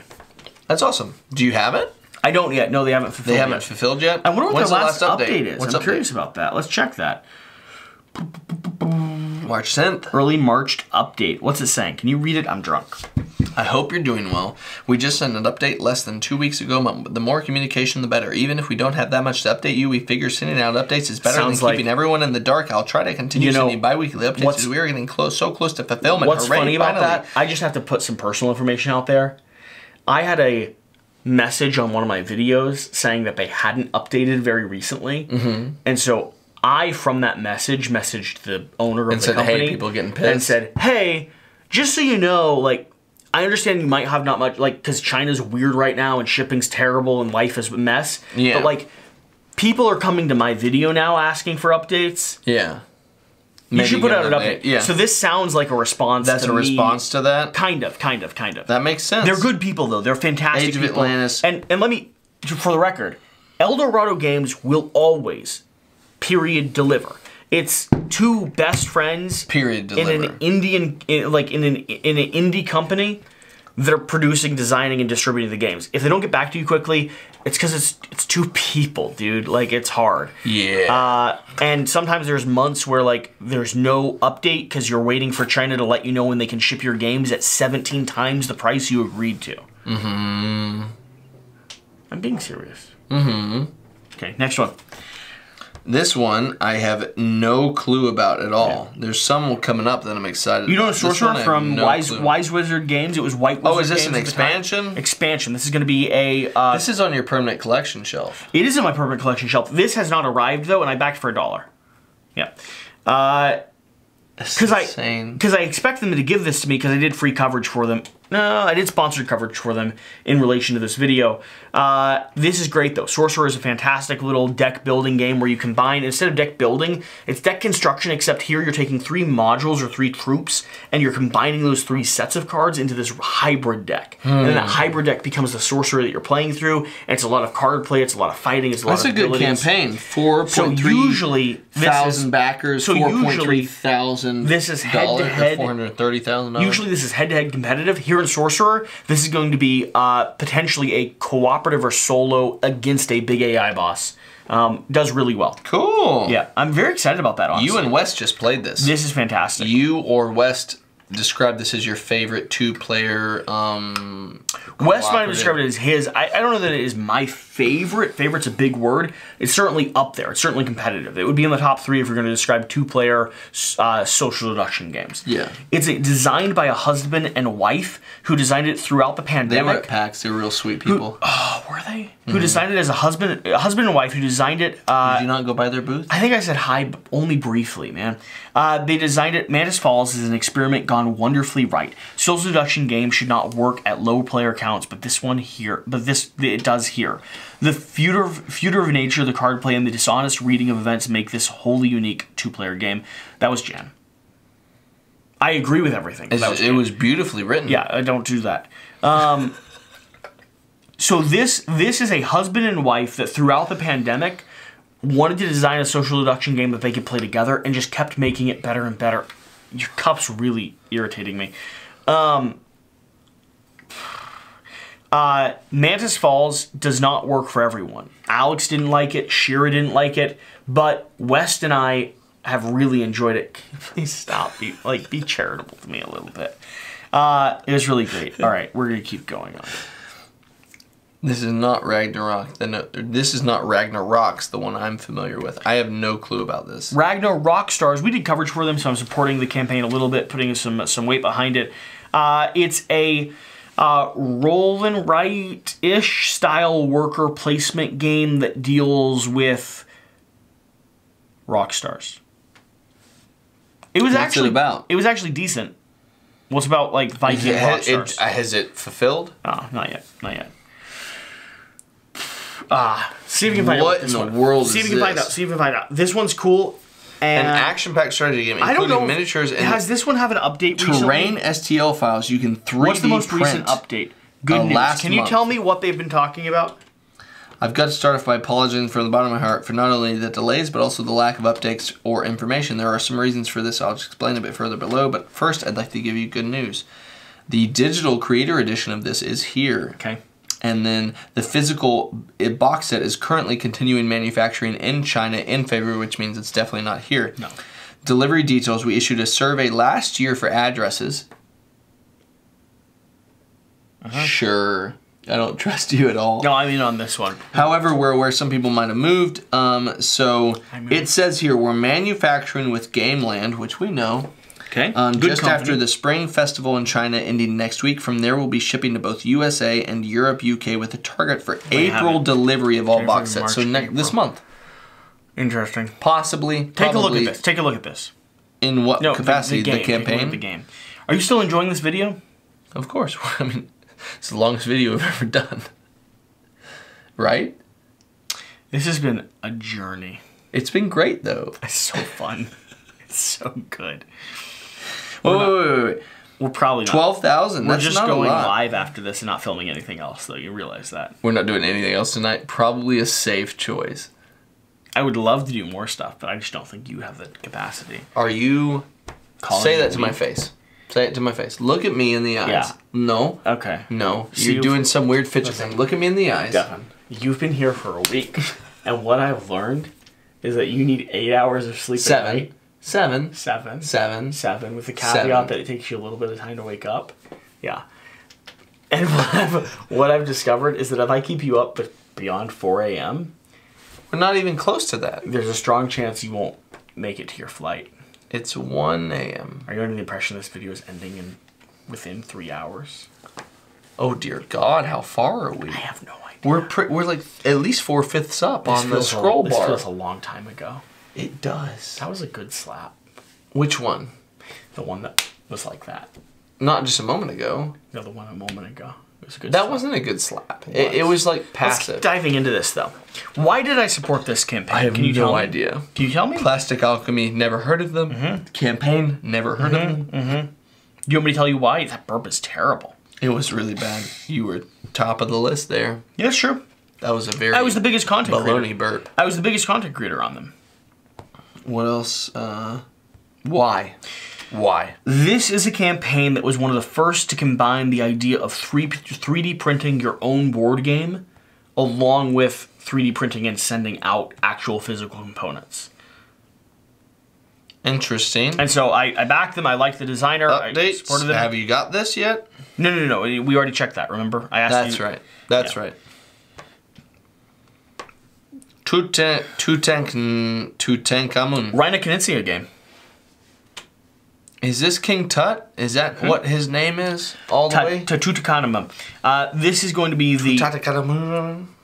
You're building a pathway of water, worshipping down. It's kind of like Bites, the game released by Board Game Tables. Board Game Tables, the Ants game. This is lovely. You have that downstairs, right? I do. I did coverage of this, but then never... I backed it for $1, but never ended up getting a pledge. I should probably reach out and ask about a pledge. They did wooden components and everything. It's a really lovely game. Maybe not my favorite, but... We're getting to a lot that I'm familiar with. Petrichor. Petrichor. They had a beautiful video. Do they have another one? I think it's the same one. We look up high into the clouds. It's a beautiful video. It's the same one. It's the same one, though. You realize they used this the first video for the second video They did. campaign. Token Terrors. This is John Campos. This is Terrible Games. And this is a wonderful person who makes great art. And I met him at PAX.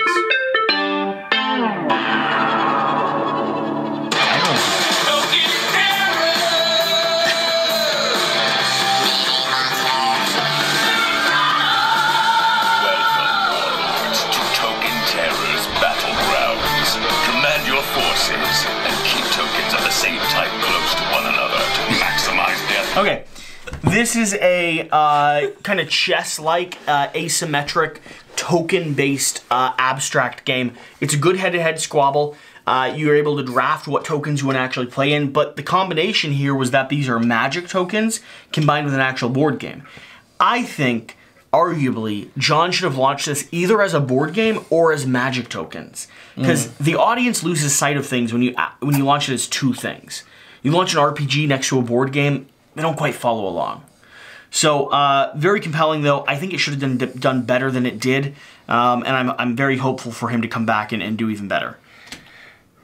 Why? Visually? I'm in Why? for $1. No, I'm in for the whole pledge. Wow, interesting. Why? This is Talon Strikes. Yeah, this is Talon Strikes. This is actually a really good game. It's a theme that maybe I'm not as compelled by, and the art style is maybe a little out of sync for me, but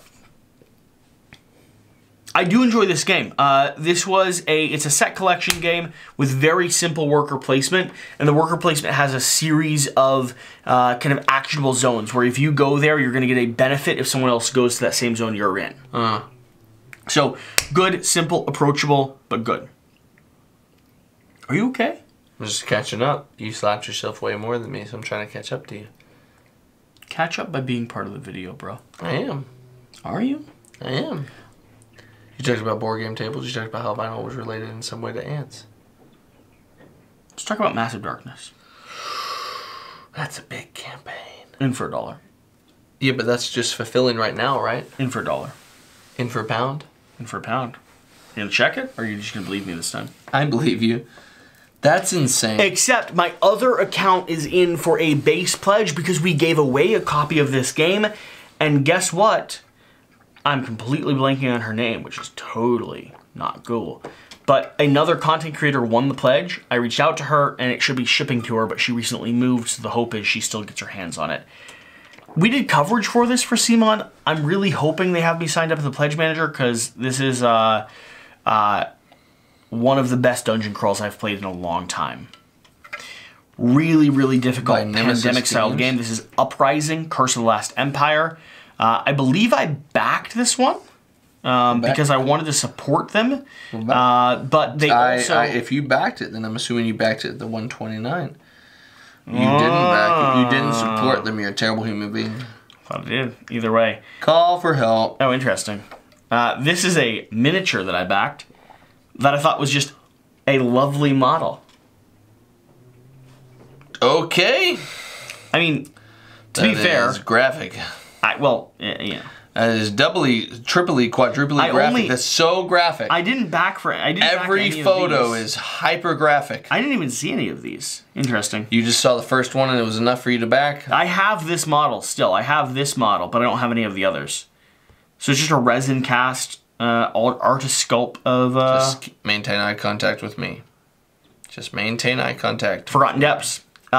Cool story about this. They failed the last time they launched. The first time they launched. And then... The last great age was generations ago. And even that, a shadow of the one before. A threat has awakened, one capable of gathering forces within the dark space. Was this your first Kickstarter commercial video? Yep. The caverns of old construction and forgotten times. The preparations have been made, the rites and honors have been performed. It is time to venture into the depths. Forgotten Depths is a 1 to 3 player cooperative dungeon adventure game. You will take the role of an adventurer, Bren the fighter, Ava the rogue, or Syl the wizard. Together, you will journey underground through 3 Really cool tile laying game, cool exploration game. Really excited for it to come in. I'm actually going to check the update here because I'm curious. Dates.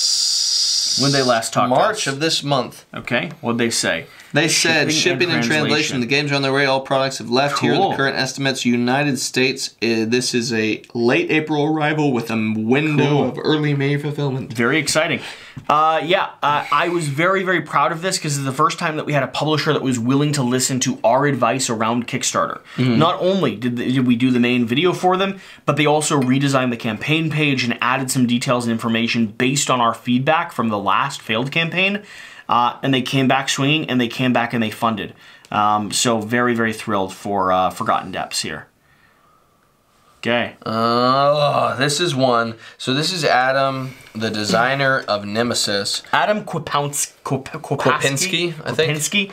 So again, one of the best designers that I know of so far. And this is one of the first game. This is the first game that I ever, outside of knowing Alex from Board Game Co., this is the first game I ever watched your content of without knowing you or meeting you. That I was so invested and interested in this game. We did a TTS playthrough. I watched your coverage of it, your TTS gameplay, because I was so interested. I ended up not having the means at the time to purchase this. I really wanted to. The what were the levels that it was at? I mean, where are you at?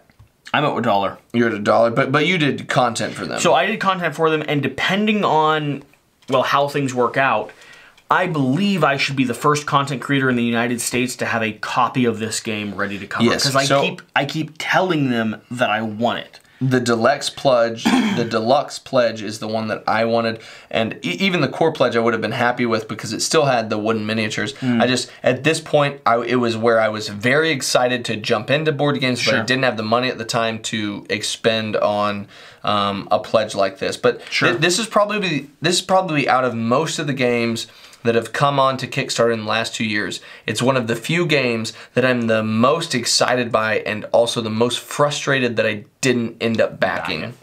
What's really it's cool, based off of the computer this game. company has a contract with Dying Light now. Yes, Glass Cannon. Very, very, very, very, very, very, very excited. And they're also did you know they have the origin of this War of Mine? No. Yeah, so they were connected to this War of Mine when Awakened Realms started up. Oh. I don't know this one at all. Quinn, indie game that I covered. Again, I have a habit of supporting indie games, although I didn't go full in on this one. This is a abstract game where all your pieces are hidden on the game board. And so you're playing without quite knowing what the other player has positioned in what locations. So, very cool. Now, we get to a crossover. Okay. We get to a crossover point. This is important because we get here to Veiled Fate. Oh, interesting. Which is the first Kickstarter campaign that I ever went in on myself. Okay. It is also the campaign that... Let me find it. Through my connection with you... Let me find it. Where are you looking for yourself? Yeah. Because somewhere here, Ivy Studios never does stretch goals. It's not a thing they typically do. That's not what I'm looking for. Oh, you're looking for the lore book? They specifically have I want that the board so bad. Oh, no. Right here. They did a one-off $1 million stretch goal. Read that out. $1 million. If we reach that threshold, we'll create the compendium and we'll write it in collaboration with Quacklope. They brought up the idea of expanding the lore of Veiled Fate in a companion compendium, a collection of stories about the Veiled Fate world as it relates to all of the quests in the game, and we really liked the idea. But they don't do things small. So if we hit the $1 million, this book will be made available to all backers as a digital PDF for free.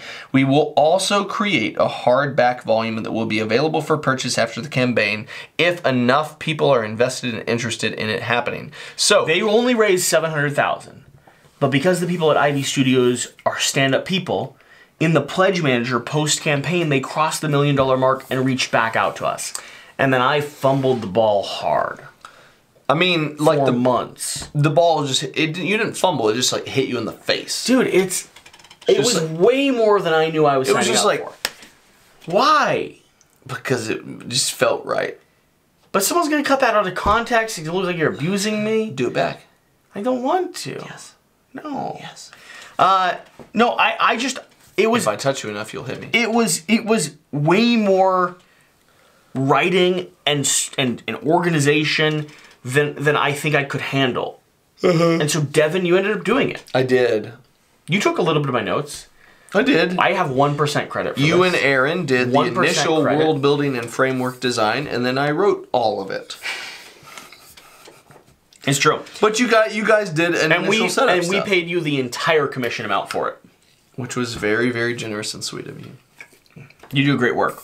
And I seriously hope it leads to more future work in the industry, because you deserve it. But it was you and I did content on that today, which kind of brings us like a little bit full circle. It's kind of cool for a circle. It is the first campaign I ever backed on Kickstarter. It was definitely the first you ever backed. You backed nothing before that. A single one. And then definitely not. It was also where you 4 hours and 24 minutes worth of guys, see that right there.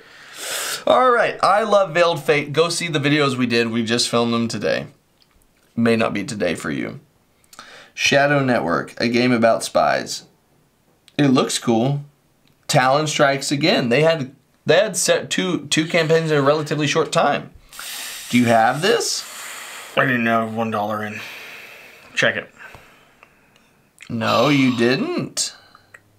Why? Do you have this? I don't think I've ever seen this. It hasn't arrived. Certainly hasn't arrived. February of this year, we're working on it with a printer, so it's still not here. Yeah, it hasn't arrived. I thought this was decent. Not my favorite game of all time. Now we're getting into some other ones that I know. Darkest Dungeon, $1 Games, $1 in, but it's too big. But you have some of it. I have the prototype minis. I have the prototype board. Yeah, this is a very, very heavy dungeon crawl RPG style game in the vein of the video game. I think if you love the min-maxing in the video game, you're gonna love the Darkest Dungeon. For myself, it's a hard game to get to the table. You need to know a lot of rules and a lot of rules minutia to follow the flow of the game. It's not like the video game where you could just enjoy it out the bat, like out the pocket, and make mistakes and lose eventually.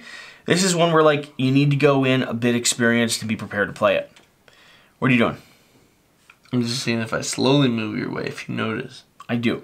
Kabuto Sumo. I have this game. Board game tables established like my reputation with my son loves it a lot. I backed this one beyond my better interests. And I think we were doing the podcast at the time I backed this one because like Alex and Jen were both making fun of me for backing this. I think you were. It's fun, except we house rule it to make it more fun and more crunchy. That is kidsplaining. That's kidsplaining. Yep, that's kidsplaining. Good, but ultimately did not stay in the collection. Inside the box, Alba. Did you keep this? Do you have it? Or is it even here yet? No way it's arrived. No way it's arrived. Because you would eat this up. Would I? Oh, 100%. Current lockdown March, in China. pretty close. Quick update on the current lockdown. So they're using New Year's as an excuse, it sounds like. Chinese New Year's. Yeah. But that's a normal thing. It's always an excuse. Yes, they're still on the way. Why would I eat this up? What do you know about it that I don't? Because I backed it. It's a narrative book. Look at that. It's an adult. Did you do it all the way? $30. It's an adult version of that Van Ryder series. Ooh. What's $30 get me? Is that all in? I think you have all of it. I'm the type of person... physical copy. I'm the type of person that would have. 30's there. Daggers. What did I miss with you the got dagger? the hardback. What did You I just miss? didn't. You I missed didn't this get stuff. the special edition. I missed that stuff. You didn't get the signed and numbered vault art prints. pen. I don't need the art Yeah, prints. you got the main thing you wanted. I got the game. I think you will eat this up if you actually use it. Cool. I got into a line of backing zine RPGs. Colossal is going to be a game that actually cool little wraparound. Is it a solo? Cool Just little, like that one solo we talked about. Cool with 2 little to 4 players. Cool earlier. little wraparound. Who's the author that I'm a fan of? Like Sanderson. You can't say I'm a fan of him if you don't know his name. Stradelson. I'm not going to help you. John Sanderson. I'm not going to help you. He wrote the Stormlight series. I'm not going to help you. Stormlight Archives. That's better. Now, do you want me to tell you his name? Yeah.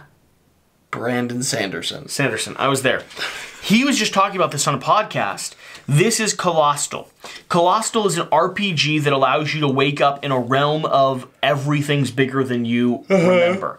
You're like in this house, but the house is giant size, and you're playing through it. So I went through a whole spin of backing zines because I wanted to support the indie RPG market. Is that also The Vast in the Dark? So The Vast in the Dark is there. From the Broken Yeah, Land. The Vast in the Dark. Backing in from the Broken Land. Let's keep going because I found a lot. The Drain. The Drain is going. Where is it? I skipped it. No. What happened? Where gosh. did we go? Oh my gosh. No. You're on the save. We got to go to the back. The Drain. Okay. Bucket of Bolts, a solo. The Drain is going to be a zine. Solo RPG. Bucket of Bolts is going to be a zine. All Must Bow is going to be a zine. Fantasy vs. Dragons. Fantasy. What's this? 3D printable STL files. Oh no. That only has 1,000 backed. Do you know what this is? 3D this is printable a STL bunch files? of 3D printable STL files. Have you seen my Quackalope downstairs next to my bourbon shelf? Is that from this? No, a 3D printed Quackalope. Do you want Red Bull? Is that what you're reaching for? Yeah. Okay. It's nearly gone. Well, that's not nice. Have you seen the Quackalope? It's up in the It's in the kitchen. It's on the shelf next to the bourbon. The creators of that are the creators of this. So they mailed me that from Europe as a gift. As a gift. That's really sweet. They're part of my Discord community. They were fans and community members before they ever launched this. And throughout the pandemic, they got into creating STL files, and so they launched this to do to raise some money for what they were doing, which is very cool. Brutal Quest. That's going to be RPG zine. Cora Quest. Know anything about this? Yes, I do. This is Dan Hughes who did this with his daughter Cora in UK, and they kind of started it as a experiment of learning how to create a game during the pandemic. Lovely. And they made a board game. Dice Tower contributors and a lovely game to boot. Alex and I played this as one of the first things we ever collaborated on. The Origins game table. You have that downstairs. I have that downstairs. Downstairs. I want a board game table. Approachable, affordable, with a quick shout out to Wormwood. Thanks. This is going to be another indie RPG zine. This is going to be another indie. Oh, this was when. So 3 Dice 6. What do you know about this? What do you know about this? Because I don't know anything about this. This was part of Zine Quest 2021. Yes, so last year, I was involved in that. This was part of Clearly, I backed 8 of them. This was part of the February to March period. What happened to Zine Quest 2022? I think it happened. I didn't back them. I didn't back anything. A lot of stuff that I saw in the last month that was RPG related was related to the Mothership system. Yeah. Which you have several of. Love them. Never played them. 3 Dice 6 was one of... I actually covered this on the blog. on your blog. Dude, I backed this. I wonder Look if... at me. So wait, you did this in February of 2021. I want to see when the blog was. No. That's too waste. Absolutely not. Oh my gosh.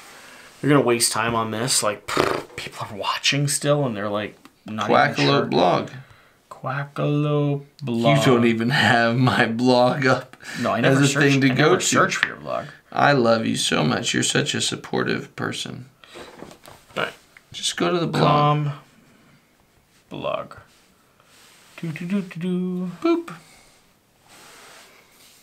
And so if we go all the way back to March of this year, or March of that year.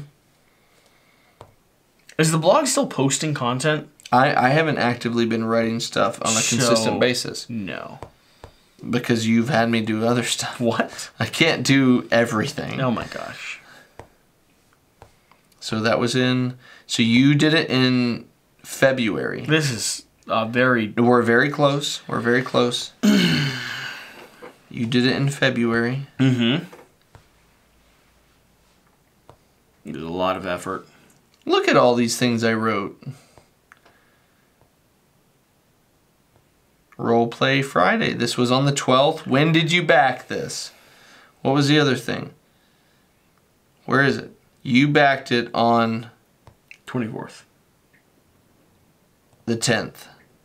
Oh, before you? Shit. That's what you're checking? Shit. You're seeing if your blog... I was seeing if you read my blog on your post. I haven't read any of your articles. But on... None? I don't think so. 2 days after you backed this, I was talking about 5 RPGs that I thought looked very interesting. And the first one is 3 Dice 6. That would have been great for me, man. And then I also did Bucket of Bolts, which I backed that one. Did you back that one? Yeah. I did Realms of Peril, which looked Did awesome. not do that one. Desert Moon of Karth looked badass. I would have backed that one, man. And then also I did Nerves, which is a full looks like something I would have backed. TTRPG. I honestly, I would have backed everything you listed there. It's a good thing I don't read your articles. Back to so let's go back to Kickstarter. So you did 3 Dice 6. Back to this. You didn't do any of the other stuff I said. You said you backed it. You didn't. No. Bucket of Bolts was earlier. Earlier? No, Yeah, it wasn't. Yes, it was. No, it wasn't. Let's go to it. Show it to me. It was earlier. So yeah, I was so right. I was so right. Give it to me. Okay. I'm gonna go. I was so right. I was so right. Right here, Bucket of Bolts. Okay.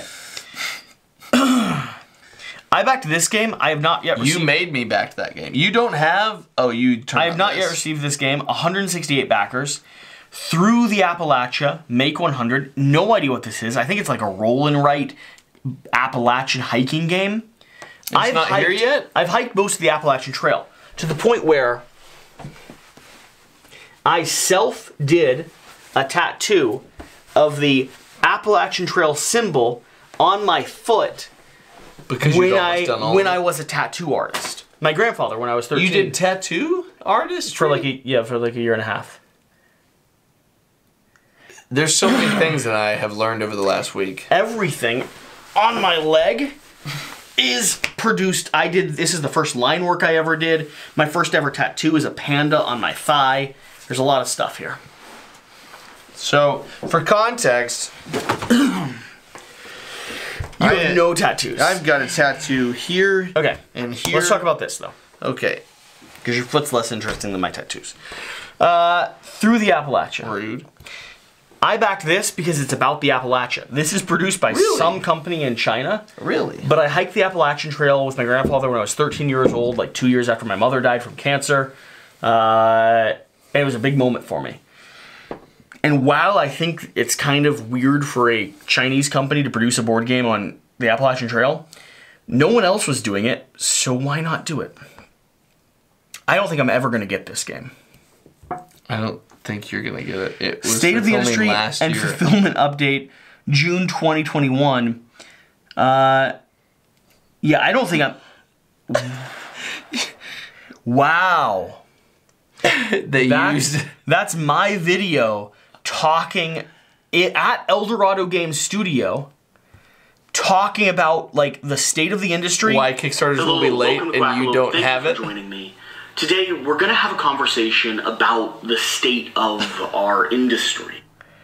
All through Hiker Pledge. I love that you're a backer. We're seeing that most international copies sent via airmail are being received within 2 to 3 weeks. Did I get this? I don't know. I might have got this in and just wrote it off because it looked terrible. Really? That's hilarious, though, that your video is How many people are in this? 158 people, and I'm affecting myself on this campaign that I backed. That's amazing. I'm a little upset with Quackalope for putting out that video. This is still... No. You thought you just talked about them. Badland Wolves?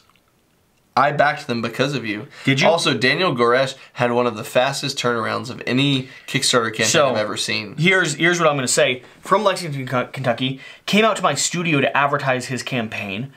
Fun game, fantastically thematic game, fantastic artwork. Has a special of you in it. Yes. Has a Quackalope card. in it. But here's the other thing I'm going to say.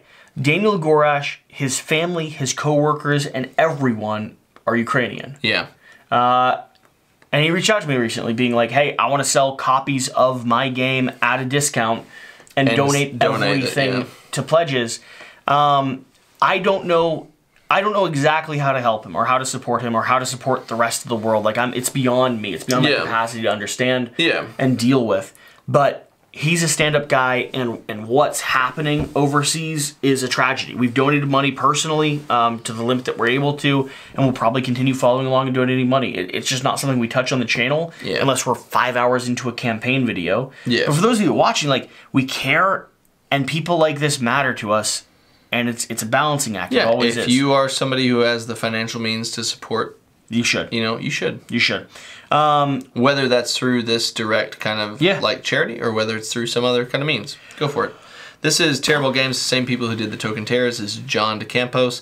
Combined with Wes Woodbury.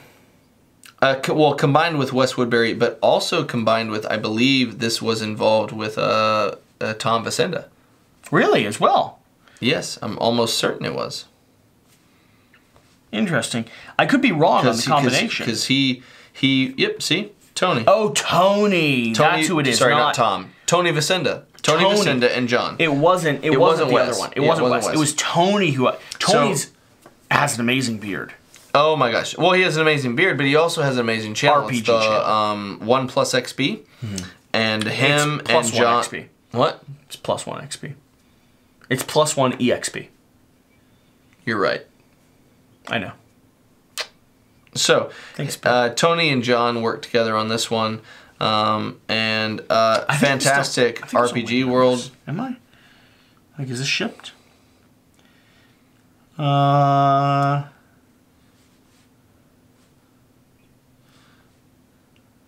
idea. I believe I backed it. Yeah, to support them. Yeah. Yeah, no, they're awesome people. I mean, they're good people. Both of them good people. Call of the Deep. Okay. This is Samuel Stockton. You have this, right? I backed this one. You have it, though, right? I have this one. I backed this one because we turned them down for main channel coverage, but I still wanted to support a really cool indie designer in our community. This is getting to the point. This is a hard one for me. This is getting to the point within the last year when your production schedule has crunched. Yeah. And I was falling apart for a period there before we were on the team. I was already on the team at this point. No, but like mid-pandemic through you like writing for the website, like up till now. Up till the last 6 months. I have been like struggling to keep up. Yeah. And like midsummer last year, I was drowning. Yeah. As of the last 5 months, I'm doing well, but still learning how to balance and like going over details and like learning how to run a company. It's a whole process that I'm not used to. No, Cult of the Deep required too many players for me to responsibly cover it as a party game or like a social deduction game, but I still wanted to support them. Dawn of Titan, back to this one. Sure. Yep. Ion Game Design, I feel like we've seen them. So Ion is going to be the company that produces PAX Premiere, I think. Stationfall. That's right? why I know them. They did Stationfall most recently, which you have backed. I backed Stationfall? You did. Did I? You did. So I just discovered... Stationfall is the one with like the monkey in the spacesuit. You know what I'm talking about? No. I just discovered that I never fulfilled my pledge for this. I found it over on GameFound as something that like I had credits for and I never fulfilled. I sent Ion Game Designs an email trying to like pull the Quackalope card, being like, "Hey, Quackalope here. I paid for your game, put like $50 into it. Yeah, $50 into it, and I'm an idiot and I never filled out your stuff. Can I have what I paid for?"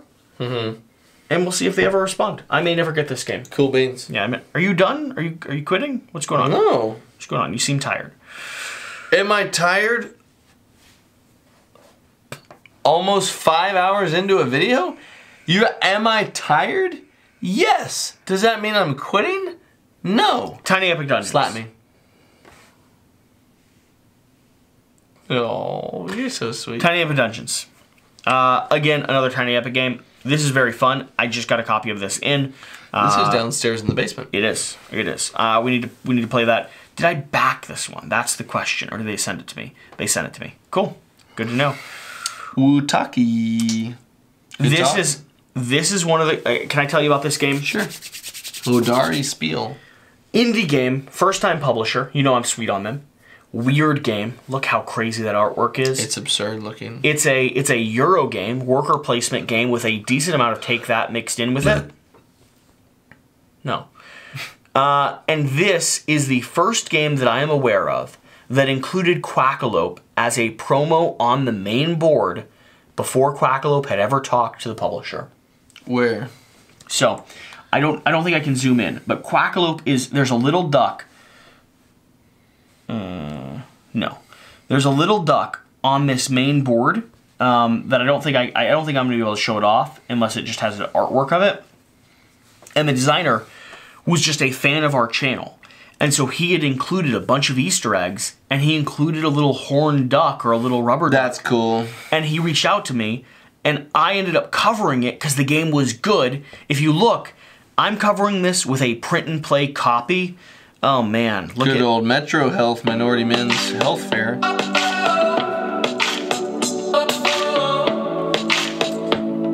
So I'm covering this with a print and play copy. You're at bun mode. You're in bun mode. Being produced and this is in Kentucky. The curtain.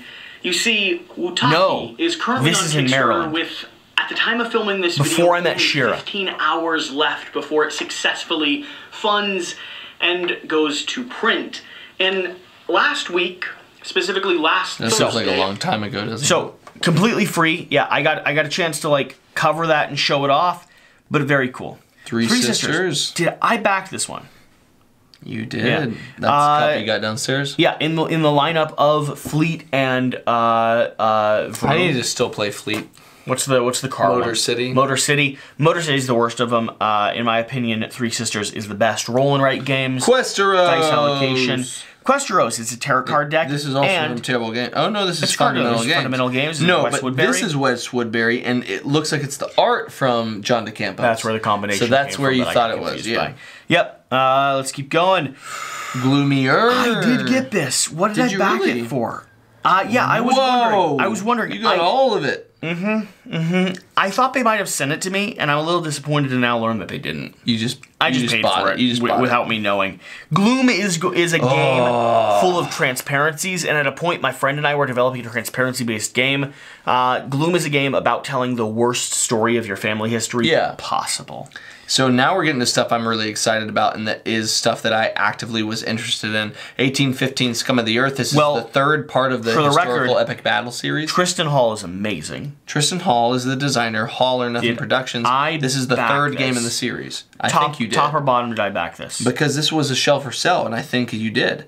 And I think you did after I told you to do it. Absolutely. You want to say anything else about this? We're so far into this video now. This is part of the series of 1815, and then you have 1565 St. Elmo's Pay, and then you have one of them they sent to me over there on the shelf. If you have 1565 St. Elmo's Pay, I'm going to go take it. I'm going to steal it from you. I have one of them they sent to me that I need to cover. Over here? Yeah. I shall steal it. I don't see it. I shall steal it. I don't see it. So it should be at the bottom here. That's fine. Cool. 1865 Ice. Ooh, Samson F. Parrott, I think. He raised $330,000. Almost $350,000. This is a cool visually impressive. I'm expecting them to send this to me. We did coverage for them. This is a game that digs through layers of ice. Look at this visual down into the board. As you progress, you slowly remove tiles, and it gives you the extra layers, and you're excavating down into the ice. It's a really cool premise. The visual and mechanical and tactile nature of this, super cool. I didn't end up backing this because it was just, I was starting to back some at this point, and I just couldn't back everything. But it was like this board right here, this board right here, this board right here, this board right here is really cool. Yeah, this is a neat game. I think people will enjoy it when they actually get it in their hands. Big one. So, I did not back this. I wanted to back this desperately. You did it at 1, but you did a lot of coverage for Lucas and the team. But completely, like, not sponsored content. No, you did free content. And I don't know that I have a relationship with them. And if I don't have a relationship with them, I want to express to them the updates you made throughout your campaign made this a game that I very much want to have. Yeah, over $8 million based off of the Witcher series. If Quackalope does not get sent this game, I want to buy it. I'm going to pay a lot of money on the third-party market for it, and you don't want that to be on your conscience. Yeah, exactly. Cool. So this is a game that I really wanted, but at the time, at the same time that this came out, Burnt Island Games did Fall of the Mountain King. And I was like, I can either spend twice as much on... That's too much. I don't like Red Bull. Yeah, but you need it. I could either spend twice as much as Fall of the Mountain King on Witcher, or I can spend my money on Fall of the Mountain King. And so I decided to support Burnt Island Games because I knew that this team was going to get a lot of success and a lot of support. So I wanted to support my friends. But I really am interested in this game. So when you reach out to them and say, hey, can you send me a copy? Just be like, send me two copies. Yeah, for sure. This is one that I think I covered only and solely because Alex had access to them. Alex did have a copy of this, I believe, and I think you played it with him. He did. That is where I got the source for it. Board Game Co's here. Yeah, no quote from Quackalope, but we got a gameplay in there to support them. See? And here we are with Adventure Tactics, the second one. And I backed this one, and I got copies of this one. You did? I did not financially back this one. I got copies of this one. Ooh. Yeah. We did coverage for this. Very exciting. Very accessible, family-based. This is the one that I paid for. I don't think I paid for this. No. I paid for this instead of Witcher. I'm hoping Burnt Island Games sends this one to me. I will talk to Elena. This is a great game. It is. It is a fantastic area control game. Bantam West. I backed this one. Ooh, all the way. I did. Because I thought the publisher deserved the support. This is better than, what, Western Legends? Western Legends. In my opinion, when it comes to Western-based games. Several people have said that. That being said, though, this game has also went through a ton of design and development, and I don't know what type of game we're going to get when it all finishes. Fair. So it's a little bit up in the air. Let's keep going. Cool. I still love RPGs, it seems. You do. I want to see how much I put into this one. Oh, dear. Check that. Oh, check dear. that. Check oh, that. dear. Oh, dear. Oh, dear. I went all in on Mouse Return. Oh, dear. I love... Aridia. Far Off Games... I got this through Alex as well. Yeah. Far Off Games, I need to get Zia Legend Zia. Chronicles. I traded for it. I'm asking Far Off Games, publicly on camera, 5 hours into a drunken video, please send me Zia. I really want to play it. I traded the Seder box for it and its expansion. That's a good deal. It is. I mean, financially, bad deal for you? No. No? Good price point deal? Zia and the expansion are over $200 each. Cool. Not each, over $200 together. Yeah. And Seder box. I've heard Here's the game, thing. I've heard Here's the game is great. Here's the thing. I didn't trade the Seder box by itself.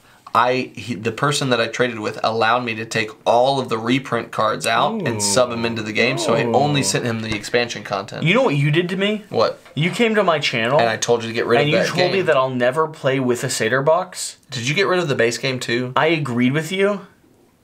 And I sold everything. Why did you sell everything? That was not the point of the video. I like all or nothing. I like all or nothing. You've seen this trend with me. I have.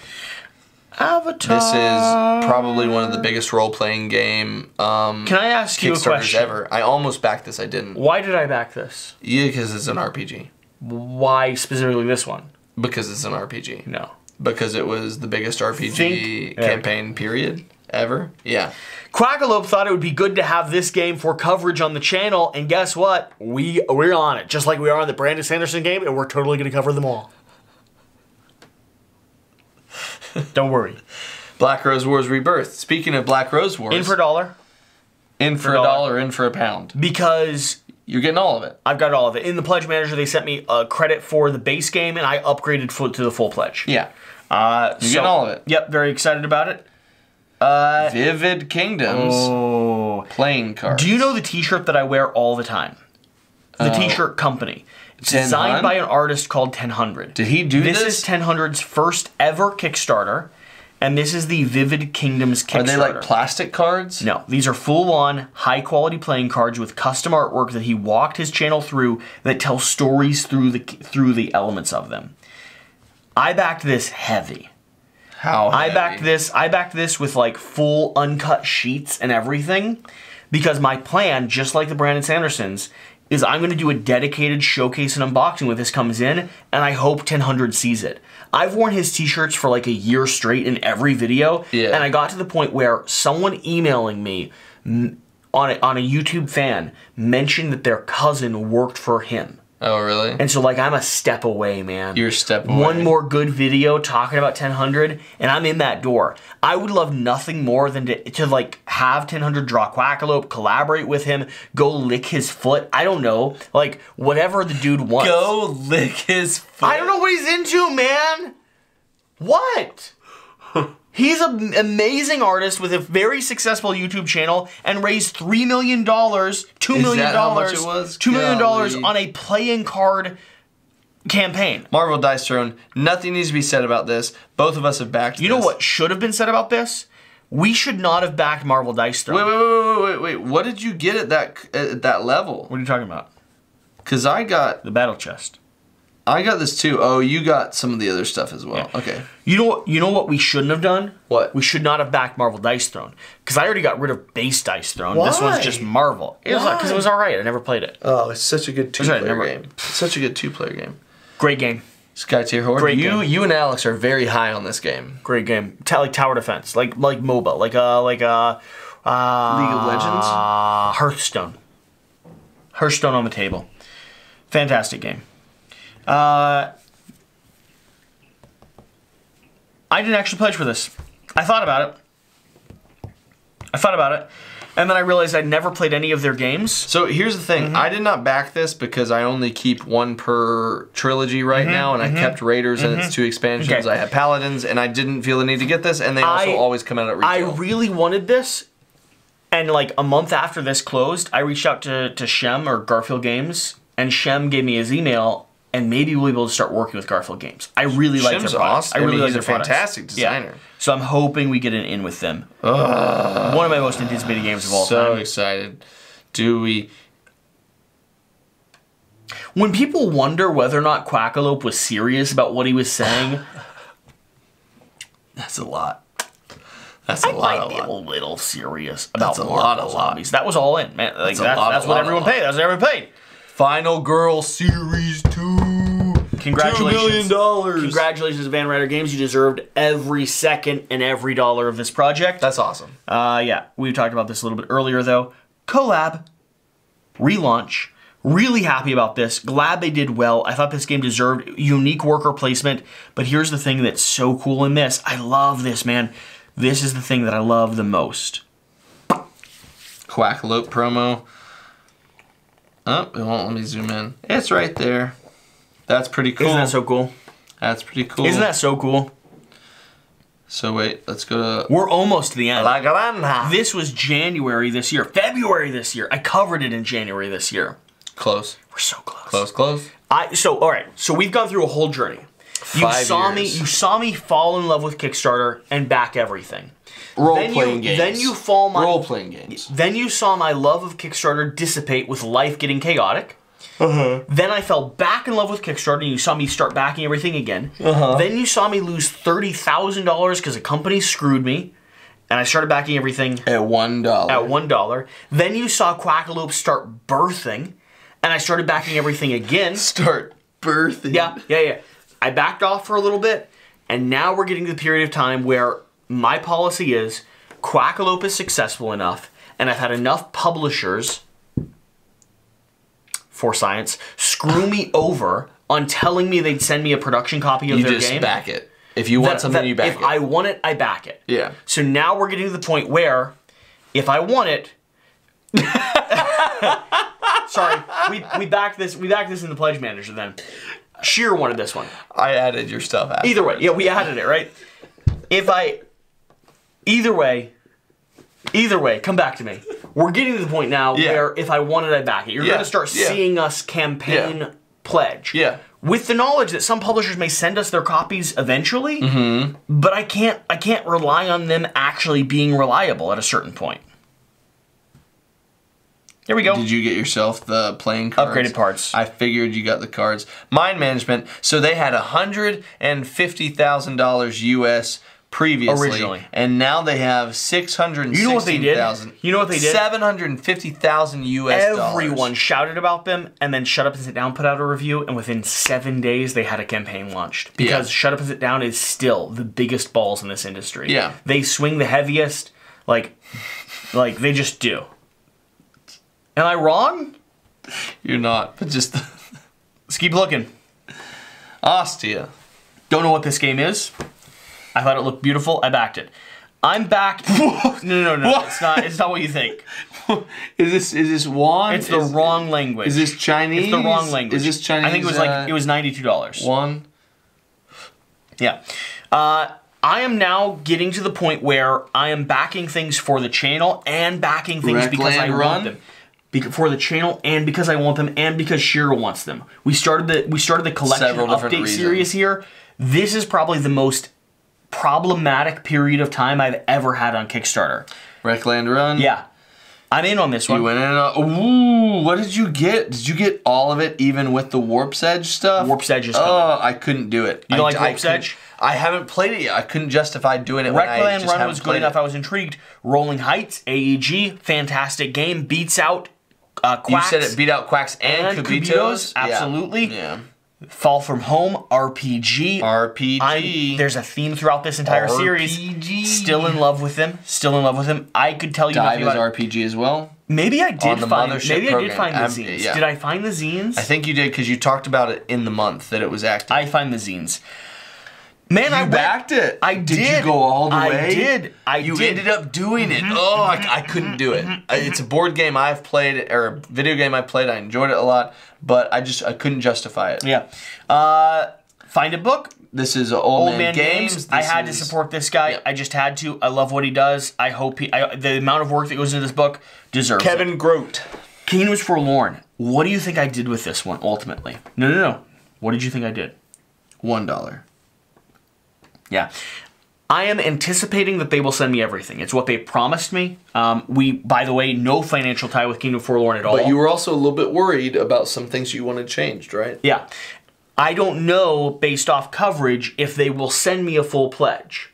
I have backed their other game all in financially myself. Which game? Aeon's Trespass. Oh, same people? Yeah, I believe so. They've created 2, 5, and Trespass Odyssey. So I don't know if they will send me all in. They've been very kind to me so far. I think they will. But I had a decision to make. Do I spend $700 on a board game that I had issues with, with the knowledge that as a content creator I won't have the time to play it as much as I'd like, or do I trust that they'll send it to me, and if they do, I dive into it? Yeah. I'm gonna go on the trust. Unsettled, it's too good of a game No-brainer. not to pledge. So I'm brainer. I'm in. I did the same thing. And I expect them to send it to me, and I might give away or sell my other copy. No-brainer. But so good. Earth, fantastic. You loved this one. Dude, this was such a great game. I'm in, right? Told you I'm in. I'm in. Let's keep going. Western Legends, what did I do? All in or $1? Dropped to $1. I couldn't handle the fact that I didn't love my experience with the base game. I like Bantam West more. Yeah. I couldn't do it. Tang Garden, what did I do? $1 again?